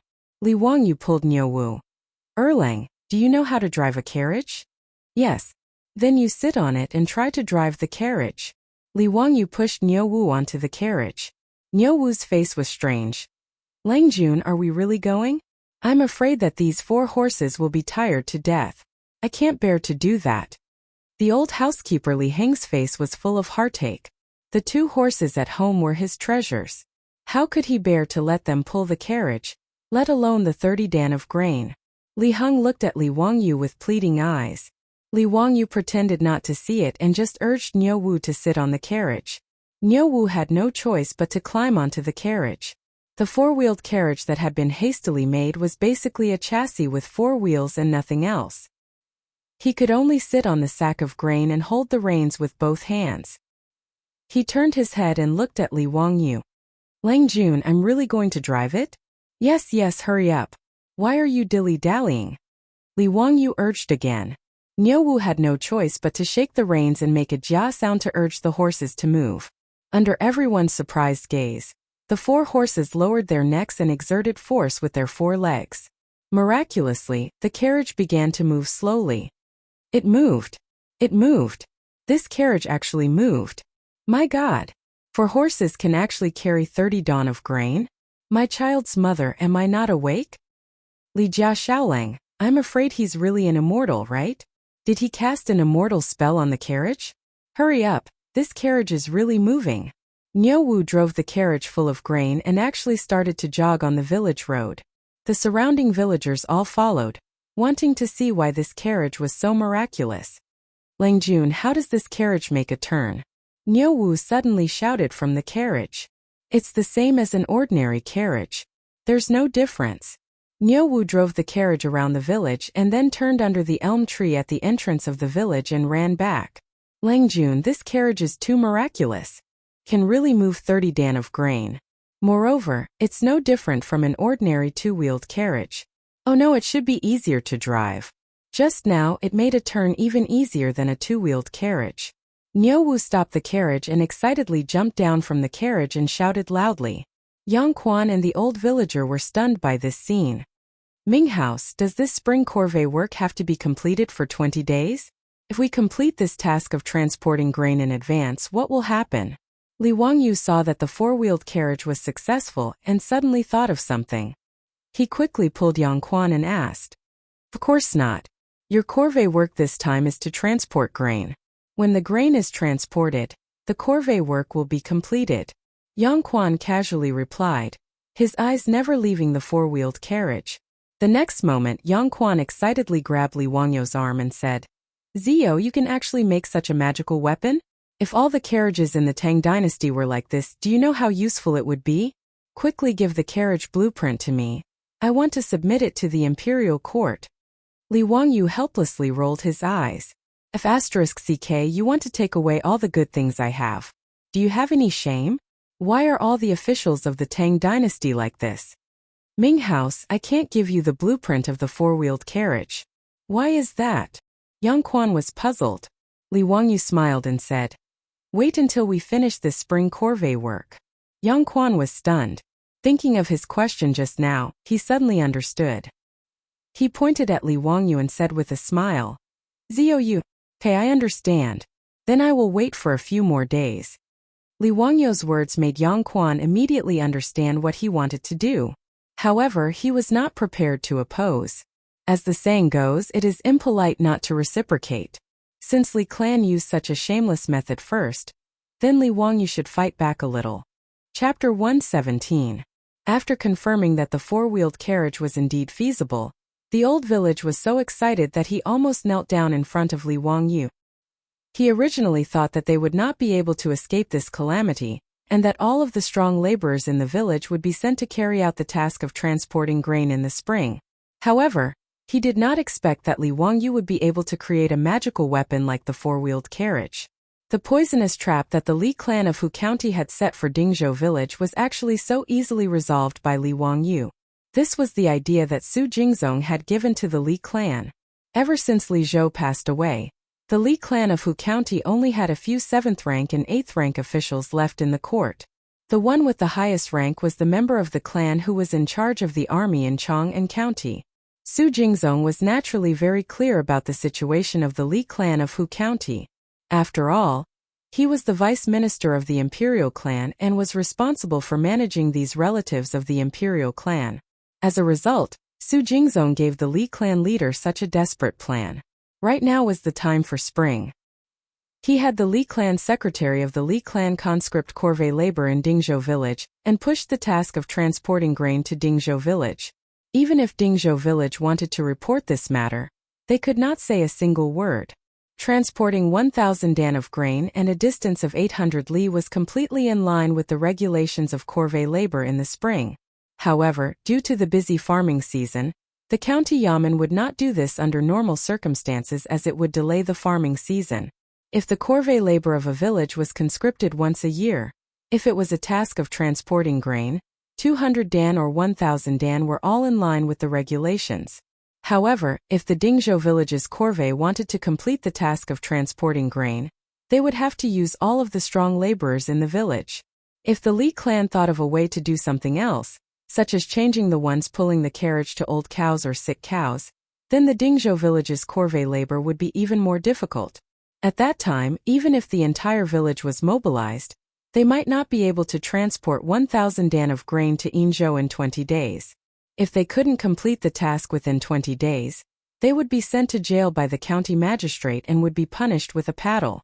This group of villagers, including Li Wangyu, who had offended the Li clan of Hu County, would not be able to escape. Even if they did not die, they would be skinned alive. At this time, the old villager didn't have time to say more. There were only 5 days left before they set off. Now they must hurry up and start making the four-wheeled carriage. He loudly informed the villagers of the spring transfer of corvée labor, which immediately caused an uproar in the village. "What? Muramesa, are you sure? Asking us to transport 1,000 dan of grain per village? Are you trying to force us to our deaths? Dog officials of Chang'an County. They will die a horrible death." Someone ignored Yang Quan's presence and directly scolded the 2 words dog official, which made Yang Quan speechless and could only pretend that he didn't hear it. "Old village chief, this is the spring plowing season. How can we transfer so many strong laborers? If the spring plowing is delayed, it will all be over. Chang'an County cannot be so unreasonable. Yang Mingfu, you have to make a decision for us. Isn't this spring transfer going to force more than 100 families of Dingzhou village to their deaths? There were even villagers who immediately knelt down to plead for Yang Quan. The village was in a mess. The old villager quickly jumped onto the four-wheeled carriage piled with grain and shouted with all his strength, "Quiet, quiet, listen to me." With great difficulty, the villagers finally quieted down. The old villager pointed at the carriage under him and shouted, "You cowards, what are you making a fuss about? Do you see what this is? With this four-wheeled carriage made by Li Jiaxiaolang, are you afraid that we won't be able to complete the task? Let me tell you, the grain transport this time is very easy. It will take less than 10 days to go back and forth. Not only will it not delay the harvest, but it will also give us a lot of time." With his shout, the villagers of Dingzhou village abruptly reacted. Wasn't it true? Everyone had seen the four-wheeled carriage just now. 4 horses were pulling 30 dan of grain along the way. A quick-witted villager immediately calculated. 1 carriage is 30 dan of grain. 1,000 dan of grain is only 30 carriages. 1 carriage can carry 2 people. Then our village only needs to send 60 or 70 people. Is that right, villager? Yes, that's right. The villagers of Dingzhou village became noisy again. Just now they were all ashen-faced, but now they were all smiling.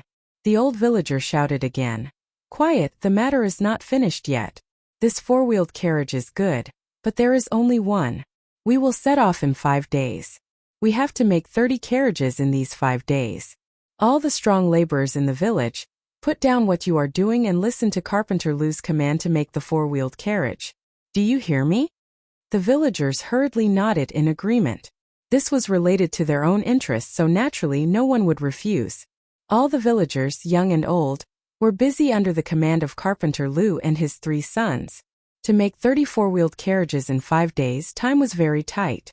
Fortunately, this was just a carriage for transporting grain. Other than the chassis, the carriage, and the steering mechanism, there was no need for anything else. The village immediately became lively.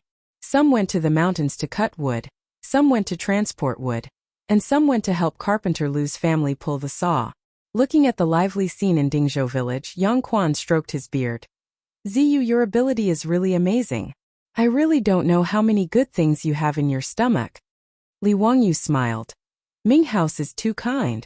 However, to change the oxen pulling the carriage to horses, I hope that Ming House can help." He was most afraid that after the carriage was made, Chang'an County would not be willing to pull the horses for him. That would be terrible. "Ziyu, don't worry. Leave this to me. I promise to give you the horses in 5 days." Yang Quan assured him. Originally, Chang'an County needed to prepare more than 100 oxen carriages, and more than 200 oxen pulling the carriages. Now that it was changed to more than 100 horses, Yang Quan dared to guarantee that Chang'an County would not refuse. 5 days passed quickly. With the efforts of the villagers, more than 30 four-wheeled carriages were made. In order to save time, they did not even have time to plane the shafts of the carriages.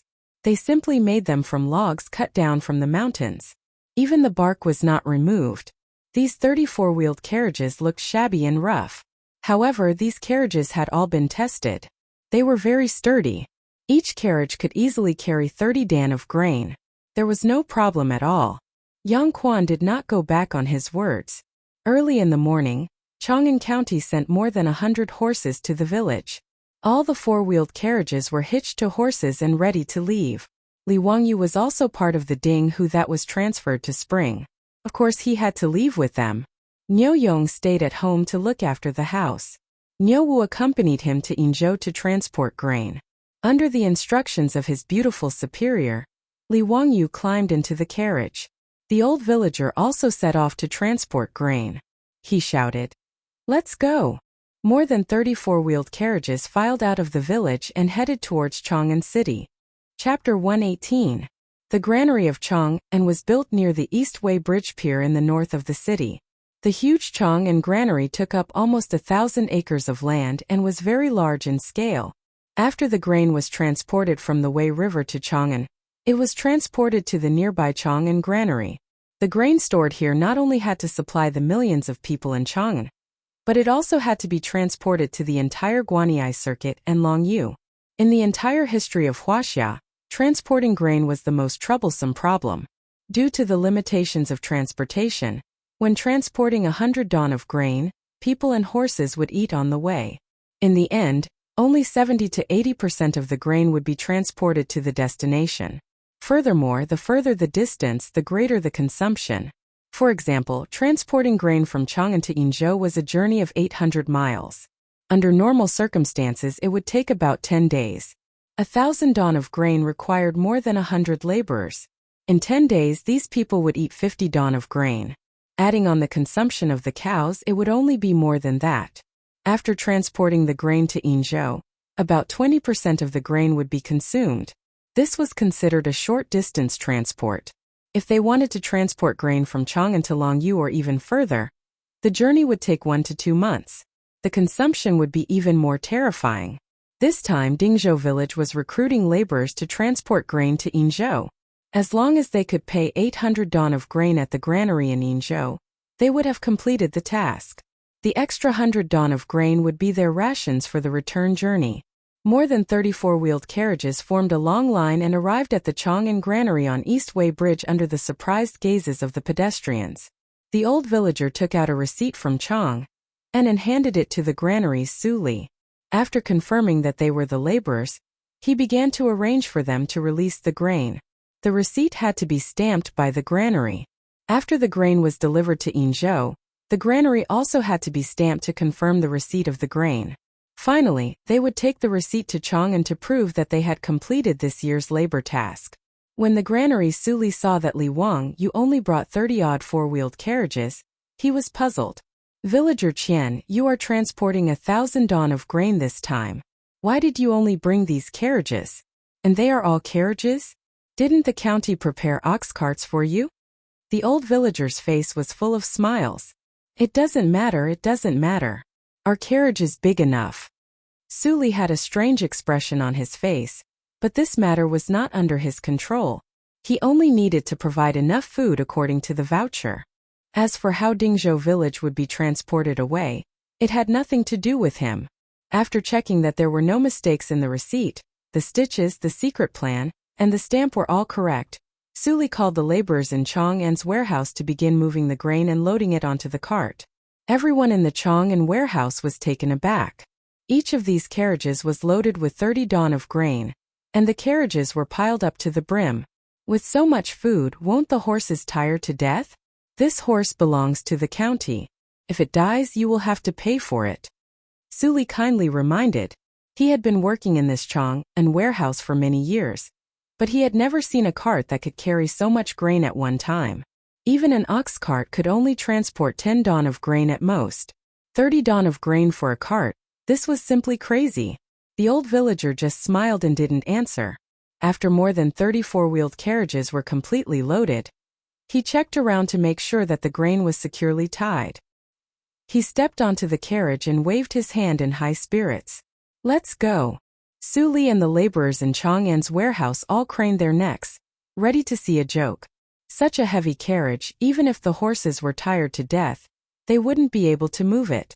Not to mention 4 horses, even 4 oxen wouldn't be able to move it. But when the 30 or so four-wheeled carriages all began to slowly move out of the Chang'an granary, the eyes of Su Li and the laborers of the Chang'an granary almost fell out of their sockets. These carriages were really pulling 30 dan of grain.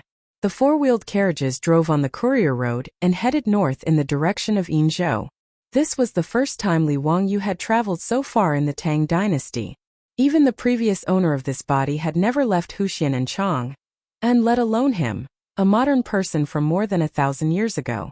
Niu Wu drove the carriage in the middle of the convoy, while Li Wangyu sat on the side, looking around curiously. More than 1,000 years ago in the Tang dynasty, the northern Shaanxi plain was not like the high yellow slopes of modern times. The vegetation and natural environment were preserved quite well. Li Wangyu soon found that after the simplified four-wheeled carriages drove on the courier road, the road was not as bumpy as before. This batch of four-wheeled carriages did not have any shock absorbers at all. In order to not hurt his butt, Li Wangyu specially brought a bear skin from home to cushion his butt. The bear skin was the black bear that scratched Niu Yong in Taibai Mountain. After the black bear was killed by Niu Wu, its tendons were pulled out and its skin skinned. After Li Wangyu saved Niu Yong, the two brothers tanned the bear skin and gave it to their Lang Jun. However, even with the thick bear skin as a cushion, Li Wangyu's four-wheeled carriage, which was nearly 100 miles from Dingzhou village to Chang'an's warehouse, was jolted, dizzy and miserable. The roads of the Tang dynasty were not the cement and asphalt roads of modern times. One could imagine how bumpy those dirt roads were. Li Wangyu's face turned pale at the thought of running back and forth on such bumpy roads for 5 or 6 days. Li clan of Huxian, I'm not done with you. Because of the Li clan, Li Wangyu had to run thousands of miles and suffer this punishment. Unexpectedly, after the four-wheeled carriage was loaded with grain in Chang'an's warehouse, it was much more stable. Carefully looking at the courier road in front of him, Li Wangyu could not help but feel happy. The quality of the courier roads of the Tang dynasty was very guaranteed. With Chang'an as the center, the Tang dynasty built an extremely dense road network. The County Annals of Yuanhe County, written by the Tang dynasty's Li Jifu, clearly recorded in detail the so-called 8 destinations of the various states of the Tang dynasty, which were the road conditions and mileage that extended in all directions with the place as the center. These courier roads were generally paved with bluestone or cobblestone, and the roads were very smooth. The main purpose was to transport grain, march and deliver documents. It was a bit similar to the national roads of modern times. Ever since Qin Shi Huang unified the 6 states, the roads and documents were the same.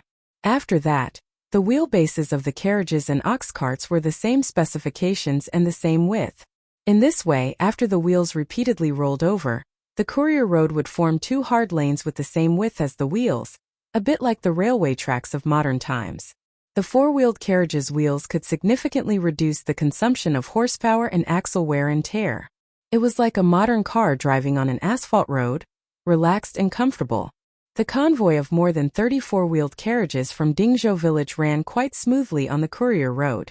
In less than 2 hours they had run more than 50 miles, which was far faster than they had expected. When the convoy stopped to feed the horses and rest the horses, the old villager had a bright smile on his face. Xiao Lang, at this speed, we can report to Yin province in 2 days at most. Li Wangyu suddenly remembered something. He pulled the old villager and asked, Old villager, if we can reach Yin province in 2 days, then we won't consume much grain on the road. We only need to hand over 800 don of grain to Yin province, so the rest will belong to us, right? Chapter 119. Li Wangyu's words surprised the old villager. He had never considered this kind of thing before. It turned out that when serving as corvée laborers, what everyone was most afraid of was the task of transporting grain. Not to mention the 20 days of traveling back and forth, the grain might not even be enough to eat. If there was a rainstorm on the road and they couldn't arrive on time, the people and horses would chew. In the end, they would have to pay for the extra grain from their own pockets. With the speed of the four-wheeled carriage and the small number of people, the 200 dan of grain would only be eaten on the road. The old villager wasn't sure how to deal with the remaining 100 dan of grain. The extra grain should belong to us, right? The old villager replied. After all, they only needed to pay 800 dan of grain when they reached Yin province. The government didn't care about the remaining grain. That's good.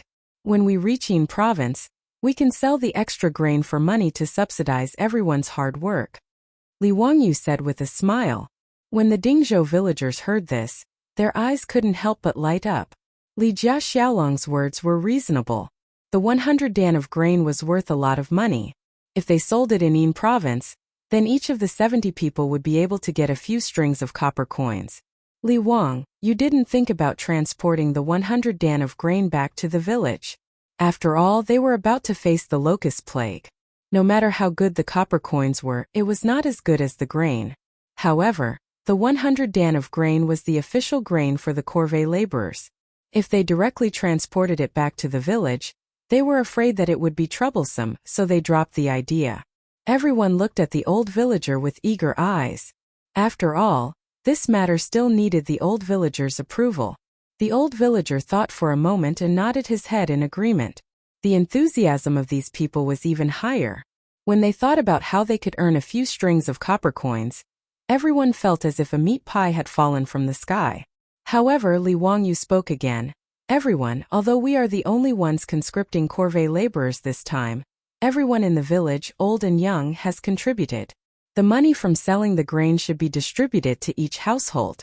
I suggest that the money from the sale of grain be taken by each household, and the rest be divided equally among the families in the village. Is that okay? That's only natural. Without the help of the various families in the village, it would have been impossible to build these 30-odd carriages. I support Xiaolang's opinion. I agree.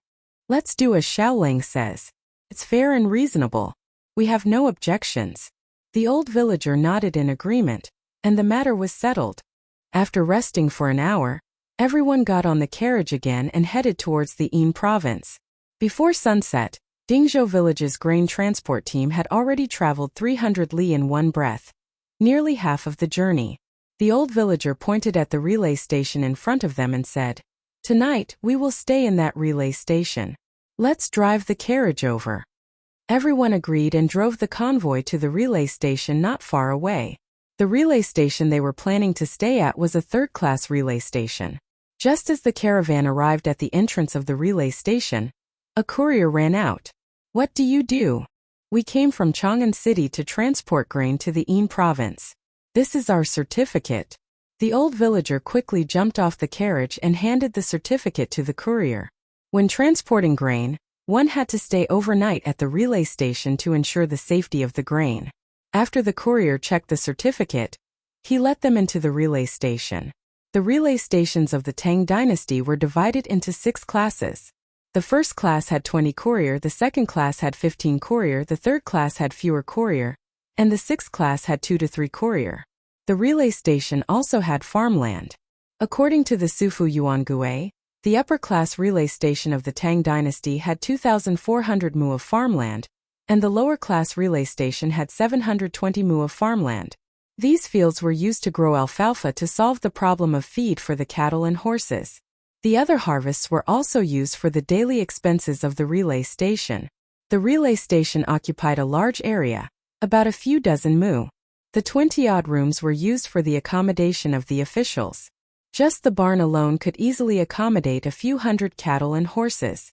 After Li Wangyu's caravan drove into the relay station, the courier pointed out an area for them to park, and everyone started to get busy. They unloaded all the horses from the carriages and led them to the barn to feed them. The other thing was to start a fire and cook to solve their food problem. The relay station would provide horse feed for free, but people like them had to prepare their own food. The relay station would not provide that. The relay station would not even provide a room for them to stay, so they could only sleep in the courtyard of the relay station. It would be fine if it didn't rain, but if it did, they could only squeeze into the barn and make do for the night. Luckily, the weather was clear today, so there was no need to worry about rain. Everyone took the blankets they brought from the carriages and laid them out in the courtyard. They lit a fire to warm themselves up and prepared to sleep. After rushing around for a day, even if it was just a carriage, everyone was exhausted. Just as they were about to sleep, they heard someone calling outside the relay station. The courier mumbled to himself as he went to open the door. It was a man with a face full of vicissitudes. He was dressed like a scholar, but his clothes were shabby. He led an old donkey to the relay station. "Do you have any proof?" the courier asked. This proof naturally referred to the proof that one could stay in the relay station. The Tang dynasty had 4 kinds of proof. The first was a silver medal, which was issued by the province and written with the words Imperial Horse Silver Medal. The second was a horn talisman, the third was a voucher, and the fourth was a transmission talisman. The last 2 were paper certificates, and the one in the old village chief's hand was a voucher. Only with these certificates could one pass through the relay stations and passes of the country without any obstruction. The man took out a transmission talisman and handed it over. The transmission talisman was a talisman to pass through. The postman inspected him for a bit before letting him in. However, he did not have a pleasant expression on his face. "Bring the donkey to the barn yourself. Then, like them, find a place to sleep." He pointed at Li Wangyu's caravan and said. Obviously, he meant to let the man sleep in the open air. Niu Wu laughed mockingly. It seems that he is also a scholar in dire straits. He has no official position, and the relay station does not provide food and lodging. Li Wangyu nodded. The relay station of the Tang dynasty only provided food and lodging for civil servants, although one could enter the relay station to rest with a certificate. This young scholar was obviously not an official, which was why the courier had such an attitude. After the man thanked the courier, he led the old donkey to the barn and leaned against the pillar next to the barn, planning to sleep with his clothes on. Li Wangyu saw that he did not have any luggage, let alone any bedding. It was early spring in March and the weather was still relatively cold. If he spent the night like this, he might suffer. His heart softened and he called out, "This gentleman, come and sleep with us." Li Wangyu signaled Niu Wu to help the young scholar get another bedding. When they went out, the beautiful boss was afraid that Li Wangyu would not be able to sleep well, so she asked Perrin to prepare another bedding for Li Wangyu. The scholar was very surprised and a little embarrassed. After dawdling for a long time, he walked over and cupped his hands to Li Wangyu. "I am Ma Zhou from Chiping, Qinghe. My courtesy name is Bin Wang. How should I address Xiao Lang?" Ma Zhou? Li Wangyu felt that this name was very familiar. After thinking for a while, he suddenly raised his head and said in surprise, "You are Ma Zhou?" Chapter 120. Li Wangyu's exclamation surprised Ma Zhou. He was puzzled. "Xiao Lang knows me? How should I address you, Xiao Lang?"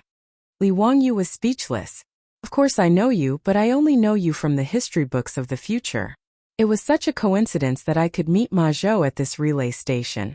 This famous person of the Tang dynasty had met another living person today. Ma Zhou was a legendary figure of the Tang dynasty. He was an orphan when he was young and came from a poor family. However, Ma Zhou was a genius. After he was successful in his studies, he became a teaching assistant in Bo Prefecture. However, because of his poverty, he became unruly and drank all day.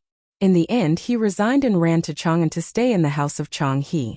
In the 5th year of Zhengguan, Pai Lupi ordered hundreds of officials to write a memorial to discuss the gains and losses of the imperial court.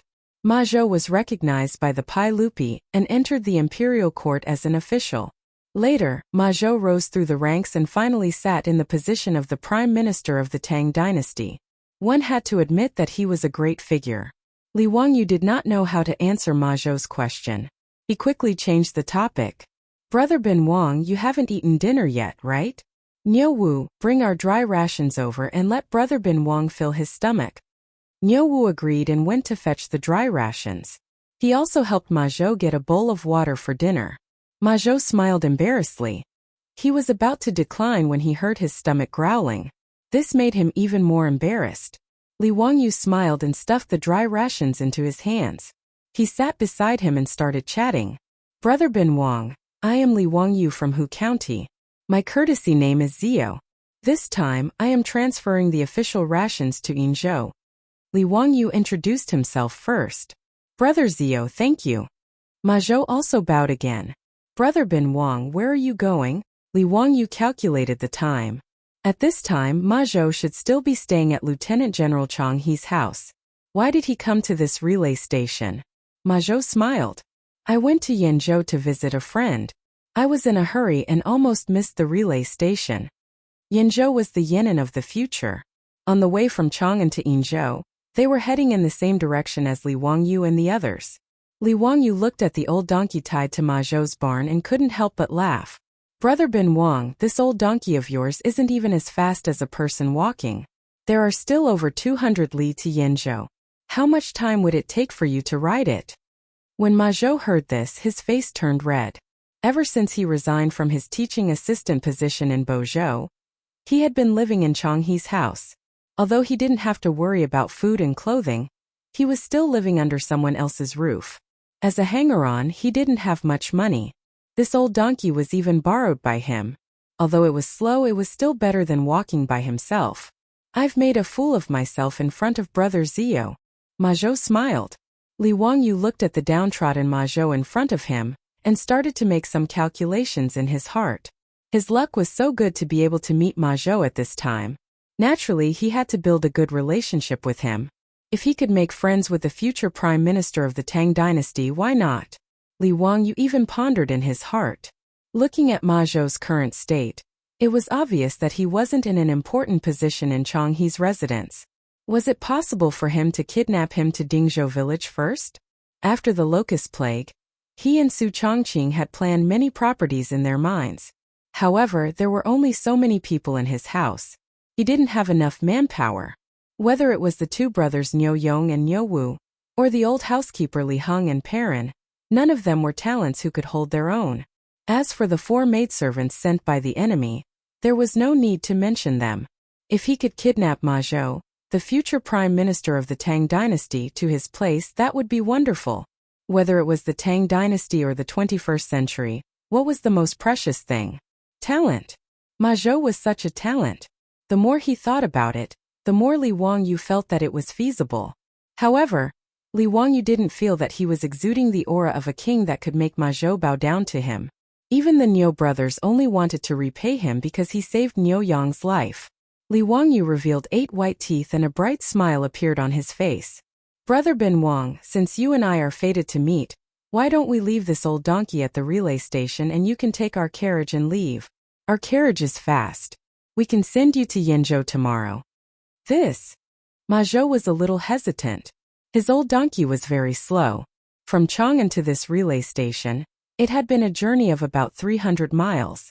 However, he had already spent 3 to 4 days eating and sleeping in the open. If he could really hitch a ride, Ma Zhou would naturally be happy. However, he and Li Wangyu had never met before. At this moment they were just strangers who had met by chance. How could he be so shameless as to hitch a ride? Brother Bin Wang, along the way, I can also ask you for advice on poems and songs. Please don't decline. Li Wangyu added fuel to the fire. These words surprised Ma Zhou. He thought that Xiao Lang was just an ordinary farmer. How could he know poetry? Li Wangyu of Hu County? Only then did Ma Zhou realize that this name was very familiar. After thinking carefully, he suddenly stood up and bowed. May I ask if you are the Li Zio who wrote on Yang Quan and Journey to the Gallant? Li Wangyu's plagiarized poems had already spread throughout Chang'an. There wasn't a single Confucian scholar who didn't know how to recite them. Ma Zhou liked them even more. He copied these poems down and recited them all day long. He always regretted that he didn't have the opportunity to meet Li Zio. He often sighed at how talented he was to be able to write such famous works. When he heard Li Wangyu's self-introduction, he didn't realize that this young farmer who was conscripted to serve the corvée was the author of these poems. Li Wangyu also stood up and bowed. This is my humble work. I hope Brother Bin Wang can give me some pointers. After confirming that the young man in front of him was really the Li Zio that he had been thinking about day and night, Ma Zhou was somewhat at a loss. He never thought that the person who could write such famous poems would be such a young man. I don't dare. Zio's poems are majestic and exquisite. I should be the one asking Zio for advice. Li Wangyu laughed in his heart and prepared to use his deception. If he didn't trick Ma Zhou into going to Dingzhou village, it wouldn't be considered a success. Last time he failed to trick the Medicine King's son Simiao. No matter what, he couldn't let Ma Zhou go. Li Wangyu pulled Ma Zhou and didn't care about sleeping. The two sat by the bonfire and began to talk. As a modern transmigrator, although Li Wangyu was just an ordinary university student, after experiencing the explosion of information in the future, the amount of knowledge in his mind could be said to be astronomical and geographical in the Tang dynasty. After a long conversation with Ma Zhou, Li Wangyu fully displayed the eloquence that he had honed in his university dormitory. His eloquence flowed like a torrential river. He had successfully hoodwinked Ma Zhou with his lies. Ma Zhou thought of Li Wangyu as a celestial being. Zio, you have such great talent. Why don't you become an official?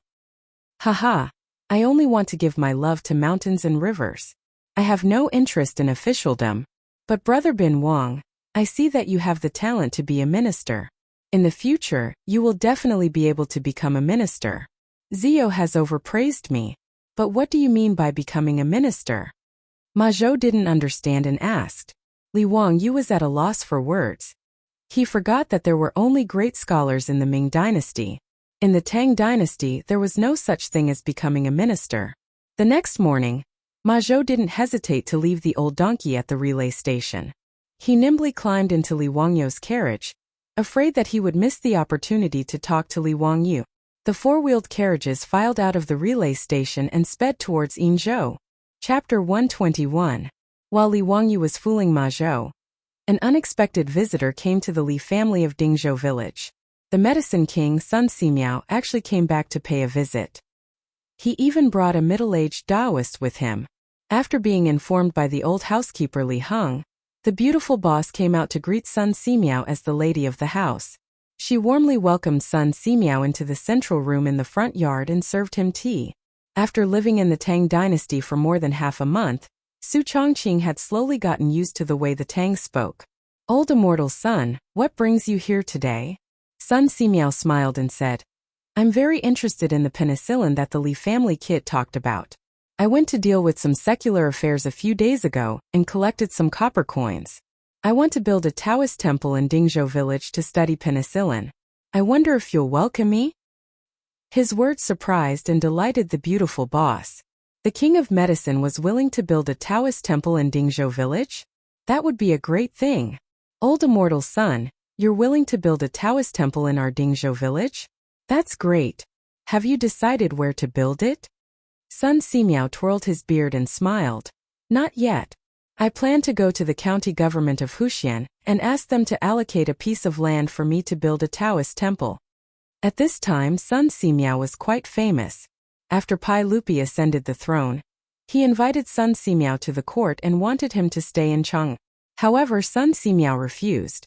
The old Taoist was dedicated to Taoism and walked the path of medicine to become an immortal. He was not willing to stay in Chang'an and to treat the rich and powerful. For this reason, Pai Lupi felt very regretful and compared Sun Simiao to an immortal like Guangchengzi.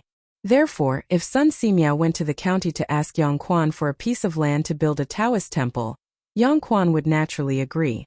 The beautiful boss blinked her beautiful eyes and immediately said, "Old immortal, my family owns a hillside facing the sun outside the village. I don't know if it's suitable. If it's possible, old immortal, you don't have to go to the county. You can just build a Taoist temple on my land. That hillside is more than 1,000 mu. It's very spacious." Sun Simiao didn't expect that Li Wangyu actually owned a mountain slope. After pondering for a moment, he nodded and said, "In that case, thank you for your kindness. Let's go take a look first.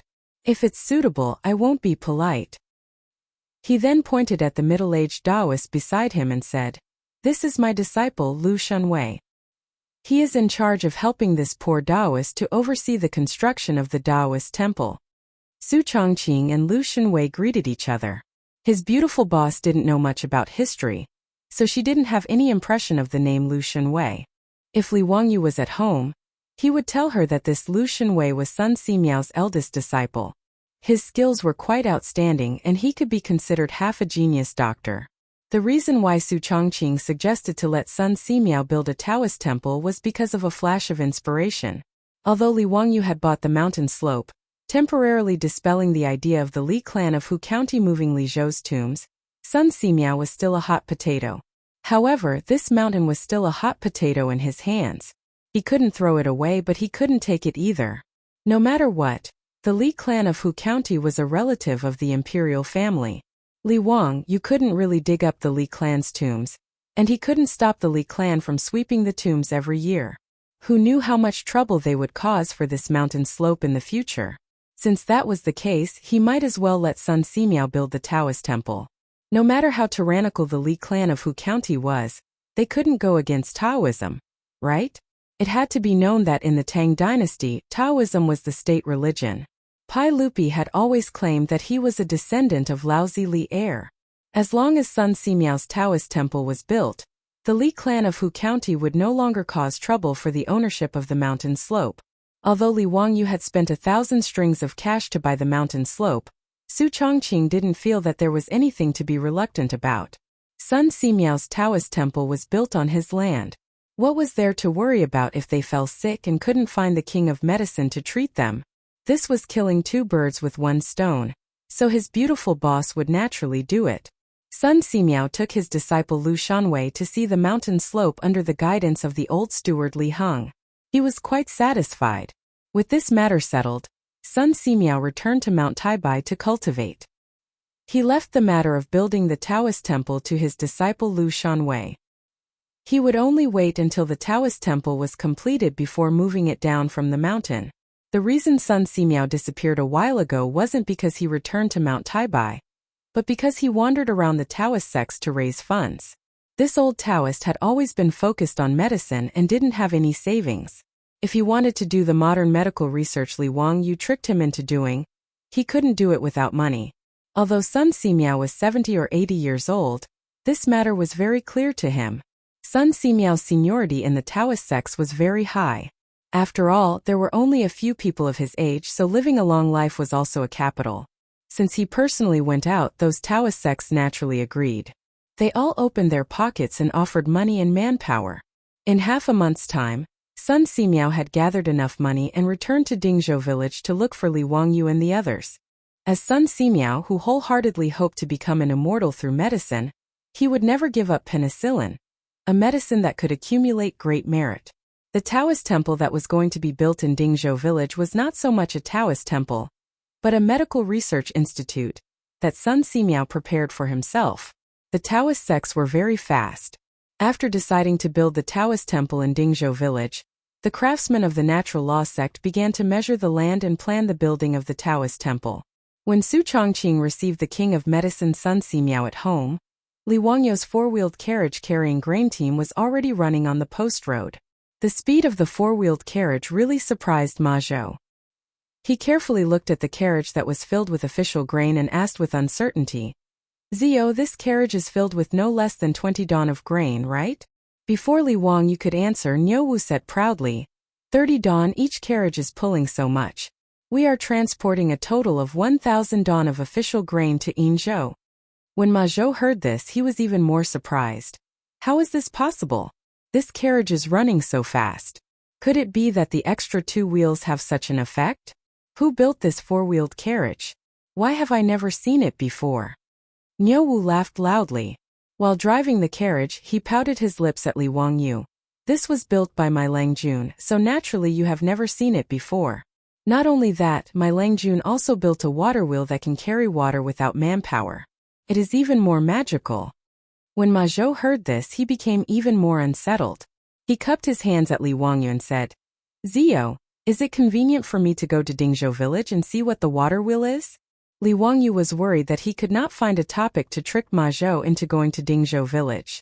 When he heard what Ma Zhou said, how could he not agree? He immediately nodded and agreed. The two of them agreed that when the carriage returned from Yinzhou, they would pick up Ma Zhou and return to Dingzhou village together. The four-wheeled carriage ran very fast on the post road. In less than half a day, the city of Yinzhou was already in sight. Li Wangyu and Ma Zhou reluctantly bid farewell and agreed to meet again in 3 days. The grain team bypassed Yinzhou and continued to speed towards Yinzhou. Chapter 122. On the way, they rested for another night at the relay station. On the 3rd day after they set off, the grain transport team from Dingzhou village drove into Yinzhou. After checking the grain transport certificate for the soldiers guarding the city and asking for the location of the Yinzhou warehouse, the team drove straight to the warehouse to hand over the official grain. The old villager only brought 26 carriages to the warehouse to hand over the grain. Sure enough, the officials did not have any questions. After checking that the grain was in good condition, they signed and accepted it. They also signed and stamped the old villager's certificate. Thus, Dingzhou village's spring transfer this year was completed. They only spent 3 days out of the original 20 days of official work. Even with the return trip, it only took 6 or 7 days. More importantly, they also saved more than 100 dan of grain, which was not a small fortune. After the handover with the warehouse, the old villager and the others did not bother to find a place to rest and eat. They asked passers-by where the market was and hurried over. If the grain was not exchanged for copper coins, the old villager and the others would not feel at ease. What surprised Li Wangyu and the others was that the price of grain in Yinzhou was much higher than in Chang'an. However, this was normal. Chang'an gathered grain from all over the world, so it was not strange that the price of grain was lower than other places. The retail price of grain in Chang'an was 360 copper coins per bushel, while in Yinzhou it was 400 copper coins per bushel. They easily found a grain merchant to sell their 100 dan of grain. The merchant offered a purchase price of 350 copper coins per bushel. Nyowu muttered in a low voice about profiteers as he watched the bags of grain being carried down from the carriages and sent to the grain store. The old villager only kept the rations that everyone ate on the way back. The rest of the grain was exchanged for copper coins, a total of 420 strings of coins. Everyone who served the corvée was given 1 copper coin each. According to what Li Wangyu said before, the rest of the money could be given to each household when they returned to the village. This was not a small windfall, and everyone was grinning from ear to ear. It was the first time that they could earn money by serving the corvée. Knowing that Li Wangyu was the one who had brought all of this to everyone looked at him with even more respect and gratitude. Ever since Li Wangyu moved back to his old house in Zhou village, he had unknowingly brought a lot of changes to the village. After the construction of the water wheel, the farmers no longer had to expend the effort of stepping on the dragon bone water wheel to fetch water. The Li family's oxen were also lent to the farmers for free for the spring plowing. Now Li Wangyu had built these 4-wheeled carriages for everyone's benefit. One after another, Dingzhou village benefited immensely from his meritorious deeds. Li Wangyu's status in the hearts of the simple and honest villagers of Dingzhou village was even higher than that of the old village chief. Because it was getting late, they didn't plan to rush back today. The old villager led everyone to find a carriage shop to stay. 10 copper coins for a night at the carriage shop. If it was in the past, these farmers would definitely not be willing to do so. They would rather sleep in a carriage for the night than spend 10 copper coins for lodging. However, since they had the copper coins from selling grain in their pockets, they could afford to be extravagant for once. All of them moved into the large shared bunks within the carriage and horse shop. Li Wangyu pinched his nose as he walked into the room. He immediately came back out. The smell was simply too pungent. He felt that he would rather sleep outdoors. Although he wasn't as obsessed with cleanliness as his beautiful boss, he still couldn't stand the sour smell in the room. Niu Wu, however, understood him. He smiled and said, "Lang Jun, you should get another room. Our family doesn't lack that money. Why do you have to wrong yourself?" Li Wangyu readily accepted his advice and immediately turned to look for the shopkeeper of the carriage shop to get him a room to stay in. Regarding Li Jia Xiaolong's unsociability, the farmers of Dingzhou village, including the old village chief, didn't feel that there was anything wrong with it. In their opinion, it was a sin to let Li Wangyu, the literary star, share a room with them. After staying in the carriage shop, Li Wangyu had nothing to do. So he took Niu Wu to the market in Yinzhou City for a stroll. It had been almost a month since he came to the Tang dynasty. Other than going to Chang'an City once, he hadn't seen what the other cities were like. Yinzhou City was also known as Yulin City in the future. As an important city in the northern part of the Guanyi circuit, Yinzhou was still very lively. The Turks, Xianchuo Khanate, Goguryeo, Baekje, Xinlua Lugue, and other countries all had to pass through Yinzhou on their way to Chang'an in the Tang dynasty. Therefore, although Yinzhou's trade couldn't be compared to Chang'an, it was still quite prosperous. Li Wangyu and Niu Wu walked around the market. From time to time they would buy some snacks to eat as they walked. As they were strolling, they heard a merchant arguing with someone not far away. Li Wangyu curiously went over. It turned out that the merchant had a batch of goods to be shipped to Chang'an. He was discussing the transportation with the caravan in Yinzhou City. Li Wangyu saw the manager of the caravan shaking his head. He listened carefully and realized that the merchant's request was too tight. He wanted the goods to be shipped to Chang'an City's West Market within 5 days. The merchant caravan shopkeeper naturally wouldn't accept the offer of 5 days for a journey of more than 800 kilometers. He shook his head vigorously. "Li Wang," you suddenly asked the merchant. "May I ask, sir, how many goods do you have? I might be able to help." Perhaps the merchant was desperate and didn't care that Li Wangyu was young. He immediately replied, "I'm in the porcelain business. I need to ship a batch of porcelain to Chang'an City. There are about 800 to 900 dendrobium. Xiaolang, do you have any idea?" Dendrobium was a unit of weight in the Tang dynasty. 1 dendrobium was equal to 1 stone, which was about 50 kilograms. Hearing the merchant's words, Li Wangyu couldn't help but laugh. What a coincidence. He actually encountered such a situation while strolling around. Before he could say anything, The shopkeeper of the caravan beside him said, "Shopkeeper Ma, you're being too impatient. How can this young man help you transport the goods to Chang'an within 5 days? He's not a god. I think you should send someone to Chang'an City first and apologize to the merchant. Then compensate him with some copper coins and ask him to wait a few more days. I can promise you that I'll deliver all the porcelain to you within 10 days. The porcelain merchant called Manager Ma looked depressed. Compensation is a small matter.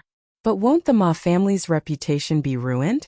My Ma family's porcelain has never been so untrustworthy. The other merchants were discussing.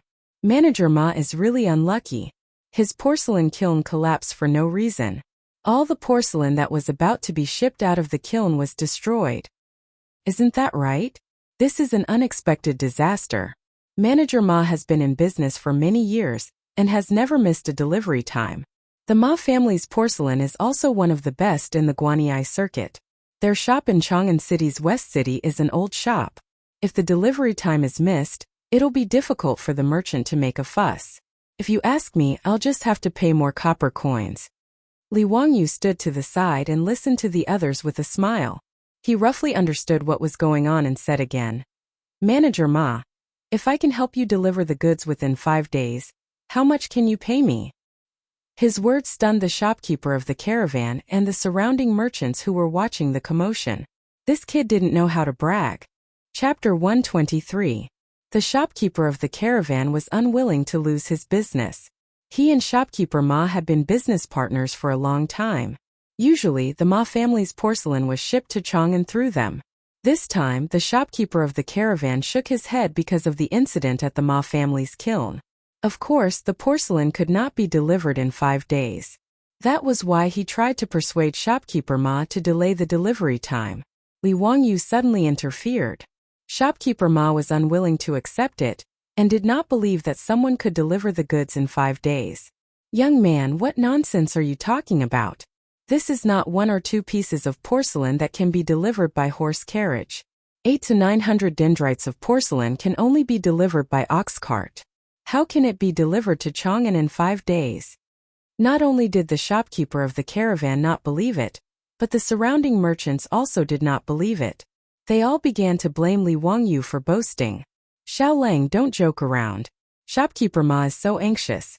Why are you still making fun of him? How can you make such a promise? How can the reputation of the Ma family's porcelain be taken lightly? Delivering 700 to 800 dendrites of porcelain to Chang'an in 5 days? Only the gods can do that. Shopkeeper Ma, you should send someone to Chang'an to appease the barbarian merchant. A few days won't make a difference. Yes, don't be foolish and listen to this young man's boasting. It will be a big deal if your reputation is ruined." Hearing everyone's words, shopkeeper Ma didn't dare to believe Li Wangyu's words, but he still had a trace of hope in his heart, hoping that Li Wangyu's words were true. "Mr. Xiao Lang, do you really have a way to deliver the porcelain to Chang'an in 5 days?" Shopkeeper Ma decided to ask clearly. Li Wangyu's words were his only hope. Li Wangyu smiled and nodded. "Of course, as long as the transportation is reasonable. Don't worry, shopkeeper Ma. I promise to deliver the porcelain to Chang'an in 5 days." Although he said it with certainty, shopkeeper Ma still hesitated. He could not believe Li Wangyu's words. The shopkeeper of the caravan was even more furious. "Young man, how can you be so ungrateful? How dare you boast like that? That's right. You think you can deliver it within 5 days just because you said so? On what basis?" This young man's accent clearly doesn't belong to the Yin province. "Shopkeeper Ma, be careful not to be deceived." Li Wangyu smiled even more happily in the face of everyone's accusations. "Who says I don't have proof? Wait a moment." He pulled Niuwu over and whispered a few words in his ear. Niuwu nodded and squeezed out of the crowd. Not long after Niuwu returned, he took out a piece of paper and handed it to Li Wangyu. This was the proof of Dingzhou village's transfer of grain this spring. Li Wangyu had specifically asked Niuwu to go back to the horse carriage shop and ask the old village about it. "Shopkeeper Ma, I'm from Chang'an County. I'm here to deliver government grain to Yinzhou. Look at this voucher. It's written very clearly on it. When did we receive the grain from the Chang'an warehouse?" When did we receive the grain from the Yingzhou warehouse? How much grain did we deliver? These are all very clear. You'll know if I can help you deliver the porcelain in 5 days. Li Wangyu unfolded the proof and let shopkeeper Ma look at it carefully. The surrounding merchants also gathered around and stretched their necks to look at the contents of the proof. When they saw it clearly, everyone couldn't help but gasp. It's written on the proof that they delivered 1,000 dan of grain from the Chang'an warehouse 3 days ago, and delivered it to the Yingzhou warehouse today. How is this possible? This proof can't be fake, right? No, the proof is real. There's an official stamp on it. It can't be fake. Only carriages can deliver 1,000 dan of grain from Chang'an to Yin province in 3 days, right? Did you use hundreds of carriages to travel day and night? According to this speed, this Xiao Langsan really isn't bluffing. Shopkeeper Ma was even more excited. He thought that his family's reputation would be tarnished this time, but he didn't expect a glimmer of hope to be waving at him. Xiao Langsan, is what you said true? Can you really help this old man deliver this batch of porcelain in 5 days? Of course. Shopkeeper Ma quickly grabbed his sleeve. Then let's go sign the contract now. I'll entrust you to deliver the porcelain. Li Wangyu wasn't in a hurry. He slowly put away the proof and put it in his pocket. Then he smiled brightly and asked, Shopkeeper Ma, how do you calculate the transportation cost? How about 300 strings of coins? When it came to money, Shopkeeper Ma, who was anxious just now, immediately returned to his shrewd businessman nature. The transportation cost of the ox cart in the Tang dynasty was also very expensive. It was 100 copper coins for every 100 miles it traveled with a load of 50 kilograms. However, this kind of large shipment would be much cheaper. Shopkeeper Ma's batch of porcelain usually cost 300 to 400 strings of coins to transport to Chang'an City. Of course, the Ma family's porcelain wasn't cheap like the ones Li Wangyu custom-made at the kiln in Huxian. According to modern standards, those were high-end custom-made handicrafts, so the price was naturally quite expensive. The main reason why the Ma family didn't move their kiln to the vicinity of Chang'an City was that there was a kind of kaolin in Yin province that was especially suitable for firing porcelain. The Ma family's porcelain was thin and light, and the quality was excellent.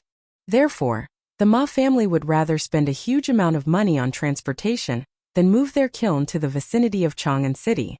They only opened a shop in Chang'an City's West City to receive customers and sell the porcelain of the Ma family in Yin province. These porcelain were transported to the west through the Silk Road. Because of the long journey and the wear and tear, the price of the porcelain was almost the same as gold when it arrived in the West. It was a luxury exclusive to the upper class. Li Wangyu smiled even more happily at Shopkeeper Ma's offer. However, he shook his head like a rattled drum. Shopkeeper Ma, we're doing express delivery business. How can we charge the same as ordinary ox carts? Express delivery business? What the hell was that? Li Wangyu's words confused everyone. They had never heard of express delivery business. What did he mean? This express delivery business is to deliver goods as quickly as possible. The speed of delivery is different, so naturally the price will be different, Li Wangyu explained. Everyone understood what he meant. It was like the courier station of the government. Some fast horses were required to travel 6 times a day, which was about 180 miles. The more urgent ones were required to travel 300 miles a day, and the fastest ones were required to travel 500 miles a day. The faster the speed, the higher the cost. Yang Guifei's A Ride in the Red Dust makes the concubine smile. No one knows it's from Liqi. It was the Liqi Express that traveled 500 miles a day from Lingnan to Chang'an City during the Tianbao era. Then Mr. Xiaolang, how much do you charge for transportation? Shopkeeper Ma asked helplessly. Li Wangyu made a gesture. Not much. 600 strings of copper coins. Everyone felt a toothache. The cost was really not cheap. It was double the cost of the caravan. Shopkeeper Ma hesitated for a while before finally gritting his teeth and agreeing. Okay, we'll go with the price Mr. Xiaolang mentioned.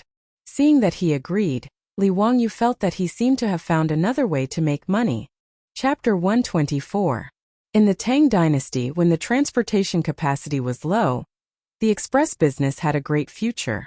Li Wangyu felt that if he pulled a 4-wheeled carriage team, he would definitely make a lot of money. The only pity was that he didn't have horses. The horses of the four-wheeled carriage team of Dingzhou village all belonged to the Chang'an county government.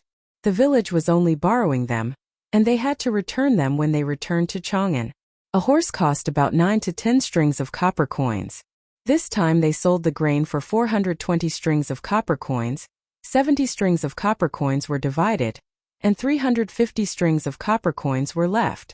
Helping shopkeeper Ma transport porcelain could earn them another 600 strings of copper coins, and a total of 950 strings of copper coins. In this way, if the money was used to buy horses, they could buy about 100 horses, and they could get more than 24-wheeled carriages to transport them. The more Li Wangyu thought about it, the more he felt that it was feasible. This was a profitable business. With Chang'an as the center, they could help merchants transport goods between the east and west cities. They could transport goods within a distance of 1,000 miles. After making money, they could continue to buy horses. It wouldn't be long before the transportation industry of Chang'an city was taken over by Dingzhou village. At that time, they could eat Wangyou's elbow and throw it away. Haha, it was beautiful. After making an agreement with shopkeeper Ma, they would go to the Ma family's kiln to transport porcelain the next morning. Li Wangyu hurried back to the carriage shop with Niu Wu. He found the old villager, pulled him into his room, and told him what had just happened. When the old villager heard that Li Wangyu actually went out for a stroll and found a job for the team to transport goods back to Chang'an, his face wrinkled like a chrysanthemum. When he heard that Li Wangyu said that the transportation cost was 600 strings of copper coins, the old man almost had a heart attack. Xiao Lang, stop fooling around. How can you give so much money? Just let us transport goods? The old villager shook his head, thinking that Li Wangyu was joking with him. Li Wangyu smiled and stared at him without saying anything. The old villager was speechless. He asked in disbelief, "Are you really going to give me 600 strings of cash?" "That's right. I'll go and pick up the goods tomorrow morning. If you deliver them to Chang'an within 5 days, I'll pay you 600 strings of cash. Here's the contract." Li Wangyu took out the shipping contract he had signed with shopkeeper Ma. The old villager hurriedly took it and read it carefully several times before he finally believed that it was not a joke. "Oh my God, isn't this a pie falling from the sky? It won't take 5 days. It'll be delivered in 3 days," the old villager said excitedly. Li Wangyu shook his head. "We can't be so sure. What if we run into something special along the way? For example, if there's a rainstorm or something that delays the journey, you'll have to pay for it." "That's true. You can't be so sure. Xiao Lang, you're so thoughtful." The old villager nodded repeatedly. Li Wangyu asked again, "Old village chief, what do you think of this matter?" "What do you mean?" "This business of transporting goods. Can we do it?" The old villager was stunned. "Of course we can do it. This business is like picking up money. Unfortunately, this is the only time. When we return to Chang'an, the horses will have to be returned to the county government." Li Wangyu smiled and pointed to the contract on the table. "Isn't this money? We'll buy horses and transport them ourselves. We'll pick up goods for the merchants in Chang'an. What do you think?" His words stunned the old villager for a long time. This old man had been facing the yellow soil and the sky all his life. When he suddenly heard Li Wangyu say that he wanted the villagers to pick up goods, he was a little stunned. However, the old man quickly understood Li Wangyu's idea. He was so excited that his beard was about to curl up. "Xiao Lang, this is a good idea. Haha, with little Lang's four-wheeled carriage, we can buy a batch of horses, and then we can start a transportation business. TSK, this will make more money than the farmers." "That's right. I think we should not divide the 300 strings of copper coins. We can use all of it to buy horses. Let's treat it as a partnership between all the households in the village. We'll divide the money after we make money." The old villager immediately nodded. "Think it's okay. We'll do as you say." After the two discussed this matter, the old villager and Li Wangyu returned to the datong shop. They gathered all the farmers and told them what they had just discussed. This time, it was the group of farmers' turn to be dumbfounded. It was not easy to confirm that Li Wangyu's words were true. They were all boiling with excitement. Li Wangyu struck while the iron was hot. He described the beautiful future of the express delivery business, for everyone. He also drew a big pie, which made the farmers even more excited. They couldn't wait to run the business and earn the copper coins now. After a long time, everyone unanimously agreed that they would not divide the money. They would go back to buy horses and transport goods. That night, many of the 70 or so villagers, including the old villagers, couldn't sleep. They tossed and turned, unable to sleep. In their hearts, they were thinking about the express delivery business that Li Wangyu had talked about. Early the next morning, Li Wangyu was happy when he went out. Why did a group of old and young men all have panda eyes? After a casual breakfast, everyone drove the carriages straight to the entrance of the Ma family, Yao, outside of Yin Province City. Shopkeeper Ma was already waiting there. When he saw the carriages arrive, he was slightly surprised. He had thought that Li Wangyu and the others would use carriages to transport goods. This way they could send the porcelain to Chang'an City in 5 days. He did not expect that there would only be 30 carriages. In Shopkeeper Ma's mind, it would take at least 100 to 200 carriages to transport 1,000 don of grain, let alone his 800 to 900 don of porcelain. Mr. Xiao Lang, why are there only these carriages? Where are the other carriages? Shopkeeper Ma hurriedly asked Li Wangyu. Li Wangyu was taken aback. No, that's all we have. Shopkeeper Ma, get someone to load the goods. What? Only 30 carriages? Mr. Xiaolang, are you kidding? How can we load all of them? Li Wangyu said. Shopkeeper Ma, don't worry. Just let someone carry the porcelain. There won't be a problem if each carriage carries 20 don of porcelain. At this point, Shopkeeper Ma did not have time to think. He simply ordered the craftsmen to carry the porcelain out and start loading the carriages. The Tang dynasty had already figured out a set of methods to prevent the porcelain from being damaged during transportation. The craftsmen would stack the porcelain pieces according to their type and specifications, and tie them together. Then they would sprinkle some sand to fill the gaps. Next, they would plant some bean or wheat seeds. After watering, these seeds would germinate and intertwine with each other. Thus, the bound porcelain pieces would be firmly tied together to form a solid whole. This way, the packaged porcelain could be transported to the west through the long silk road by camel caravans. At the entrance of the Ma family Yao, the porcelain pieces had already been packed and prepared. At Shopkeeper Ma's command, the craftsmen started loading the carriages. The villagers of Dingzhou village were busy fixing the carriages with ropes to prevent the porcelain pieces from being shaken off the carriages. After an hour, the 30 carriages were all loaded. Shopkeeper Ma, get on the carriages. It's getting late. We have to hurry. The old villager called out. With so many porcelain pieces being transported, Shopkeeper Ma naturally had to escort the carriages. He took a few servants of the Ma family and boarded the carriages of Dingzhou village. Until now, Shopkeeper Ma's heart was still beating like a drum. He was afraid that he would be deceived, or that the horses could not pull such a heavy carriage. The old villager shouted and the horsewhips sounded one after another. When the four-wheeled carriage slowly started and trotted on the road to Chang'an, the expression on Shopkeeper Ma's face was wonderful. He was really scared. Chapter 125. In fact, the four-wheeled carriages were not running fast. Compared to the speed of horses, the carriages were only trotting. But even so, the speed of the carriages reached 20 kilometers per hour, which was about the same as the speed of bicycles. Every 2 hours, the carriages stopped to let the horses rest for an hour. In one day, the carriages ran 200 or 300 miles on the post road.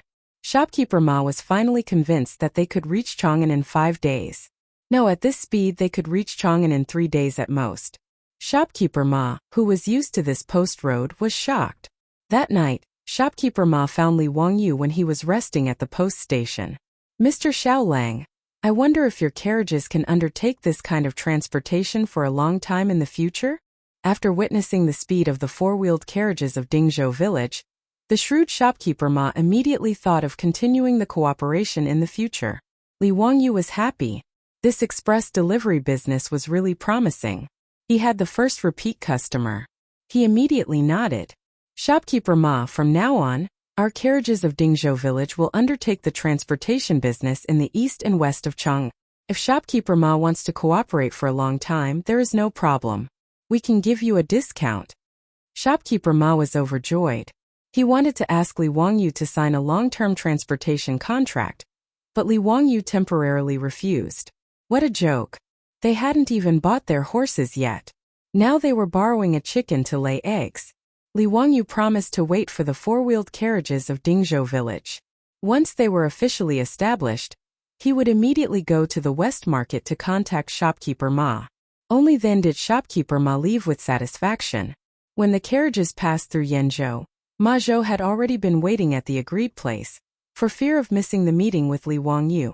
When they passed by the post station where they stayed for the night, Ma Zhou sold the old donkey to the postman at a cheap price. He still took Li Wangyu's carriage. The future prime minister of the Tang dynasty was completely convinced by Li Wangyu in just 2 or 3 days. Whether it was Li Wangyu's random astronomical and geographical knowledge, or Li Wangyu's practical knowledge, they all made Ma Zhou's heart burn. Not to mention that Li Wangyu would occasionally come up with 1 or 2 wonderful poems, which made his heart itch even more. Ma Zhou was also someone who wanted to get to the bottom of things. He kept asking about the astronomical and geographical knowledge that Li Wangyu had casually mentioned. However, Li Wangyu was just an ordinary university student in the future. That kind of general knowledge was something he knew but not the reason. If he had to fully explain why the sky was blue and why the fish could breathe in the water, that would really be asking for his life. Therefore, he could only evade Ma Zhou's question. Ma Zhou misunderstood. He thought that these were Li Wangyu's unique knowledge. As a bystander, it was very impolite of him to ask such a question. It was no wonder that Li Wangyu would hide something from him. With this mentality, Ma Zhou pondered for a long time and finally made a decision. When the four-wheeled carriage team passed by Fangzhou to rest, Ma Zhou disappeared. Li Wangyu was anxious and looked around for Ma Zhou. However, he saw Ma Zhou coming back with a pile of things in his hands. Brother Bin Wang, where did you go? Teacher Zio, please accept this disciple's 6 gifts, and allow this disciple to become your disciple and learn from you. Ma Zhou respectfully bowed to Li Wangyu, and at the same time handed over the 6 gifts that he had just bought in Fangzhou. The 6 gifts for becoming a disciple were the 6 gifts that a disciple would give to their teacher. They were celery, which symbolized diligence and diligence, lotus seed, which symbolized painstaking education, red beans, which symbolized good luck, red dates, which symbolized high school early, longan, which symbolized perfection, and skinny strips of meat, which symbolized the disciple's sincerity. Ma Zhou's words gave Li Wangyu a fright. What the hell was going on? He just wanted to trick Ma Zhou into going to Dingzhou village to help. Why did this guy come to him for no reason to become his disciple? Not to mention that Ma Zhou was 27 or 28 years old this year, and he was only 16 years old. He was not even 20 years old yet. What was he trying to do? Brother Bin Wang, don't mess around. I am only 16 years old. Ma Zhou said seriously, Confucius said. There is always someone to learn from. Zio, you are more talented than me. I hope to learn from you. It is only right for me to be your disciple. Did he use too much strength to act cool? Li Wangyu began to reflect on himself. How did he trick Ma Zhou to the point that he was not clear-headed? Ma Zhou insisted on becoming Li Wangyu's disciple, which made things difficult for him. What could he teach Ma Zhou? The 36 moves to win in Mahjong or oral English. Li Wangyu suddenly felt that his university major was really a tragedy. If he knew that he would transmigrate back to the Tang dynasty, he would have chosen to major in ancient literature. However, he majored in e-commerce in university. Wasn't this a joke? Could it be that Ma Zhou wanted to become his disciple and study internet technology, computer technology, marketing, e-commerce technology, and e-commerce management in the Tang dynasty? Was this to prepare for his reincarnation 1,000 years later? Brother Bin Wang, I have little talent and knowledge. Please don't mention the matter of becoming my disciple again. Ma Zhou did not give up. He ignored Li Wangyu's rejection and directly knelt down. If teacher does not accept me as his disciple, I will not get up today.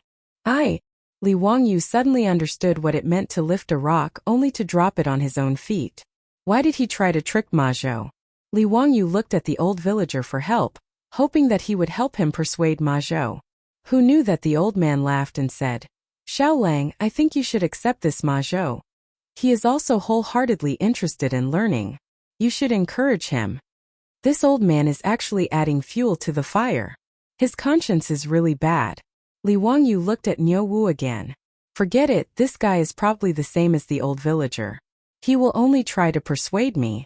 Looking around, no one could help him persuade Ma Zhou. Even the surrounding villagers of Dingzhou village were praising Ma Zhou. Ma Lang is really smart. He knows to ask Xiao Lang to be his disciple. TSK. Unfortunately, I am illiterate. Otherwise, I would have already worshipped Xiao Lang as my master. Forget it. Let your families Dalong and Erlang go to school. Maybe in the future, they will have the opportunity to be Xiao Lang's disciple. TSK. To be able to be Xiao Lang's disciple is really a blessing from the previous life. Who is Xiao Lang? He is the descendant of the god of literature from the heavens. This group of bastards is adding insult to injury. Li Wangyu only felt that his teeth were itching. Brother Bin Wang, do you really want to be my disciple? Li Wangyu rolled his eyes and came up with an idea. It's not impossible, but you have to answer one of my questions first. If you answer correctly, I will accept you as my disciple. How about it? Ma Zhou immediately clasped his hands and said, Teacher, please speak. Li Wangyu slowly said the question, but it made Ma Zhou and the surrounding onlookers stunned. Chapter 126. Li Wangyu really wanted to learn from those transmigration novels that he had read and give Ma Zhou a difficult problem like putting a 9-tune pearl through a rope. But firstly, he didn't have such a precious pearl. Secondly, using this kind of question to test the Tang people was asking for humiliation. Because in the spring and autumn period, Confucius had already given the answer.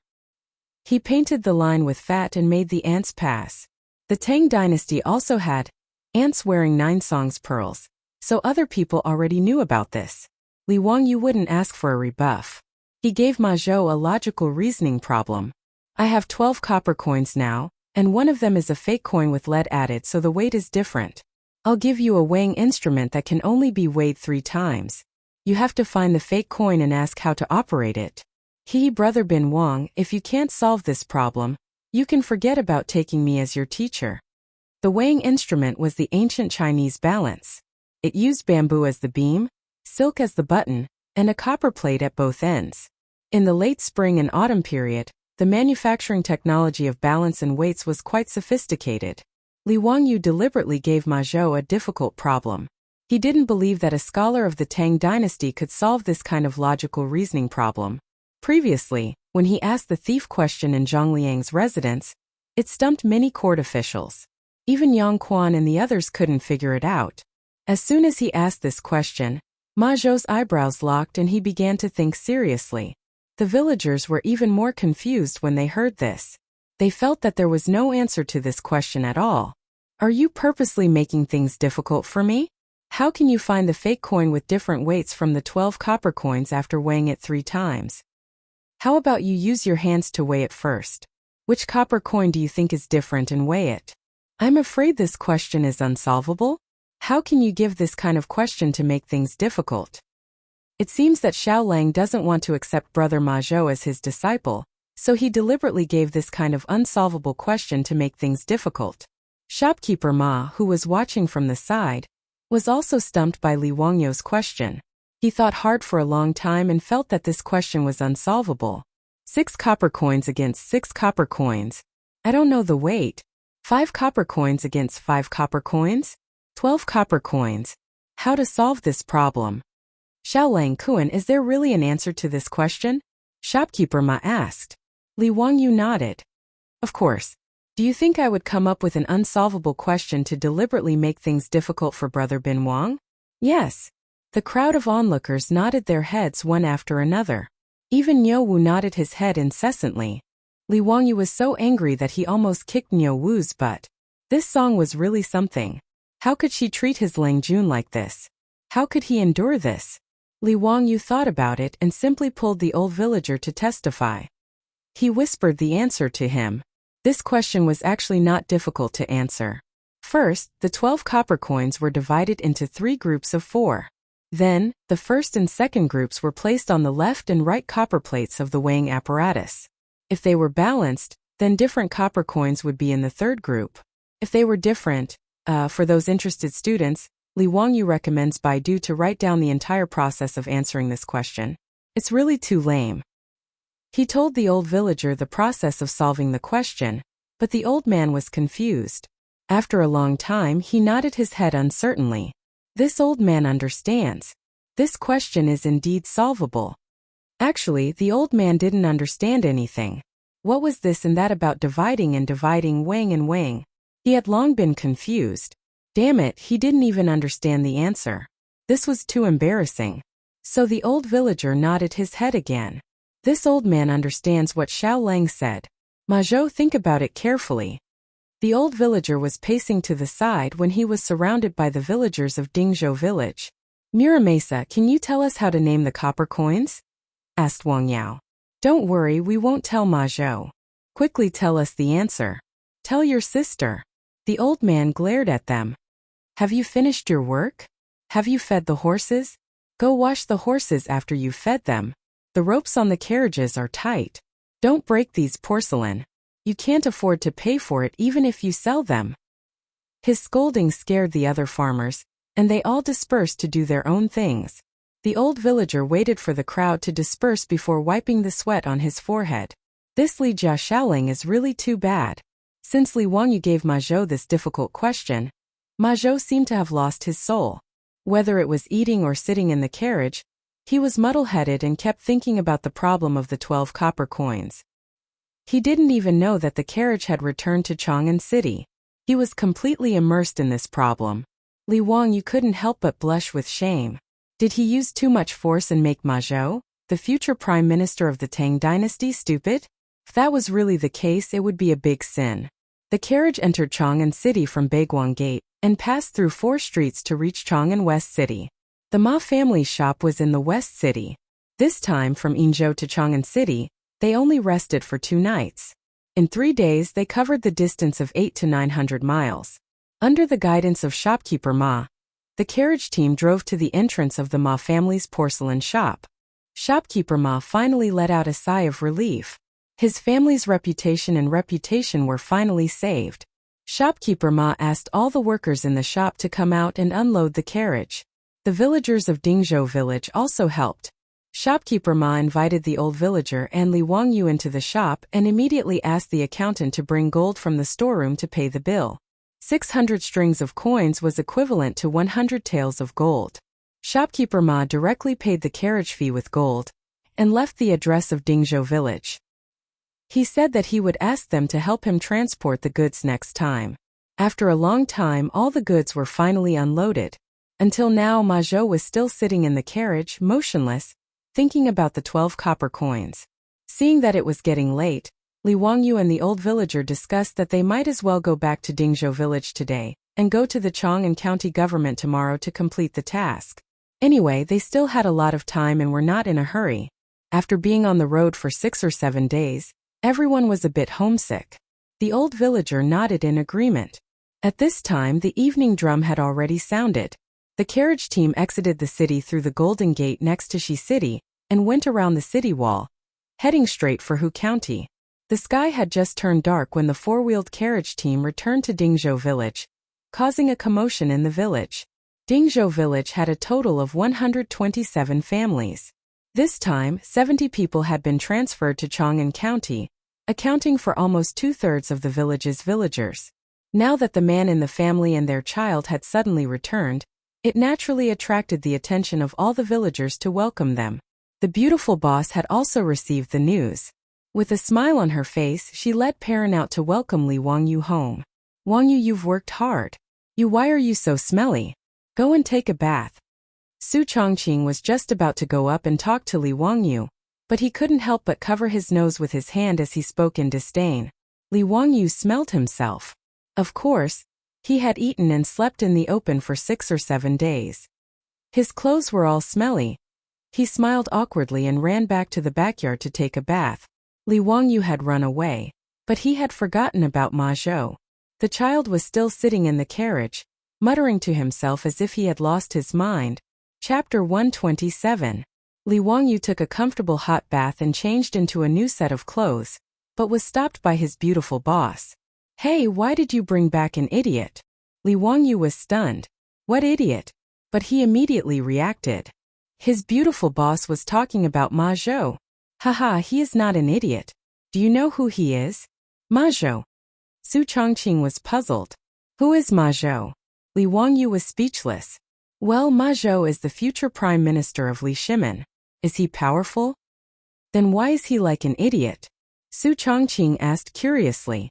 Li Wangyu chuckled and told his superior about how Ma Zhou wanted to be his disciple, and how he had given Ma Zhou a difficult logic problem.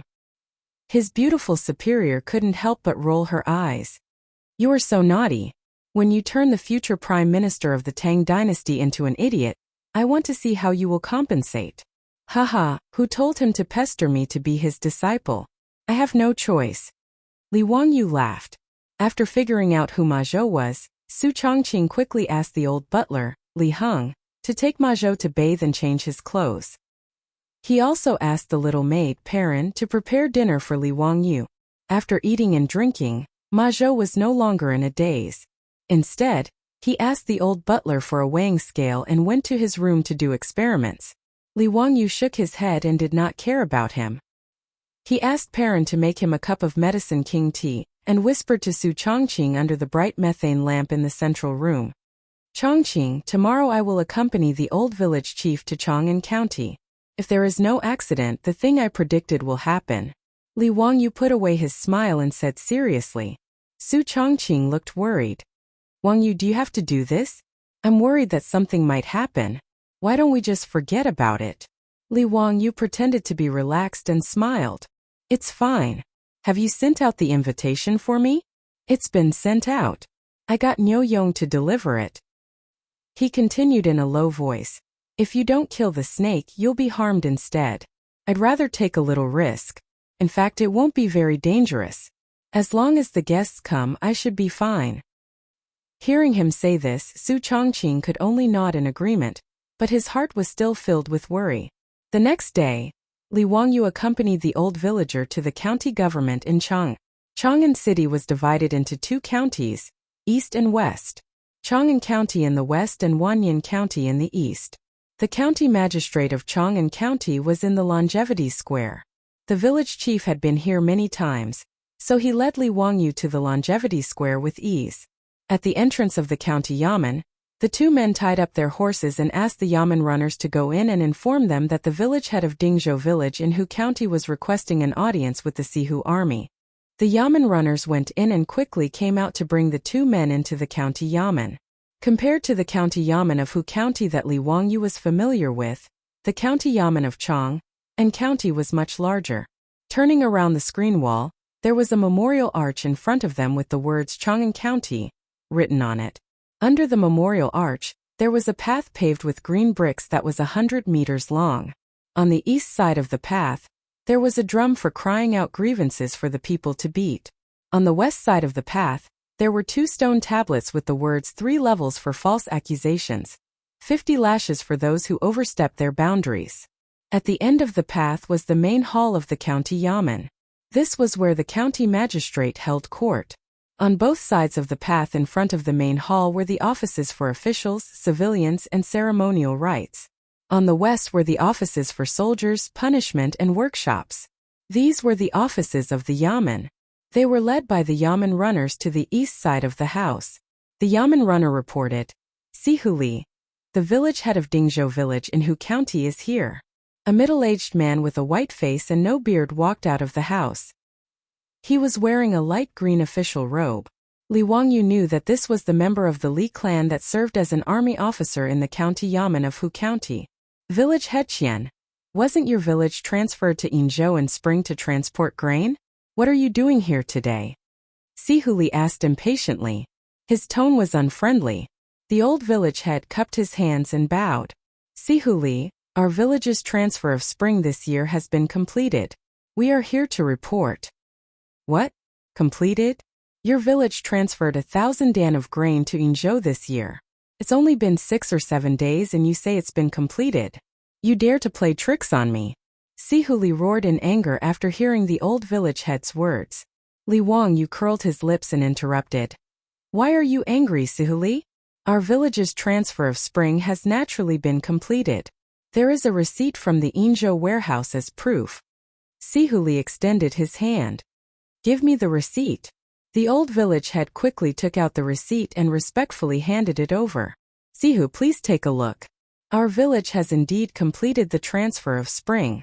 Sihuli grabbed the receipt and carefully examined it. The more he looked, the more shocked he felt. According to the receipt, the Dingzhou village's household had delivered the grain at the Inzhou warehouse 3 days ago. He couldn't help but rub his eyes and look at the receipt again. They were all correct. How was this possible? Sihuli wouldn't believe that the receipt was real even if he was beaten to death. He pointed at the old village head and angrily said, "Nonsense. This receipt was clearly forged by you. To deliver 1,000 dan of grain to the Inzhou warehouse in 3 days, do you think I am an idiot?" Arranging Dingzhou village's transfer of grain in spring was naturally the order of the Li clan leader of Hu County.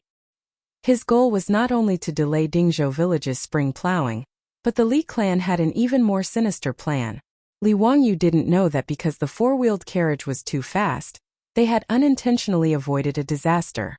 Su Jingzong, that person from the Great Yin, had given the Li clan of Hu County an even more sinister plan. He had the Li clan of Hu County send people to set off early. While they were resting at the relay station, they would take advantage of the night to pour dirty water on the grain. At the same time, he would send people to Inzhou to bribe the official at the Inzhou warehouse. At that time, when the Dingzhou village's household had worked hard to transport the grain, the official would use the excuse that there was a problem with the grain and refuse to accept the contaminated grain. The official at the Inzhou warehouse would naturally have a reason to refuse to accept the grain that had been contaminated. As a result, the Dingzhou village's household would have to pay for the missing grain from their own pockets. When they returned to Chang'an, Sihuli would have an excuse to punish them. In short, according to Su Jingzong's plan, Li Wangyu and the villagers of Dingzhou village would lose a layer of skin even if they didn't die. But who would have thought that because Li Wangyu had built the four-wheeled carriage, the grain convoy speed would far exceed the Li clan of Hu County's expectations. The people they had sent were still bitterly waiting for the grain convoy at the relay station along the way. As for the clansman who had gone to Inzhou to bribe the officials, by the time he reached Inzhou, Li Wangyu and the others had already returned to Chang'an. Sihuli naturally knew all of this plan, but he never would have thought that the plan that the Li clan had planned for half a day would turn into a joke. This made Li Sihu feel extremely sullen and furious. Li Wangyu, however, opened his mouth to provoke Sihuli. The truth can't be faked and the fake can't be true. Could it be that Sihuli doesn't understand the seal on this document? Could it be that you're going to tear up the document and arrest us? His words were purely to provoke Sihuli. Unexpectedly, Sihuli, who was already angry from embarrassment, really grabbed the document and tore it into pieces. What document? I didn't see it. Li Wangyu was delighted. Now, it all depended on whether or not the guests he had invited were good enough. Chapter 128. Seeing Officer Li tear up the slip of paper, the old villager panicked. Li Wangyu, on the other hand, had an imperceptible smile on his face. The old villager did not know of Li Wangyu's plan. Afraid of scaring the old man, Li Wangyu had not communicated with him about his plan. Officer Li, how could you tear up this slip of paper? We really did transport all the grain to Yin province. This is absolutely true. The old villager fell to the ground and desperately tried to gather the pieces of paper. He wanted to piece them back together. You still dare to speak nonsense? You two unruly people. You won't give up until you see the coffin. You actually want to forge a slip of paper and deceive me. Someone come. Arrest these two people and throw them into jail. They will be punished by the Ming House. The officer of the Secretary of State was a lower rank 7 official. Although he was not conspicuous in the Chang'an County, he was still an official with real power. His orders were naturally obeyed by the bailiffs of the Chang'an County. The officer of the Secretary of State was in charge of the county. He did have the right to imprison people who refused to serve the corvée and await the official punishment of the county magistrate. Ignoring the old villager's complaints, a few bailiffs took out chains and handcuffs and tied up Li Wangyu and the old villager. Officer Li's expression was ferocious. Arrest these two unruly people and throw them into jail. Yes, sir. The bailiffs replied and pushed Li Wangyu and the old villager to the county jail. The old villager cried out for his innocence all the way. Li Wangyu, on the other hand, was relatively calm. This was because all of this was part of his plan. Li Wangyu's plan was to use the four-wheeled carriage's speed to create a time difference. Naturally, no one would believe that he could travel between Chang'an and Anin province in 6 or 7 days. Then, he would use his words to deliberately provoke the Li clan secretary and Hu Zhongjun, so that he would arrest him and make a big deal out of it. When Li Wangyu found out that Dingzhou village had been moved to Spring, and that the Li clan was deliberately making things difficult for them, he felt that he had to make a big deal out of this matter and make the Li clan suffer in silence. Only then could he cut off the Li clan's desire to spy on him and Dingzhou village. Therefore, he used this ridiculously fast delivery time to dig a hole for Li clan. When Yang Quan had asked him for the blueprint of the four-wheeled carriage, he had not given it to him because he had thought of this. Yang Quan also guessed Li Wangyu's thoughts, so he didn't insist on asking for the four-wheeled carriage's blueprint. If Yang Quan reported the four-wheeled carriage to the imperial court in advance to ask for a reward, the matter would become public knowledge, and he would not be able to dig a hole for Li clan to jump into. Now Li Wangyu was very satisfied with the result. Not only did Secretary Li jump into the hole, but he also went from bad to worse and tore up the receipt. It was easy to lock him up, but it was not so easy to let him out. Li Wangyu did not struggle and obediently followed the Yamen runner into the county prison. However, once he entered the county prison, Li Wangyu regretted it. Was this place really meant for humans to stay? The prison was filled with the thick stench of feces and urine, as well as other unknown smells. It was so pungent that Li Wangyu almost fainted. The county prison did not even have windows, so it was dark and damp. There were all kinds of rusty torture instruments hanging on the walls, and there were even ochre-red dried blood. It looked very eerie and terrifying. The county prison's punishments were mainly flogging, imprisonment, exile, and death. Therefore, there were not many prisoners in the prison. When the head of the prison saw the Yamen runner bring in the prisoners, he asked impatiently, "What did these two people do?" Secretary Li ordered them to be locked up first. He said that they forged the receipt for the transfer of Spring. They will be locked up first and will be tried by the Chui Ming house. The Yamen runner pushed Li Wangyu into the prison cell and explained to the head of the prison. Li Wangyu almost fell down from the push, but he hurriedly supported the old village chief, who was also roughly treated, and pushed into the prison cell. Looking at the prison cell that was separated by a thick wooden partition, there were some rotten straws scattered around. There were even rats and cockroaches scurrying around. There was also a dirty drowning bucket in the corner that emitted a foul stench. Li Wangyu could not take it anymore and shouted at the head of the prison, "Big brother, this prison cell is too dirty. Can't you clean it up?" When the head of the prison heard this, he was stunned for a moment before bursting into laughter. "Haha, little child, do you think you are here to stay in a hostel? Do you want me to send you a table of food and wine and find a few courtesans from Ping Kong Fong to accompany you?" Li Wangyu rubbed his nose. "There is no need for courtesans. I can clean it up and get some food and wine." His words made the head of the prison and the Yamen runners convulse with laughter. The head of the prison wiped the tears from the corners of his eyes and laughed. "I have been in charge of this prison for more than 10 years. This is the first time I have seen someone come in and ask us to clean it up. Haha. This place is so dirty. Shouldn't you clean it up?" Li Wangyu shouted with his neck straightened. The old village chief at the side grabbed Li Wangyu and stopped him from continuing. The old man was now so anxious that he was out of his wits. He could not understand why he was treated like this when he had completed the task of transferring Spring. As the head of the prison locked the door with a chain, he sneered, "You little child look pink and tender. Be careful not to annoy me. I will lock you up with the prisoner with homosexual tendencies. Tut tut, Xiao Lang and others like you very much, haha." Threatened by the head of the prison, Li Wangyu immediately shut up. "Forget it. People have to bow their heads under the eaves. I have to pinch my nose and bear it." Li Wangyu stared at the head of the prison and thought that when he got out of prison, he must take revenge. The cynical man was thinking about the head of the prison. "Little child, what's the matter? Are you not convinced? I tell you, in this prison, even if you are a dragon, you have to coil up, and a tiger, you have to squat down. I am the rule in this prison." When the head of the prison saw Li Wangyu staring at him, he scolded with a grin. The old village chief was afraid that Li Wangyu would suffer losses, so he quickly stopped in front of him. The little child is not sensible. Head of the prison, don't lower yourself to his level. I am the village chief of Dingzhou village. Do me a favor. Village chief? Why is the village chief also locked in this prison? We are wronged. Our village has completed the task of transporting the official grain in spring this year. Officer Li said that we falsified it. God, who dares to falsify the voucher of the government? That is to kill the head. Head of the prison, please help us to plead for mercy. We have really completed the corvée service. The old village chief begged for mercy, but what he got was a thick spit from the head of the prison. Bah, you unruly people, what can't you do?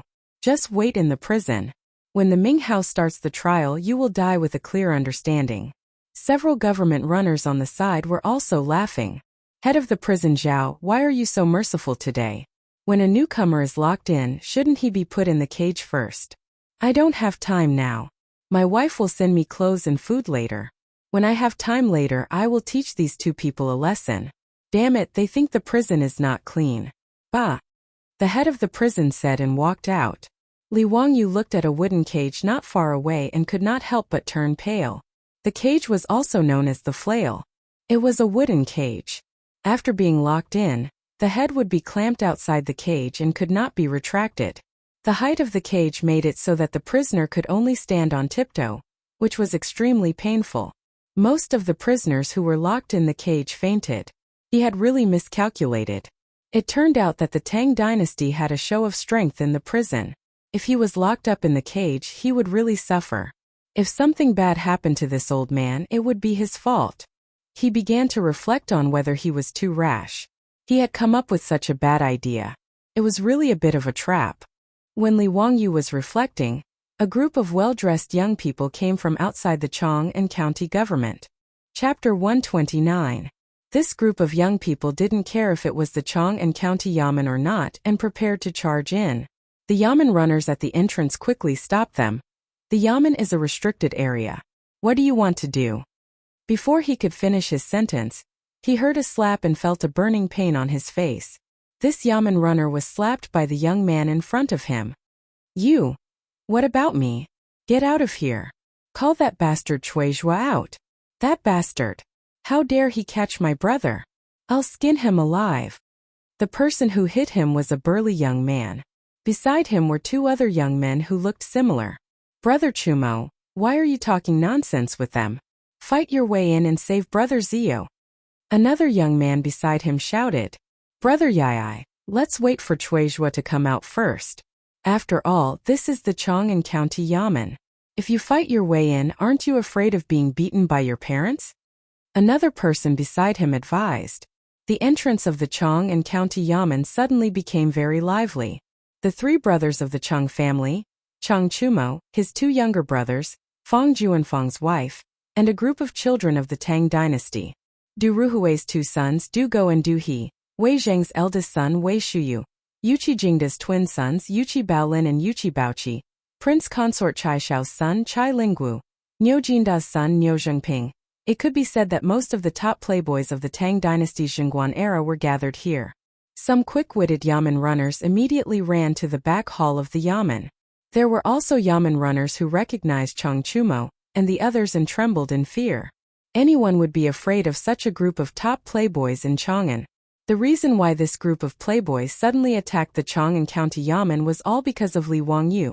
Before he left to transport the grain, he roughly calculated the time and asked his beautiful superior to help him send an invitation to Chang Chumo, his brothers, and Fang Yai to visit the Li family in Dingzhou village.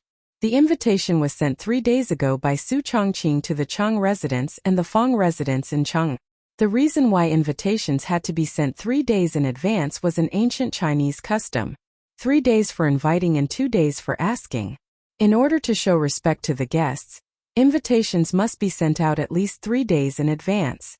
In the invitation, Li Wangyu only said that he had come up with a novel toy and invited them to Dingzhou village to appraise it as guests. Originally, the invitation only invited the Chang brothers and Fang Yai, because in the Tang dynasty, Li Wangyu only knew these four foppish sons. Who would have thought that after Chang Chumo and his two brothers had eaten a pig slaughtering feast at Dingzhou Village's Li family, they went around showing off, causing a group of dandy young masters to be very curious. In addition, Li Wangyu was now quite famous among the top nobles in Chang'an city of the Tang dynasty. His poems and the incident at Zhongliang's birthday banquet were all spread among the nobles, which made these playboys very interested in Li Wangyu. When they found out that Li Wangyu had invited the Chang brothers and Fang Yai to a banquet, this group of dandy young masters didn't care about etiquette and came uninvited. They followed the four of them to Dingzhou village in a grandiose manner, preparing to eat the rich. When the group of people arrived at the Li family, they saw Su Chongqing coming out with tears on her face. She told them that Li Wangyu had been arrested by the Chang'an County Yamen and was now imprisoned. It was unknown whether he was alive or dead. When Li Wangyu and the old villager went to the county Yamen to report, Niu Wu secretly followed behind them. He knew a bailiff at the county Yamen who had just received the news that Li Wangyu and the old villager had just been imprisoned by Magistrate Li. After Niu Wu confirmed that Li Wangyu had been imprisoned, he immediately rushed back to Dingzhou village on his horse. That was why Su Chongqing had cried and complained. If Li Wangyu hadn't been imprisoned, they would have invited a big banquet as a way to bond. The beautiful superior's complaint was naturally an act. The reason why Li Wangyu had invited the Chang brothers and Fang Yai was to use the influence of these four top dandy young masters of the Tang dynasty to ferment the matter and at the same time protect himself. He and Su Chongqing didn't expect that it wasn't just four dandy young masters who came, but a group of people. When the three Chang brothers and Fang Yai heard that Li Wangyu had been imprisoned, they immediately became anxious. They jumped on their horses, turned their horses around, and galloped towards Chang'an. The group of dandy young masters who came to join in the fun immediately followed. This kind of fun was what they liked the most. How could they not join in? When they arrived at the Chang'an County Yamen, the previous scene happened. Cui Zhua, who had been informed by the bailiff, didn't even have time to put on his official uniform. He hurriedly ran out from the back hall of the Yamen and bowed to this group of dandy young masters while panting. "Greetings, young masters. May I ask what brings you to the Chang'an County Yamen today?" In the Tang dynasty, not everyone could be called young master. Only the young nobles could be called young master. But this group of dandy young masters were all standard young masters. Although Cui Zhua was a county magistrate above the 5th grade, he didn't have any prestige in front of this group of dandy young masters of the Tang dynasty. He even seemed a little humble. It wasn't his fault. In notice Chang'an city, except for these dandy young masters' fathers, who wouldn't be afraid of these dandy young masters? Chang Chimo's loud voice roared. "Surname Cui, where is my brother? Let them out quickly, or I'll smash your county Yamen today." Cui Zhua was confused. Weren't the three Chang brothers in front of him? Were they the sons of Chang Yaojin's concubines? But why did they come to the Chang'an County Yamen? "Child Chumo, did you make a mistake? My Chang'an County Yamen wouldn't dare to catch the young masters of the Chang family." Cui Zhua answered carefully. Chang Chumo said angrily, "It's Li Wangyu from Dingzhou village. He's my brother too. Let him out quickly or I'll teach you a lesson." Fang Yai also stepped forward and grabbed Cui Zhua's collar. "If Brother Zio loses even a hair in your county Yamen, we'll smash your Chang'an County Yamen today." Cui Zhua was about to cry. Damn it, he was threatened by a group of 1st and 2nd grade officials and the sons of the founding duke, and he still didn't know what was going on. He naturally knew about Li Wangyu. After returning from Dingzhou village that day, he asked around. After knowing about Li Jia Xiaolang from Dingzhou village in Hu County, Cui Zhua had long given up on finding trouble with Li Wangyu. He even wanted to mend the relationship between them. But after meeting him that day, he hadn't seen Li Wangyu again. Now this group of playboys came knocking on his door and asked him to let him go. Wasn't this nonsense? Cui Zhua smiled bitterly. "Mr. Fang, I haven't seen Li Jia Xiaolang today. How can I let him go? Why did you say that he's in my Chang'an County Yamen? Today, I've been handling official business in the back hall and didn't start the trial. Gentlemen, please investigate this matter clearly. Is there a mistake in this matter?" Just as he was explaining that he didn't catch Li Wangyu, the Yamen runner beside him suddenly thought of something and his expression changed. The Yamen runner quickly moved to Chuizhua's ear and whispered a few words. However, Chuizhua's back was drenched in cold sweat. Damned Officer Li. Are you trying to get me killed? Chapter 130. The Yamen runner quietly informed Chuizhua that Chief Li had ordered them to lock up 2 people today. They seemed to be from Dingzhou village in Hu County. One of them was even the village chief of Dingzhou village. When Chuizhua heard this, large beads of sweat began to form on his forehead. It was almost certain that the 2 people locked up were Li Wangyu and the village chief of Dingzhou village. Nonsense. Who agreed to do this? Quickly go and ask Li Jiaxiaoling to come out. Chuizhua urged. The Yamen runner received the order and immediately ran towards the county government prison. At this time, head warden Zhao had already returned from the county government prison. Because of a quarrel with his wife, head warden Zhao was in a bad mood. He wanted to teach the 2 new prisoners a lesson.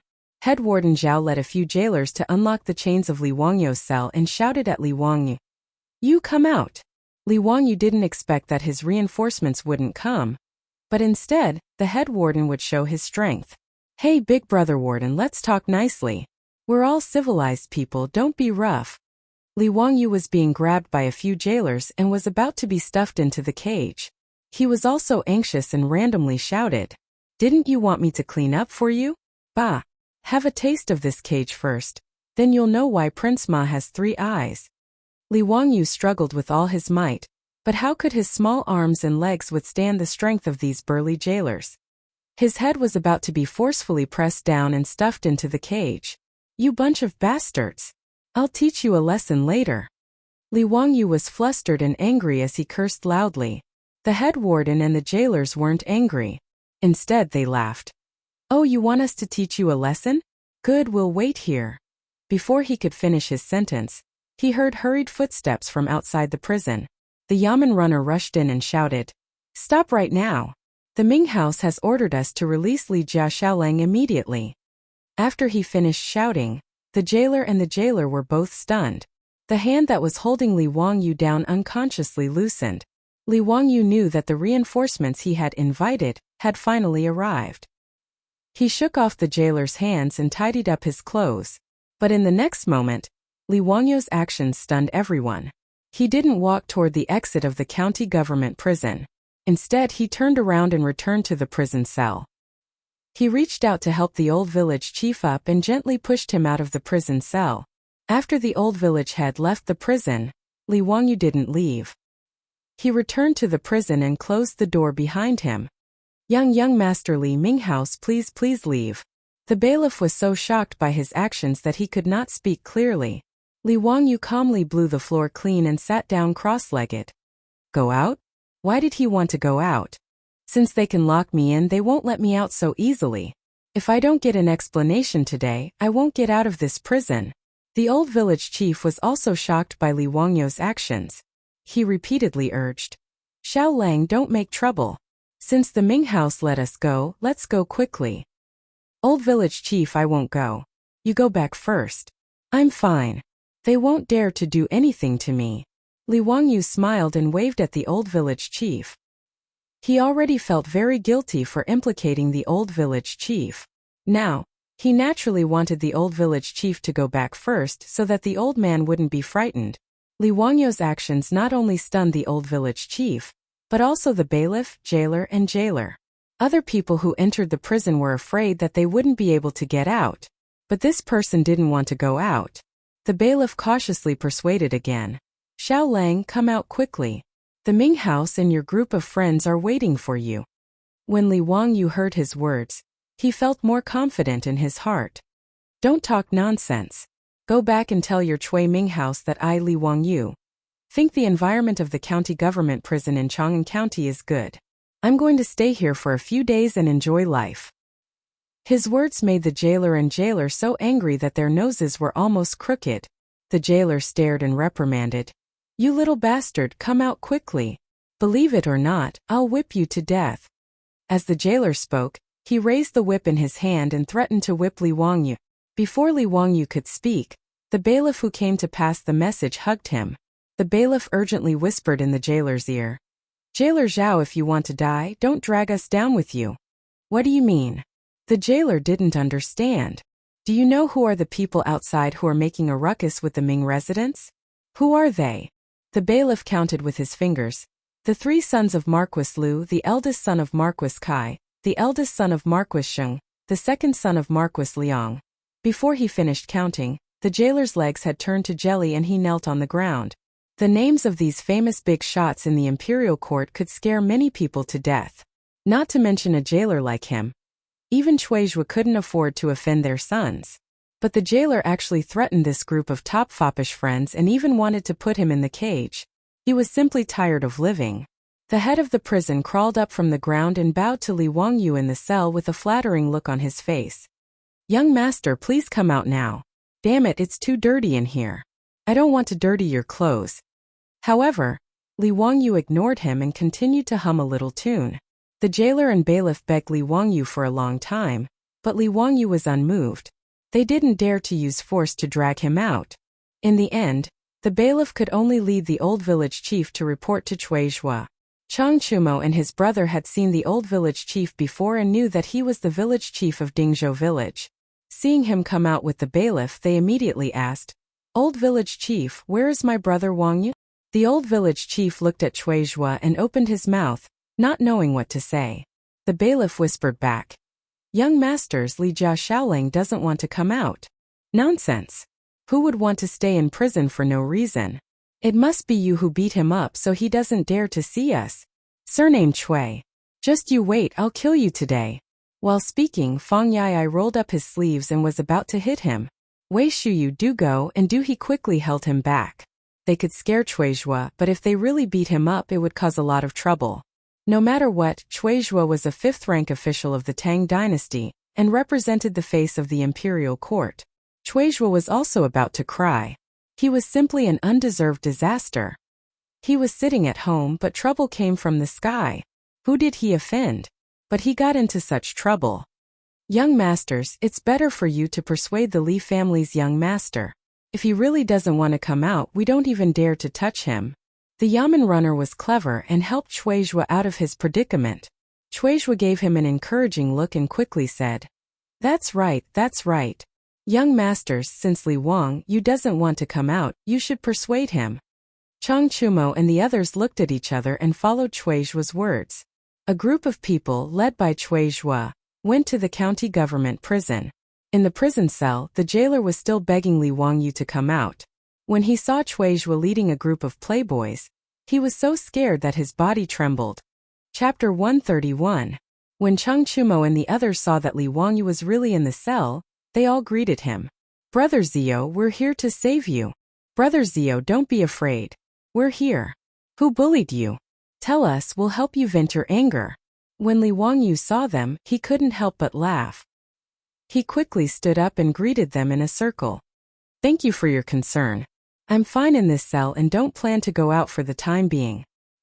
His words made the group of wastrels dumbfounded. That bailiff really didn't lie? Li Wang, you really didn't want to come out? "Zio, don't make a fuss. Come out quickly. We're treating today. Let's go to Drunken Immortal Restaurant and get drunk. Come, let me introduce you. This is Duke Zheng's eldest son, Wei Shuyu. This is..." Chang Chumo pointed at Yuqi Baolin and the others and introduced them one by one. Li Wangyu was stunned. These were all sons of the top nobles of the Tang dynasty. Du Ruhui Wei Zheng Yuqi Jingda Chai Shao Niu Jinda Cheng Yaojin Fang Xinling. Li Wangyu felt a little dizzy. Did he go too far? Why did he only invite the Cheng brothers and Fang Yai?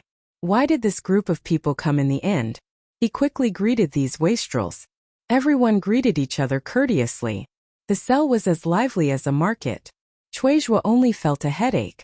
He carefully said, "Li Jia Shaoling, please come out of the cell. Today was all a misunderstanding." It would have been better if he didn't mention this. Li Wangyu was unhappy. "What misunderstanding?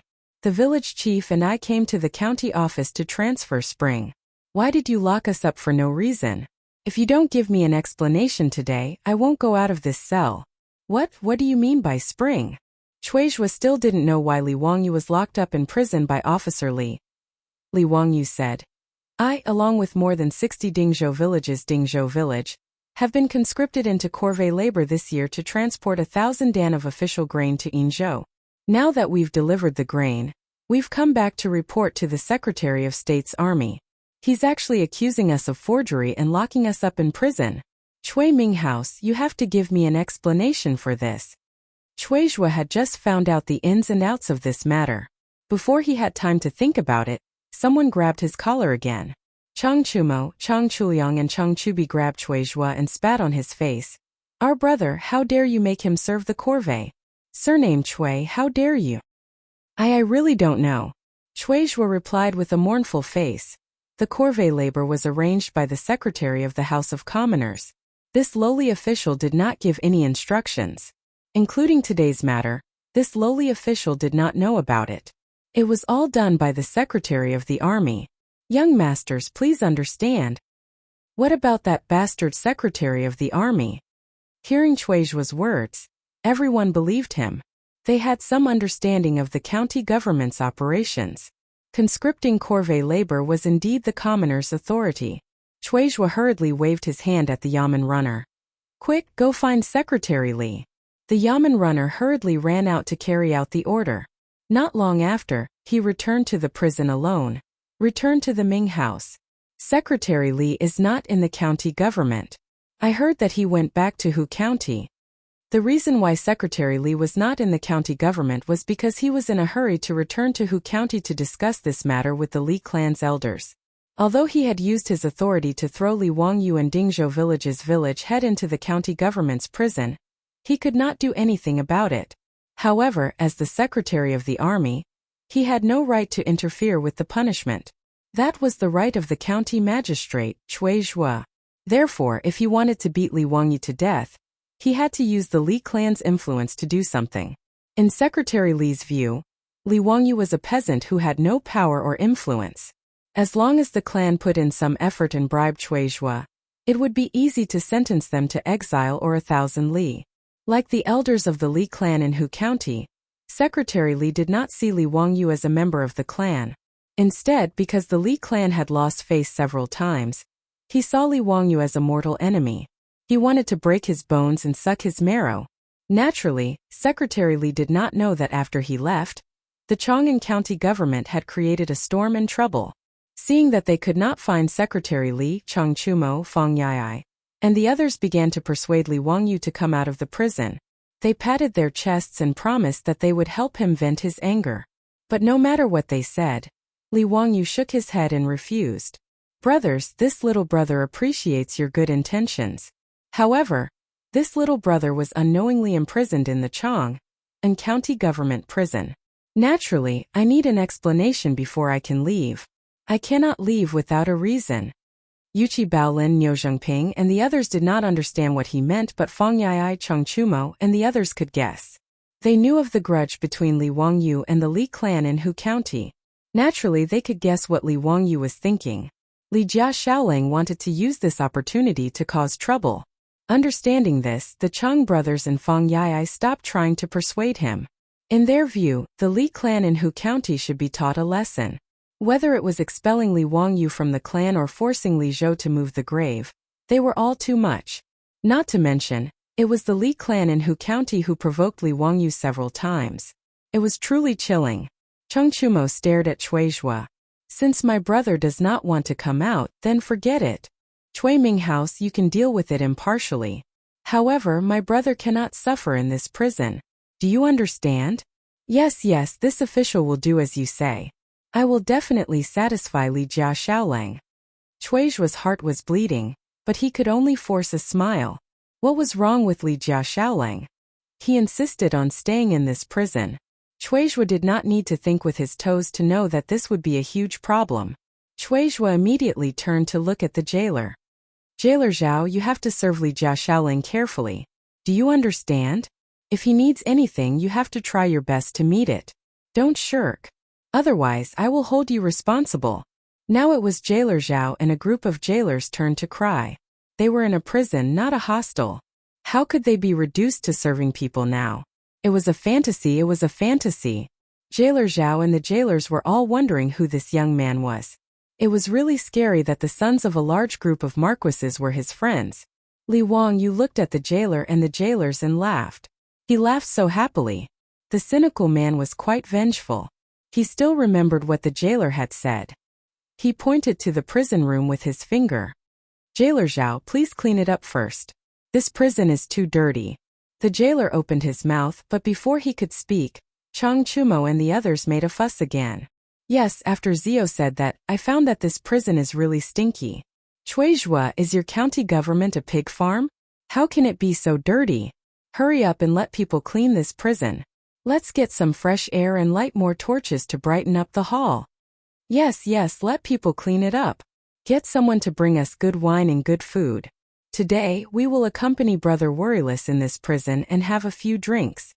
Chuizhua, the yamen runners, the jailer, and the jailers were all thunderstruck when they heard this. To have a banquet in the prison.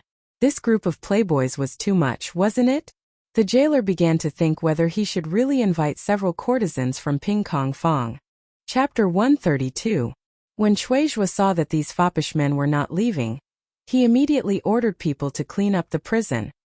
He also ordered people to bring in mats and tables, and lit up large candles and incense.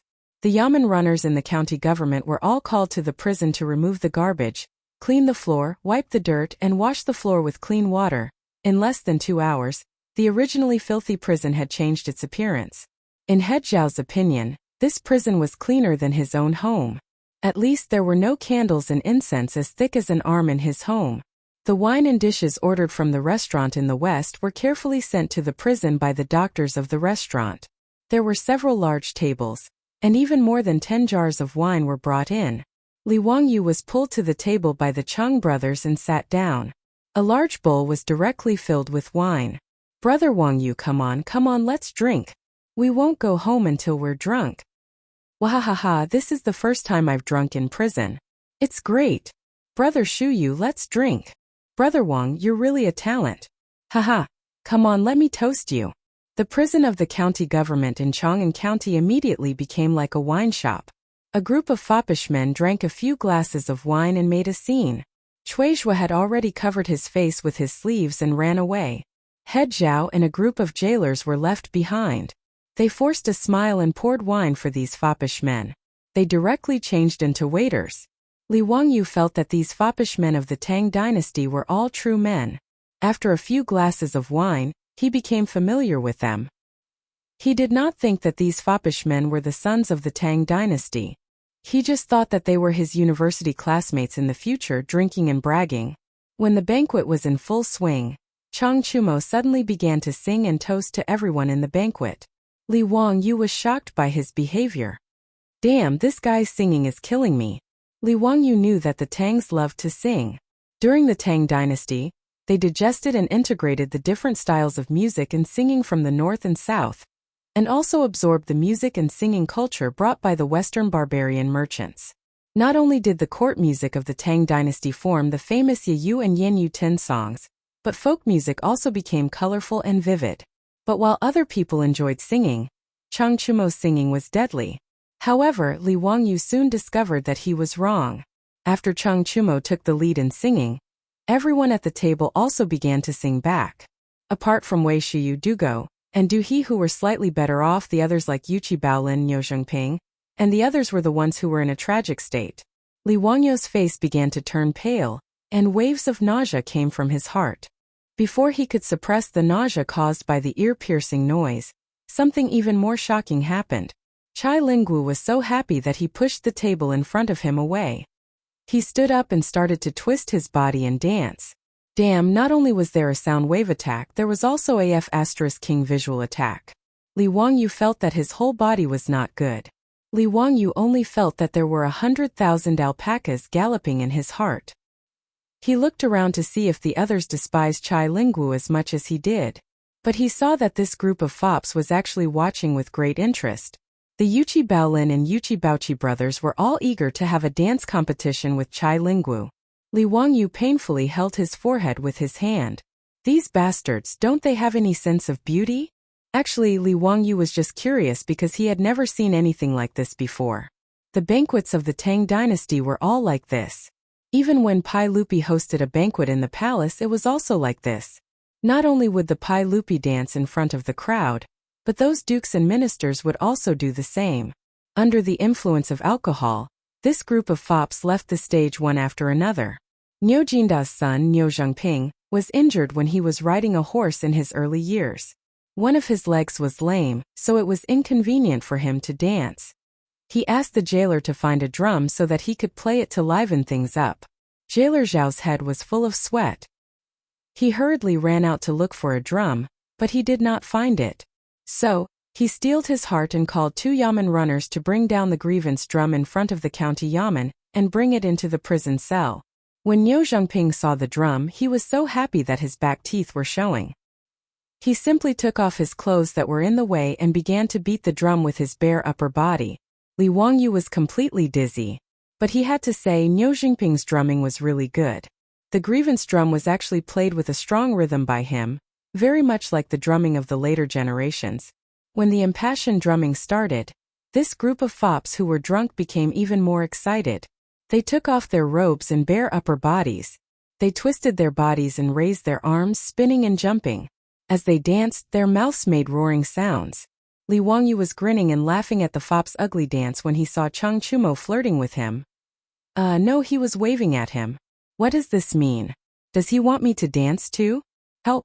Li Wangyu suddenly wanted to go home. He could no longer stay in the county yamen of Chang'an County. Being stared at by a group of fops, Li Wangyu had no choice but to brace himself and stand up. Anyway, if they were to lose face, they would all lose face together. Besides Jailer Zhao and the jailers, there was no one else in the prison.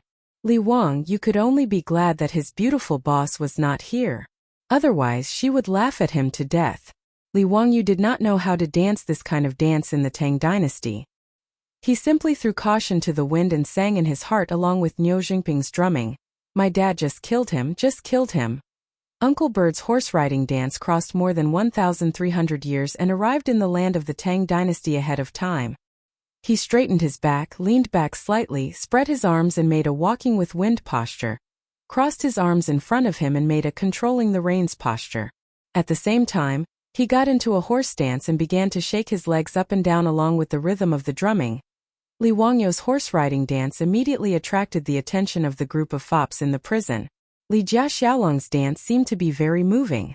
A moment later, the group of fops all changed to a horse-riding dance.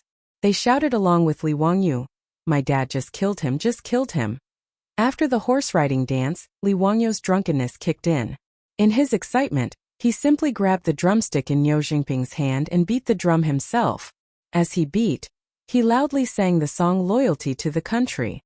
When the smoke of war rises, the mountains and rivers look to the north, the dragon rises. The horse neighs, the sword is like frost, the heart is like the yellow river. The water is boundless, who can resist 20 years of freedom? Where is the long sword of hatred? How many loyal brothers and sisters are buried in other homelands?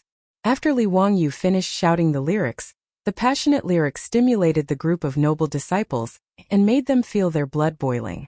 One after another, they began to shout and sing along with Li Wangyu. Li Wangyu became more and more excited and beat the drum with more and more strength. Finally, under Li Wangyu's heavy hammering, the drum could not bear the burden and broke with a crash. Chapter 133. The banquet in the prison of Chang'an County finally came to an end. The group of foppish lords were all drunk. They were helped out of the prison by the bailiffs and sent back to their own mansions. Under the care of head warden Zhao and the jailers, Li Wangyu lay down comfortably on the brand new bedding and fell into a deep sleep. In his prison cell, not only did Chuizhua get someone to bring in new bedding, even the bed was moved in. Mats were even laid out and a few tables were placed on the table. This was comparable to the treatment in a hostel, or even better. At least there would be no guests sleeping in the hostel. There was also a group of jailers standing guard outside. While Li Wangyu was sleeping soundly with the foppish lords, Pai Lupi was discussing state affairs with Zhang Sun Wuji, Fang Xianling, Du Ruhui, and a group of important officials in the court. Only a few officials could enter the Yin and Yang Palace to discuss state affairs with Pai Lupi. Therefore, they behaved casually. The relationship between the emperor and his officials in the Tang dynasty was not as strict as it was in later dynasties. There was a clear hierarchy.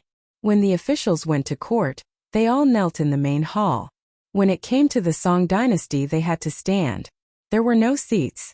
When it came to the Tatar Qing dynasty, they had to kneel. This was the so-called sitting in the Tang dynasty, standing in the Song dynasty, and kneeling in the Qing dynasty. In the Yin and Yang palace, Pai Lupi and the officials sat even more casually. They could sit cross-legged or even ask the chamberlain to bring them a table so that they could lean against it. Li Er was an emperor who treated his officials well.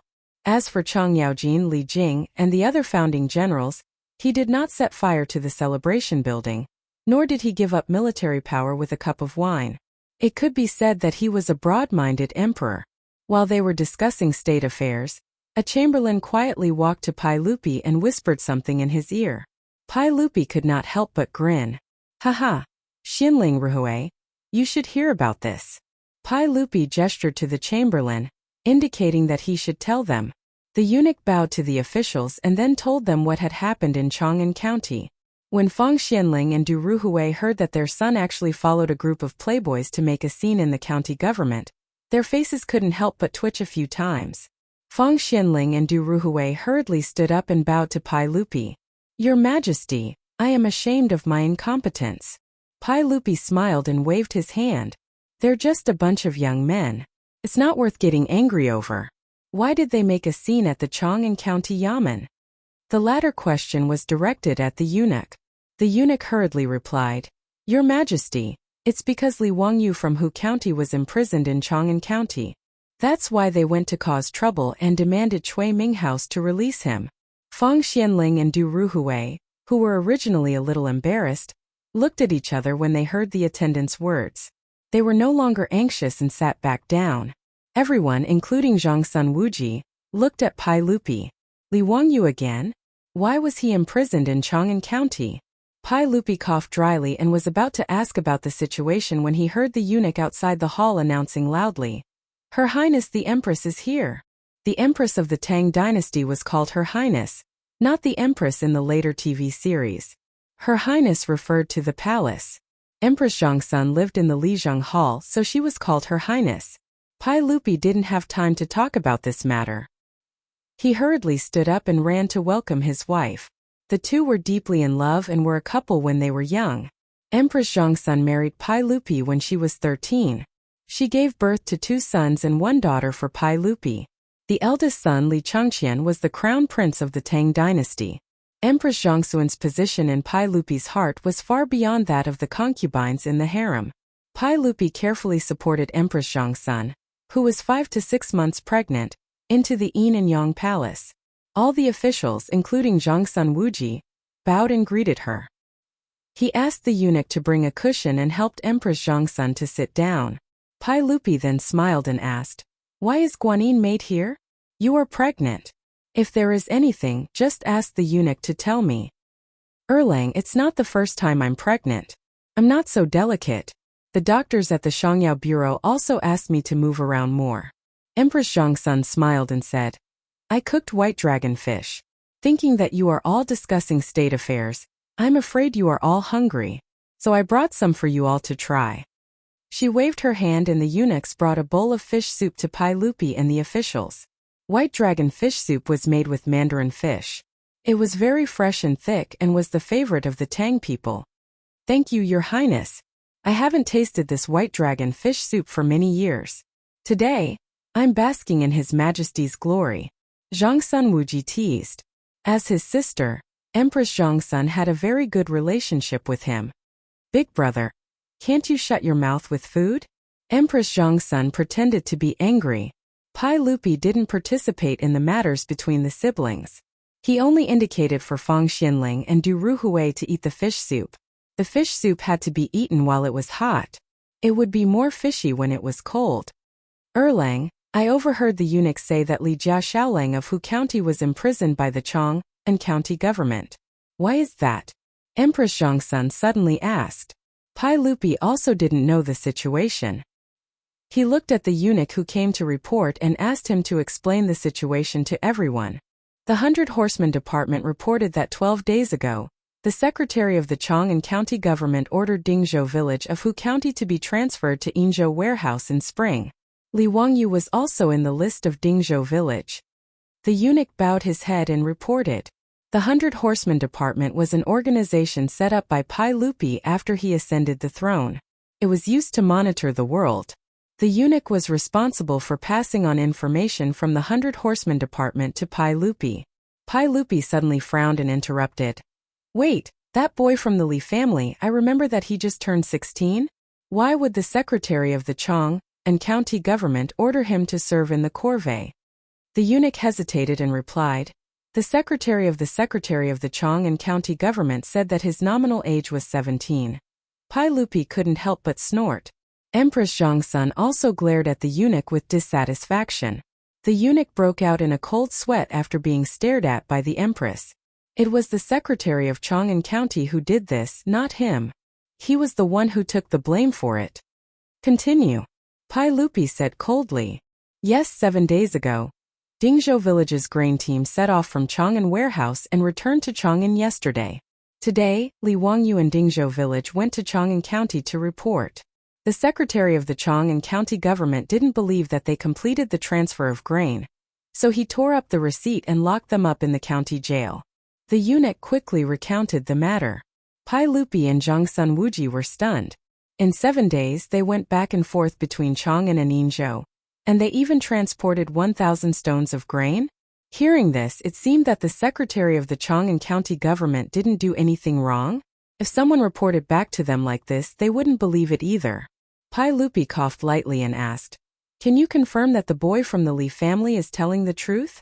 The 100 Horsemen Department has already sent people to Yinzhou to investigate. They should be able to reply the day after tomorrow.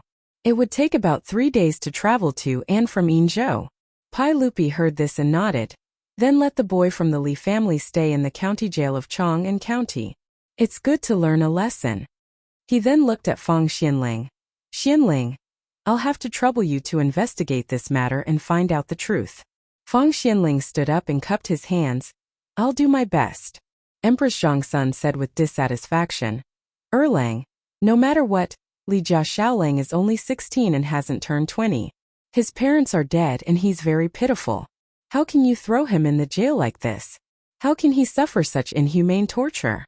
She didn't know that Li Wangyu wasn't suffering in the jail, but was very satisfied. Chapter 134. Pai Lupi couldn't help but roll his eyes at Empress Zhongsun's words. He didn't know that ever since she saw the drunken Li Wangyu at the waterside pavilion, Empress Zhongsun had developed an inexplicable desire to protect him. In addition, eldest Princess Chang'an also felt that Li Wangyu's brother was very interesting. After returning to the palace, she couldn't forget about him. This made Empress Zhongsun even more fond of him. If it wasn't for Li Wangyu's drunken recitation of poems, she would have already summoned Li Wangyu to the palace and taught him a lesson. Okay. I will send someone to tell Chang'an County not to make things difficult for that Li family boy. If that little bastard really lied, I won't forgive him. Pai Lupi felt his teeth itch when he talked about Li Wangyu. Zhongsun Wuji and Fang Xianling looked at each other with smiles in their eyes. In the eyes of this group of court officials, Li Wangyu was pretending to be smart. He wanted to get away with it because he was dissatisfied with the county yamen listing him as a servant. But regardless of whether the Secretary of State of Chang'an County did the right thing or not, it was a big mistake to lie about the grain transportation mission. However, for the sake of Li Heir and Empress Zhongsun's face, Fang Xianling only planned to investigate clearly and raise him high before gently putting him down and teaching him a lesson. As for the Secretary of State of Chang'an County, it was obvious from Pai Lupi's snort that he wouldn't be able to get away with it. Pai Lupi didn't even mention that the group of bastards, including his second son, caused a scene at the Chang'an County Yamen. Fang Xianling naturally wouldn't ask for a snub and punish this group of foppish sons. Of course, after returning home, whether Fang Yai would receive intimate care from his father was another matter. While Li Wangyu was still sleeping soundly in the prison, the Chang'an County Yamen received a message from the palace. He told them to keep a close eye on Li Wangyu and not to release him or humiliate him. Once the Duke of Wei, the left servant of the Minister of Shangshu, and Fang Xianling found out the truth, they would deal with him separately. Originally, Cui Zhuo wished he could send Li Wangyu out as if he were the plague because of the playboys' quarrel. In the end, Now that His Majesty had given the verbal order, they could not let him go. Instead, they had to treat him like an ancestor. Cui Zhuo was upset, so he could only send the Yamen runner to the prison to pass a message to jailer Zhao, instructing him to serve Li Jia Xiaoling well. Listen to these words and serve him well. After prison head Zhao heard the Yamen runner's words, he felt like dying. Even the saint had spoken. How was he supposed to live? He was the head of the prison, not a servant who sold himself. However, even though he was cursing in his mind, his body was very honest. Li Wangyu slept soundly through the night after drinking. When he woke up, prison head Zhao and a group of jailers were already waiting outside the prison cell. Some were holding copper basins and towels to wash his face, some were holding bronze mirrors, some were holding food boxes, which contained the exquisite breakfast that Cui Zhuo had ordered people to buy, some were holding teapots for drinking water, and some were even considerately filled with warm water. Li Wangyu stood up and looked at the lineup. He quickly rubbed his eyes to make sure that he was not seeing things and could not help but feel happy. It seemed that Chang Chumo and the others had come to make a big fuss, and it was really effective. He did not know that this matter had already been made known to Pai Lupi. He thought that prison head Zhao and the others were just afraid of Chang Chumo and Fang Yai's despotic power. He accepted the attentive service of the jailers with a clear conscience.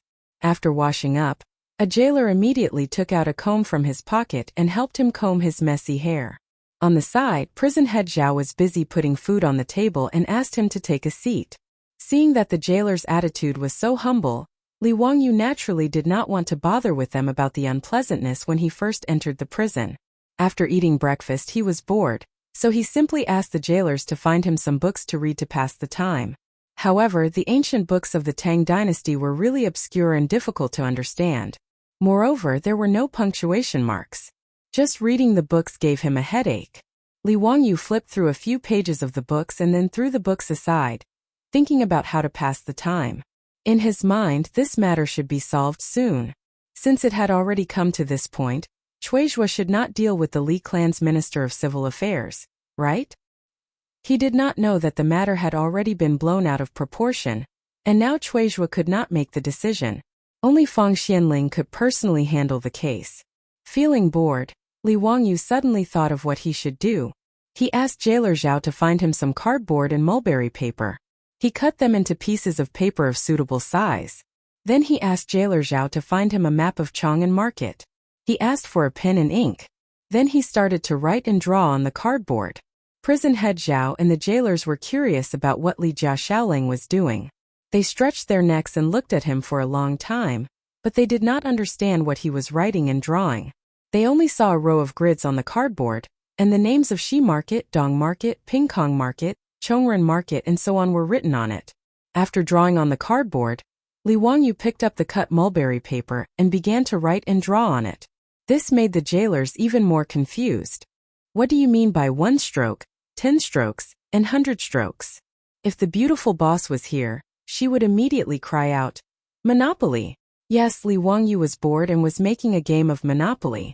When he was a child, there was no computer version of Monopoly. For a long time, the board game of Monopoly was popular. However, Li Wangyu did not have the money to buy it at that time, so he simply borrowed a Monopoly from a classmate and made one himself with cardboard and paper. This left a deep impression on him. But now in the Tang dynasty, the original names on the Monopoly board were not suitable. Therefore, Li Wangyu simply asked for a map of Chang'an market, and used the names of the markets to replace the names of the land on the original map. As for the paper money, he replaced it with a pair of copper coins. As for the small houses and hotels in the game, Li Wangyu sent prison head Zhao to find suitable replacements for him. Prison head Zhao was quite a clever person. He actually managed to find a bunch of ceramic huts for them.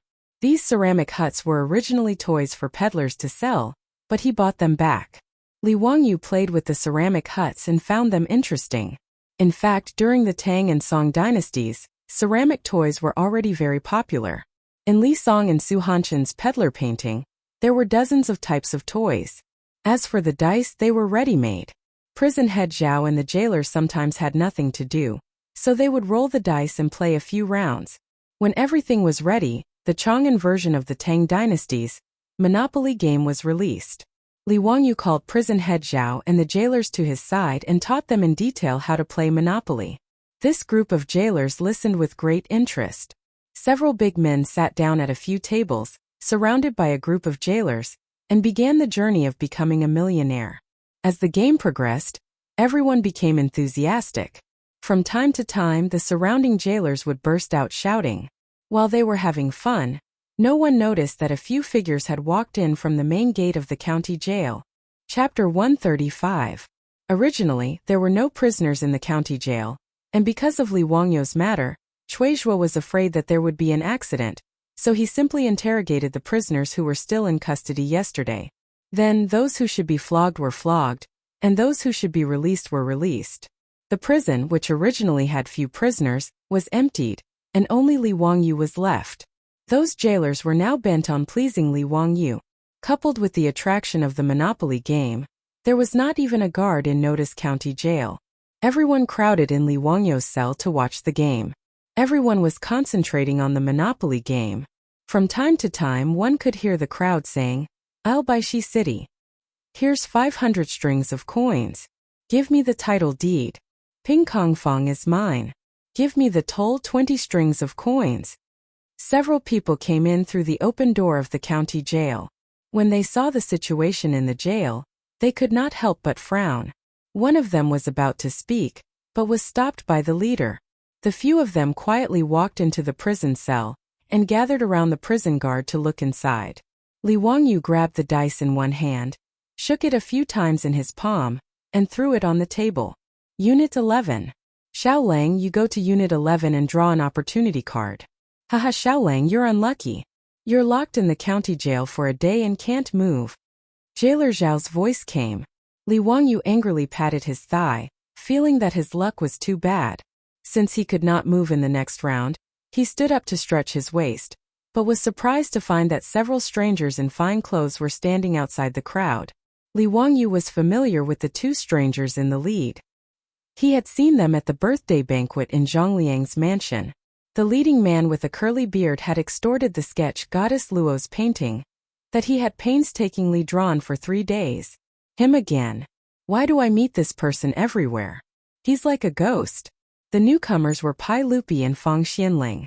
Today, Fang Xianling came to Chang'an County to inquire about the case.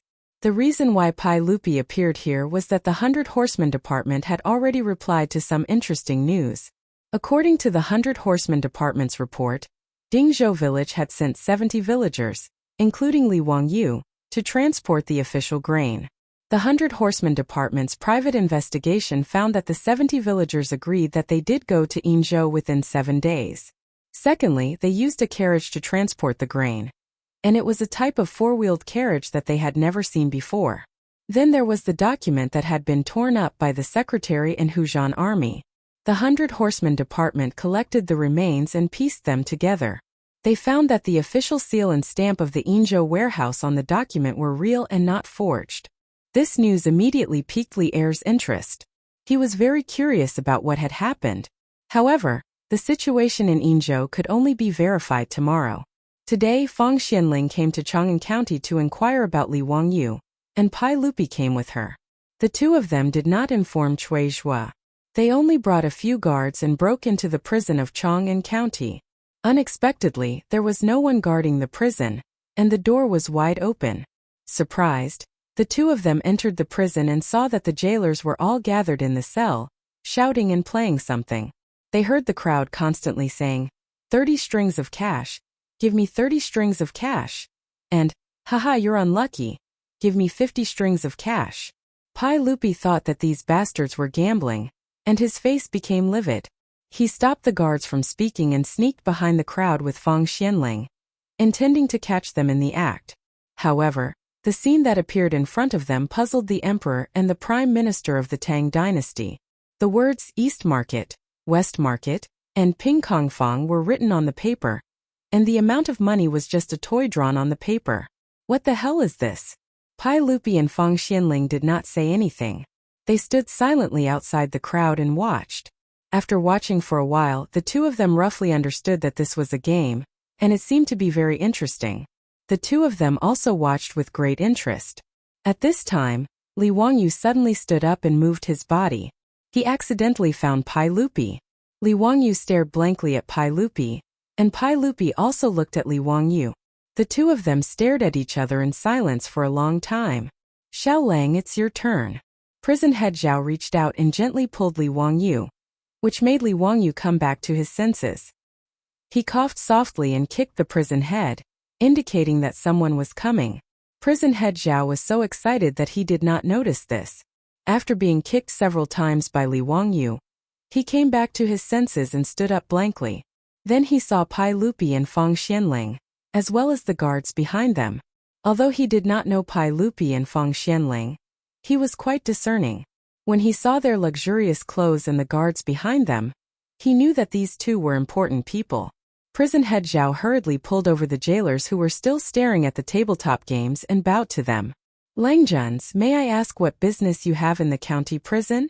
Pai Lupi did not know whether to laugh or cry at the scene in front of him. I told Chang'an County not to mistreat this bastard. But you treat him like an ancestor? Not only was the cell clean, but the candles and incense were used. There were even beds and mats. Was this still a damn prison? And these jailers, they actually opened the prison door wide and ran in to play games with this bastard. It was ridiculous to the extreme. Fang Xianling coughed softly. We have something to ask Li Xiaolang. You can go out first. Prison head Zhao did not dare to ask more. He hurriedly led a group of jailers out of the cell, leaving Li Wangyu alone. After the jailers ran away, Pai Lupi did not hesitate at all. He directly sat beside the table, picked up the Monopoly cards and played with them. Fang Xianling did not explain his identity. He just smiled gently and asked Li Wang, Li Xiaolang, I have something to ask you. Answer me honestly. Although Li Wangyu was not happy with Pai Lupi, he knew that it was not the time to throw a tantrum. He respectfully bowed and said, Lang Jun, please ask. I will tell you everything I know. Fang Xianling stroked his beard and asked, Let me ask you, how did you transport 1,000 dan of grain from Dingzhou village to Yinzhou within 7 days? Li Wangyu naturally would not hide this question. He smiled and said, It's simple. We used carriages to transport it. You used a total of 30 carriages and borrowed more than 100 horses from Chang'an County. You used them to transport 1,000 dan of grain? One carriage could carry 30 dan of grain? Fang Xianling still did not believe this. Li Wangyu nodded affirmatively. That's right. How do you prove it? Pai Lupi suddenly asked. In fact, it was very easy to prove. Everything would be clear when the people of 100 Horsemen Department came back from Yinzhou tomorrow. However, Pai Lupi still wanted to hear Li Wangyu's answer. How to prove it? Li Wangyu scratched his head. The receipt was torn by Officer Li. He suddenly thought of his client and could not help laughing. Wasn't the Ma family of Yinzhou the best proof? Chapter 136. Li Wangyu scratched his head in embarrassment. Returning to Chang'an from Yinzhou and helping the Ma family to transport goods. Was this considered taking advantage of the government? After all, the horses were pulled by the county government, and even the rations for the 70 people were provided by the government. Even the fodder for the horses on the return journey was provided by the post station for free. Li Wangyu laughed mockingly. When we were returning from Yin province because the carriage was empty, he took on a private job. I helped the Ma family of Yin province transport 800 to 900 dendrites of porcelain back to Chang'an. This can't be faked. Lang Jun, you can ask someone to find out. His words made Pai Lupi and Fang Xianling stunned. This bastard, he was serving the corvée, but he was still doing private work. They really didn't know what to say about him. Pai Lupi and Fang Xianling already believed that the Zhou family could go back and forth to Yinzhou within 7 days. But because they believed it, they were shocked. Li Wangyu didn't think much of the four-wheeled carriage, but the two immediately realized the value of it. Fang Xianling immediately reached out and summoned a guard. She whispered a few words and asked him to go to the Ma family in Shi City to verify the truth of Li Wangyu's words. Fang Xianling asked again, Li Xiaolang, is this four-wheeled carriage your work? Li Wangyu nodded embarrassedly and said, Yes, I was forced to do the task of transporting grain by the county government, so I suddenly had the idea to make it. How much weight can this carriage carry? What's the speed? It has 4 horses and 2 coachmen. It can carry 30 stones and run 80 miles per hour. It can run up to 300 miles a day. Hiss! Li Wangyou's answer made Pai Lupi and Fang Xianling couldn't help but gasp. The Great Tang was growing stronger with each passing day, but its territory was vast, and its greatest problem was the limitations of transportation and transportation. The transport capacity of two-wheeled carts and wheelbarrows was limited. That was why there was a saying that grain could not be transported for thousands of miles. Putting aside the distant matters, in order to go on an expedition to the Eastern Turks, they had to transport enough supplies for the army, which was the biggest headache for the Tang dynasty's imperial court. It wasn't that they didn't have food, weapons, and armor, but they were difficult to transport, making it difficult for the army to resupply. Moreover, as the Tang dynasty gained more and more land, the transportation difficulties also led to a decline in the actual ruling power. For example, in Longyu, the actual area of control of the Tang army was actually very limited. This was caused by the lack of military power.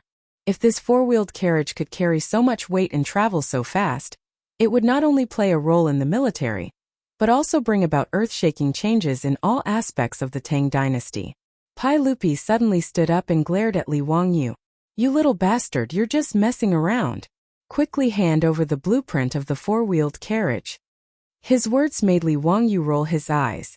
The bearded man was at it again.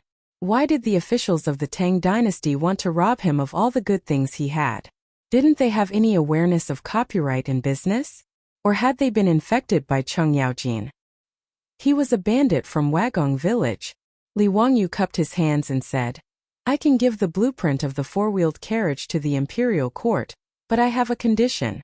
I hope you two Langjuns can agree to it." Pai Lupi rolled up his sleeves and was about to hit him. He really didn't treat Li Wangyu as an outsider now. This tired guy was simply a treasure given to the Li clan by God. Therefore, the more he didn't treat Li Wangyu as an outsider, the more impolite he was and directly put on the attitude of an elder. He was ready to learn from Cheng Yaojin and teach this bastard a lesson with a slap so that he dared to negotiate with him. Seeing that the bearded man was about to hit him, Li Wangyu quickly hid behind Fang Xianling and shouted, "A gentleman uses his mouth, not his fists. Let's talk nicely."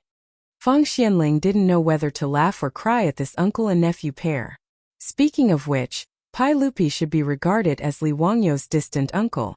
Their relationship hadn't gone beyond the 5 generations. The 5 generations included the male descendants and their spouses from the great ancestor to the great ancestor.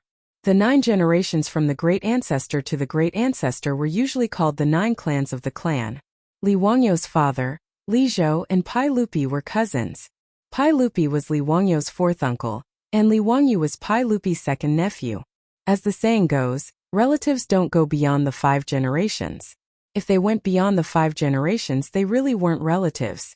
However, Pai Lupi knew this, but Li Wangyu didn't know that the bearded man in front of him was his uncle, Li Shimen, the emperor of the Tang dynasty. Fang Xianling grabbed Li Wangyu and said, "Xiao Lang, tell us, what are your conditions?" Li Wangyu confirmed that Pai Lupi wouldn't hit him for the time being, so he replied carefully, "Hey, I don't ask for much. Just give me Chang'an City." His words almost made Pai Lupi and Fang Xianling faint. How could this guy say that? Give him Chang'an City? Pai Lupi began to roll up his sleeves again. This bastard, I can't let him go without beating him. When Li Wangyu saw that Pai Lupi was about to roll up his sleeves again, he knew that he didn't make it clear. He hurriedly explained, "I'm going to organize the people in the village to use 4-wheeled carriages for transportation. What I mean is that I'll be responsible for the transportation of the merchants in Chang'an City." Pai Lupi stared at him and said, "Make it clear. I'll use the blueprint of the 4-wheeled carriage in exchange for the concession in Chang'an City. All the merchants in Chang'an City who want to use 4-wheeled carriages to transport goods can only find the 4-wheeled carriages of our Dingzhou village. What do you think?" Li Wangyu asked carefully. Chang'an City was the most prosperous and affluent place in the Tang dynasty. As long as the 4-wheeled carriage transportation business in Chang'an City belonged to him, wouldn't he make a lot of money? Pai Lupi understood his plan and his expression eased a little. However, he still snorted coldly and said, "Humph, you don't want to make progress. Since you're so talented, why don't you take the exam and become a scholar?" You think about these merchants every day. You're really a disgrace to your parents. His words made Li Wangyu dislike him even more. Who are you?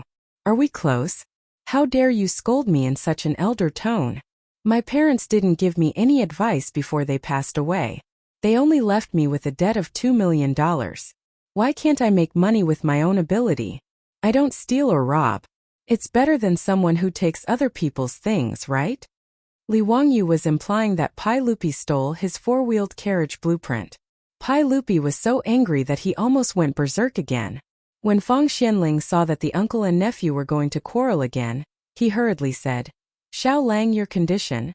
He stole a glance at Pai Lupi and saw him nod slightly. He continued, I can agree to your condition. Give me the blueprint of the four-wheeled carriage. Seeing that he agreed, Li Wangyu hurriedly asked, May I ask who you are, Lang Jun? Will the imperial court approve of what you've promised? Feng Xianling stroked his beard and laughed.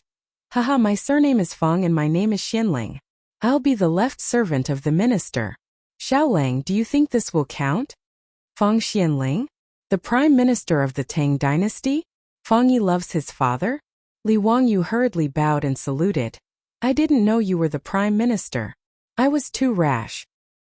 He looked at Li Er again, wanting to ask who this curly-bearded man who kept making things difficult for him was. However, seeing that Pai Lupi didn't want to introduce himself, Feng Xianling just smiled and said nothing. Li Wangyu was too lazy to guess. He was just a big shot of the Tang dynasty. Xiao Lang, can you give me the carriage blueprint? Feng Xianling asked.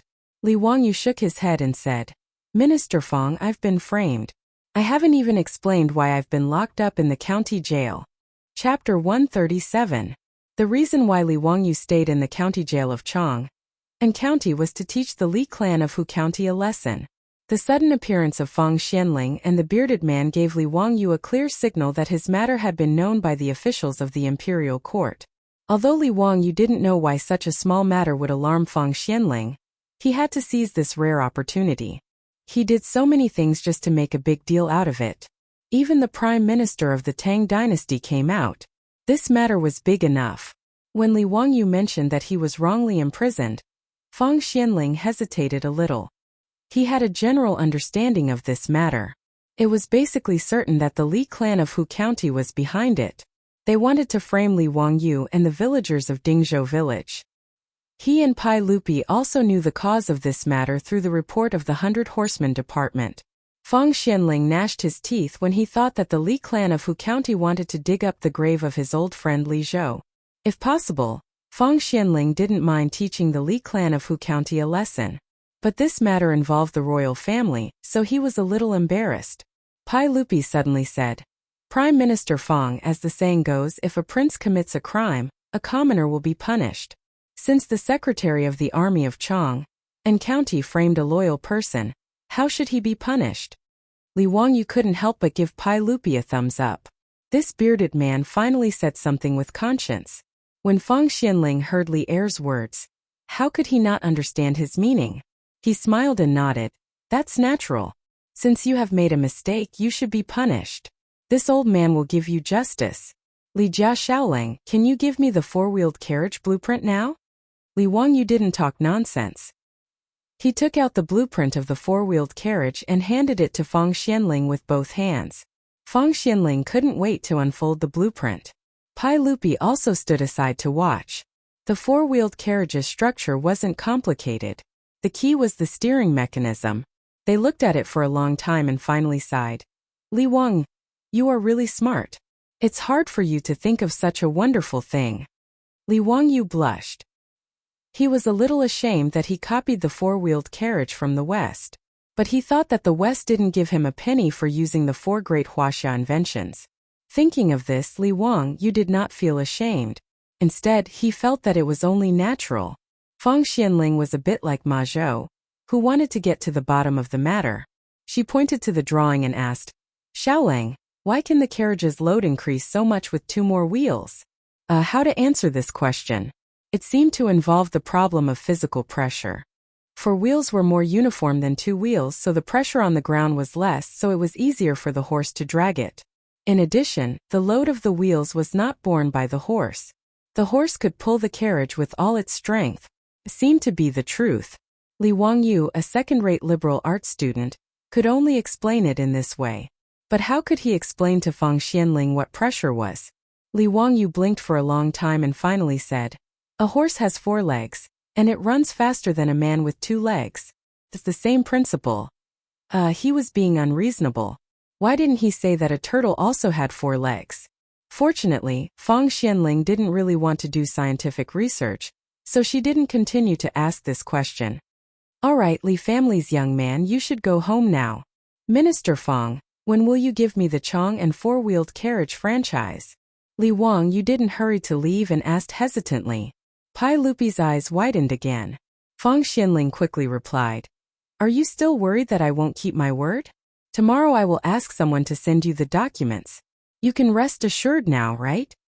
"Thank you, Minister Feng. I thank you on behalf of the 127 villagers of Zhou village." Li Wangyu bowed deeply again. "Well, you exchanged this with the blueprint. There's no need to thank me. I should thank you on behalf of the people of the Tang dynasty." Feng Xianling patted the blueprint in his hand and sighed with emotion. With this 4-wheeled carriage, the Tang dynasty could reduce the number of villagers and save a lot of food and horses. This was a great contribution for 1,000 years. Li Wangyu saw that he had achieved his goal. He was afraid that Su Chongqing would worry about him at home, so he bowed to Feng Xianling and Pai Lupi and left the county jail. Seeing that Li Wangyu was finally leaving, Head Zhao and the jailers almost burst into tears. This ancestor was finally leaving. Head Zhao decided that after today's shift, he would go to the temple to burn incense and thank Buddha for his blessings. Li Wangyu just walked 2 steps out of the county office when he unexpectedly saw Niuwu squatting in front of the county office. "Erling, why are you here?" Li Wangyu asked curiously. Did Niuwu know that he was going home today? Niuwu was overjoyed when he saw him coming out of the county office. He quickly ran to him and said, "Madam Su was worried about you, so she asked me to wait for you outside the county office." "Lang Jun, has everything been settled?" "Yes, everything is done. This time there was an unexpected gain. Let's go home and talk about it." Niuwu brought 2 horses from home. They mounted the horses and slowly went to the illustrious Virtue Gate. Pai Lupi and Feng Xianling appeared in front of the county office. Looking at Li Wangyu's back, Feng Xianling suddenly said in a low voice, "Your Majesty, we owe this child a lot." The emperor of the Tang dynasty had a complicated look on his face, but he nodded silently and did not say anything.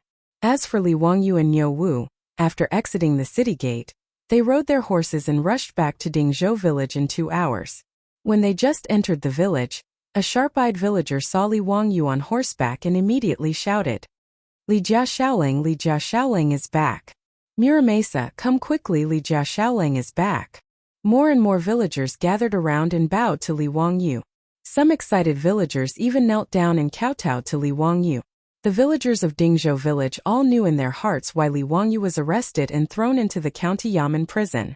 Now that they saw him out of prison, they were truly grateful for everything Li Wangyu had done for the village. Li Wangyu also felt a fire burning in his heart, and was very touched to be remembered by the villagers like this.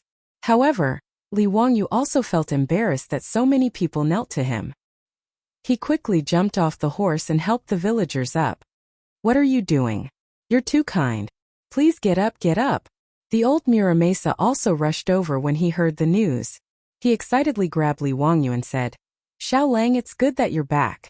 It's good that you're back. If you didn't come back, I was going to take everyone to beat the drum." The villagers surrounded Li Wangyu for a long time before they finally let him go home. Li Wangyu remembered what Feng Xianling had promised him today. He quickly grabbed the old Muramesa and said, "Muramesa, come to my house. I have something to discuss with you."